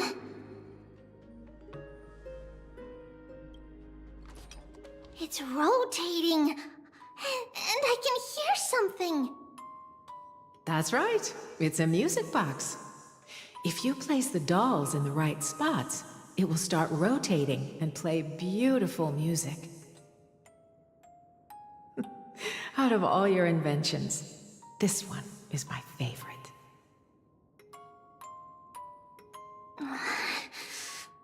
I don't remember. It's all right, my child. I'll sing along to the tune, and it will help jog your memories. Happiness abounded in this lush land by God's chosen. Giants raised their glasses in a toast, beheld by the 12 constellations. 3 carved the heavens and the earth. 3 wove the threads of fate. 3 molded life with their hands, and 3 guided calamity's gate. They declared the world too unstirring, hence wished endless laughter upon the living. Thus you and I were created, with words and song to weave, and love and intimacy to give. Thus creation was complete. Who then will bear the weight of humanity's souls, to lighten the steps of the living as a whole? O great Kephili, all-knowing Father of stature so tall, yet low does their gaze willingly fall. With light of dawn heavy upon their shoulders, golden blood spills unto the land, converging into a boiling river that flows to the heroic heirs of this world.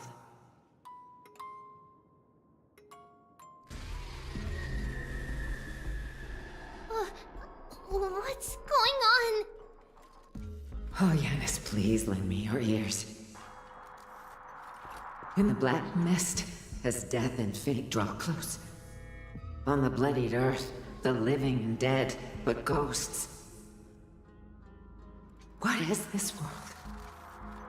It mirrors your maze-like fate. What is this world?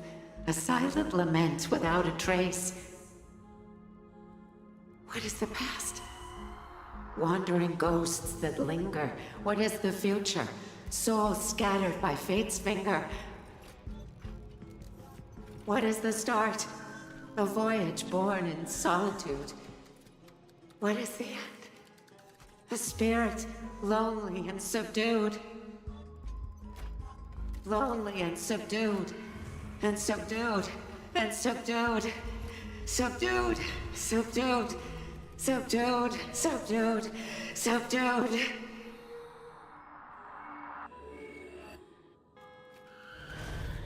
Trinan!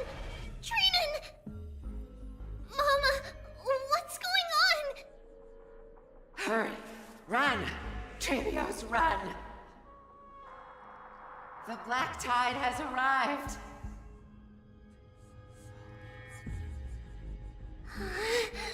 Where can I go?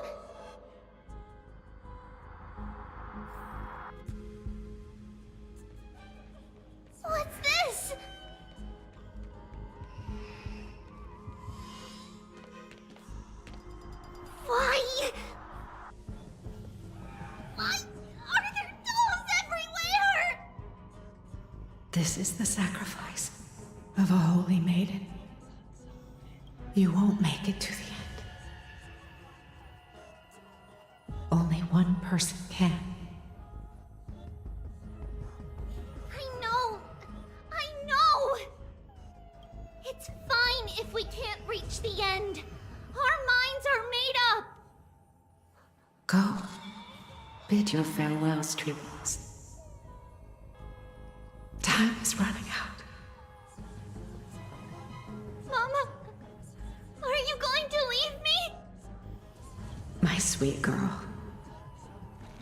I will never leave you. But remember this, Trebios.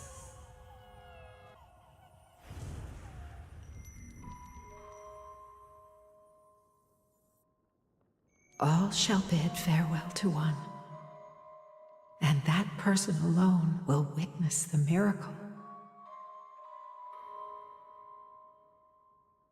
Since your mind is made up, then traverse the black tide and dispel the fog for Amphorius. I shall see you tomorrow, my dearest Trebios.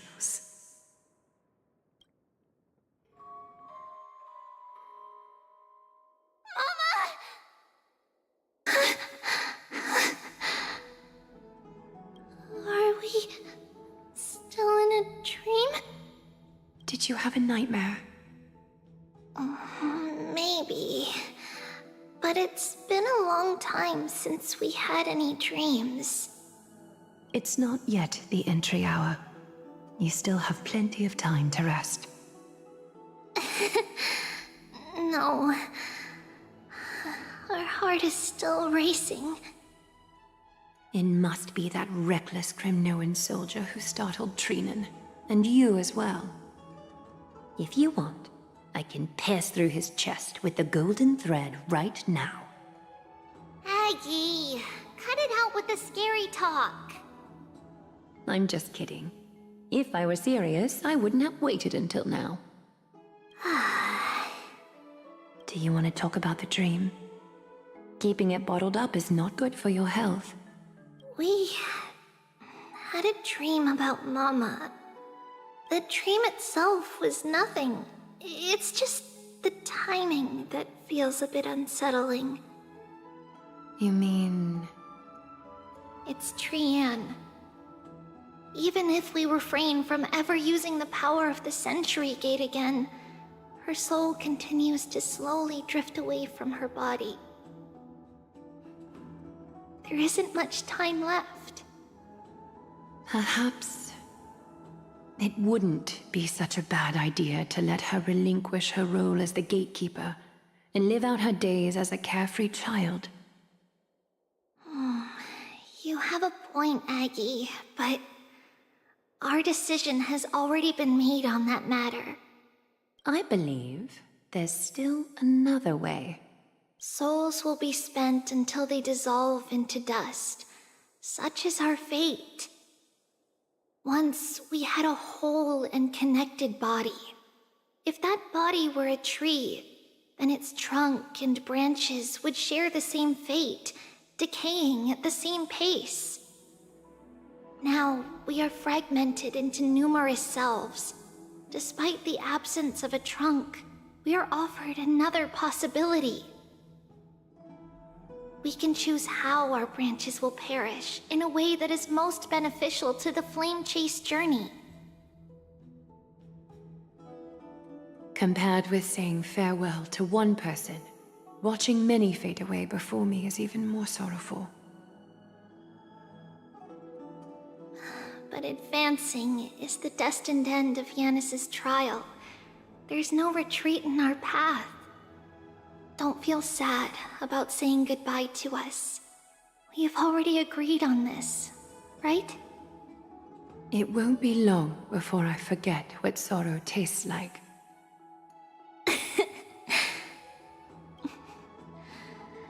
So, what would you like for breakfast, Aggie? What? Where did that come from? After all this talking, We're feeling a bit hungry. Plus, it's nearly the entry hour now. Do you remember when we first met, Aggie? You were still a little one, and we caught you secretly eating oatmeal late at night. While my emotions might be fading, those memories are still as vivid as ever, teacher. Please, let me do it. What would you like to eat? It's fine! Leave it to us. You should rest for now. It won't take long, and we'll call you when it's done. In that case, thank you. Then, see you tomorrow, Aggie.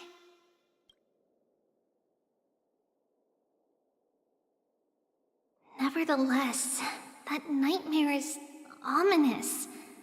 Memories are slipping away, even the image of Mama. Just as expected, another trip must be made into the abyss of fate.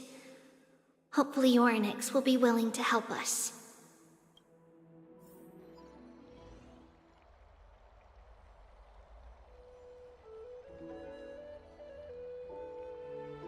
Long time no see, Professor Anaxa.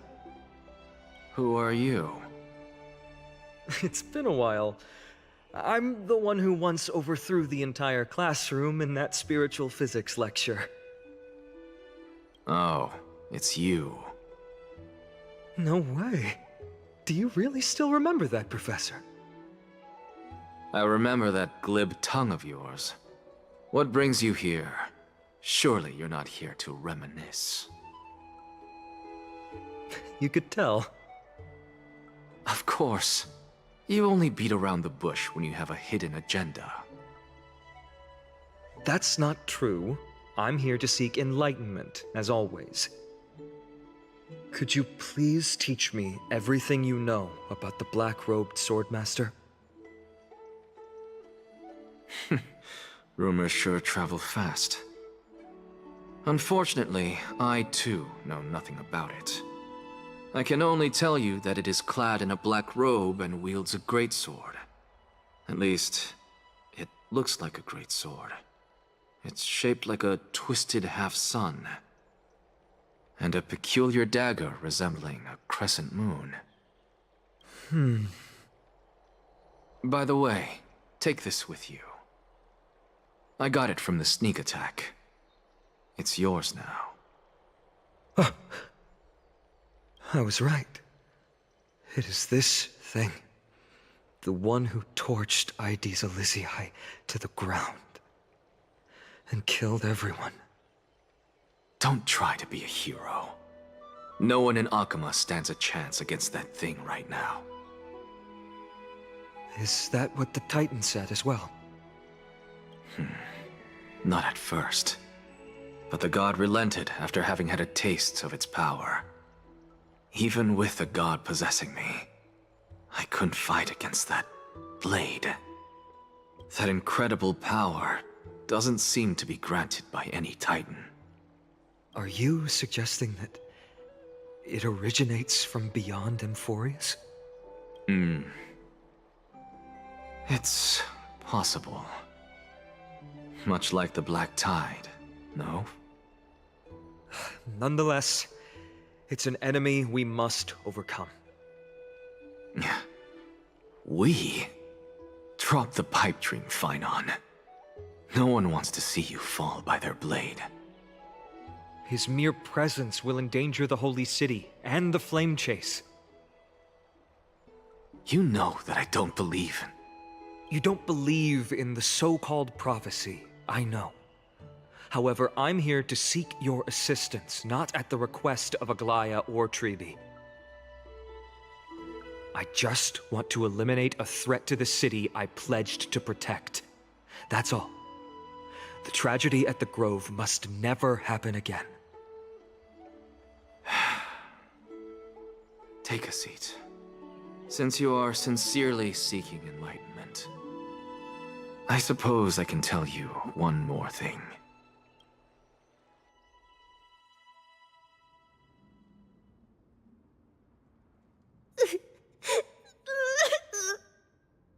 What's wrong, Trian? Nothing. remembering what happened at the Grove. Monster in the black cloak. So scary. Everyone in danger. Nightmare. I can't forget. Don't be scared. There are no bad guys here. Didn't you save everyone with the Century Gate, Trian? Trian threw it away. Far away. It's never coming back. We got back safe from the Grove because of you, Trian. You're the reason the Flame Chase journey can continue. Sorry. Trian feels a bit dizzy. Why are we here again? For the same thing, of course. Remember? Tomorrow we will reveal the prophecies passed to everyone. But first, we need to restore the memories that have been blurred by the fragmentation. We hope to present the full truth to everyone without hiding anything. Since Yanis caused the fragmentation, we can only turn to another Titan, Orynyx, for help. Also, remember to get breakfast ready for Aggie before the Lucid Hour tomorrow. Oh, yes! Trian remembers now. Oh, on that note, we had better prepare some saffron before we meet with the Titan. Saffron? Huh, it's an essential offering for rituals in the Temple of the Three Fates. You think we shouldn't go to Orynyx empty-handed? Yes, it's also a symbol of Yanisopolis. If we are to replicate memories, we need to use something that has experienced those days. And when we first met Aggie, we added that to the porridge we made for her, and she really loved it. I see! It's like killing 3 birds with 1 stone! But it all depends on whether Orynyx is willing to help us. This could be a problem. After all, it was us who took the core flame from Yanis, from Orynyx's kin. We will have to give it a try. If there's truly no other way... In our current state, we probably can't do anything to them. We'll cross that bridge when we get there. Leave it to Trian. Trian knows how to play cute. In any case, let's look for saffron first.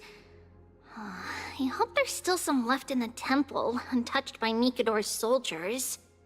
I remember that aged saffron is preserved in sealed jars. Let's be on the lookout as we go.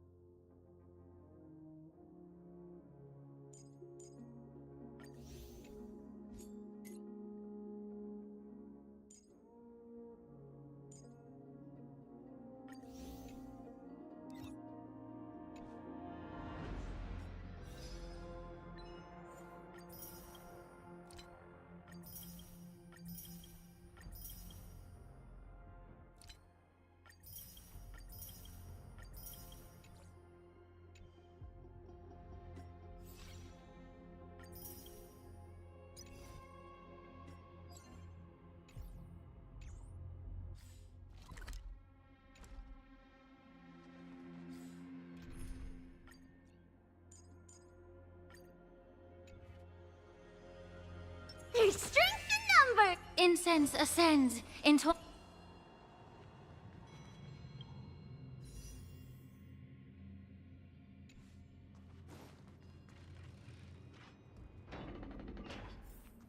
It's a dead end ahead. Turn back, teacher.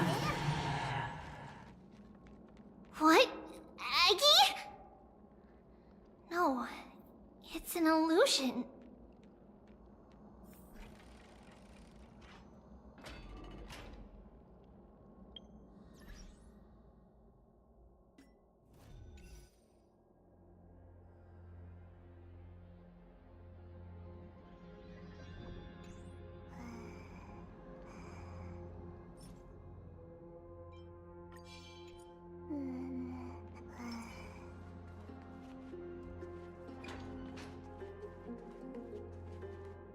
Wow, this room is huge! Trinan, did you? Yeah, I saw it. Was that a warning from Oryx? What are you two whispering about? Treeby? Trinan? Trian can't even hear our own telecommunication. Well, never mind. Trian suddenly feels like this place is quite familiar. Oh, there's a whiff of safari!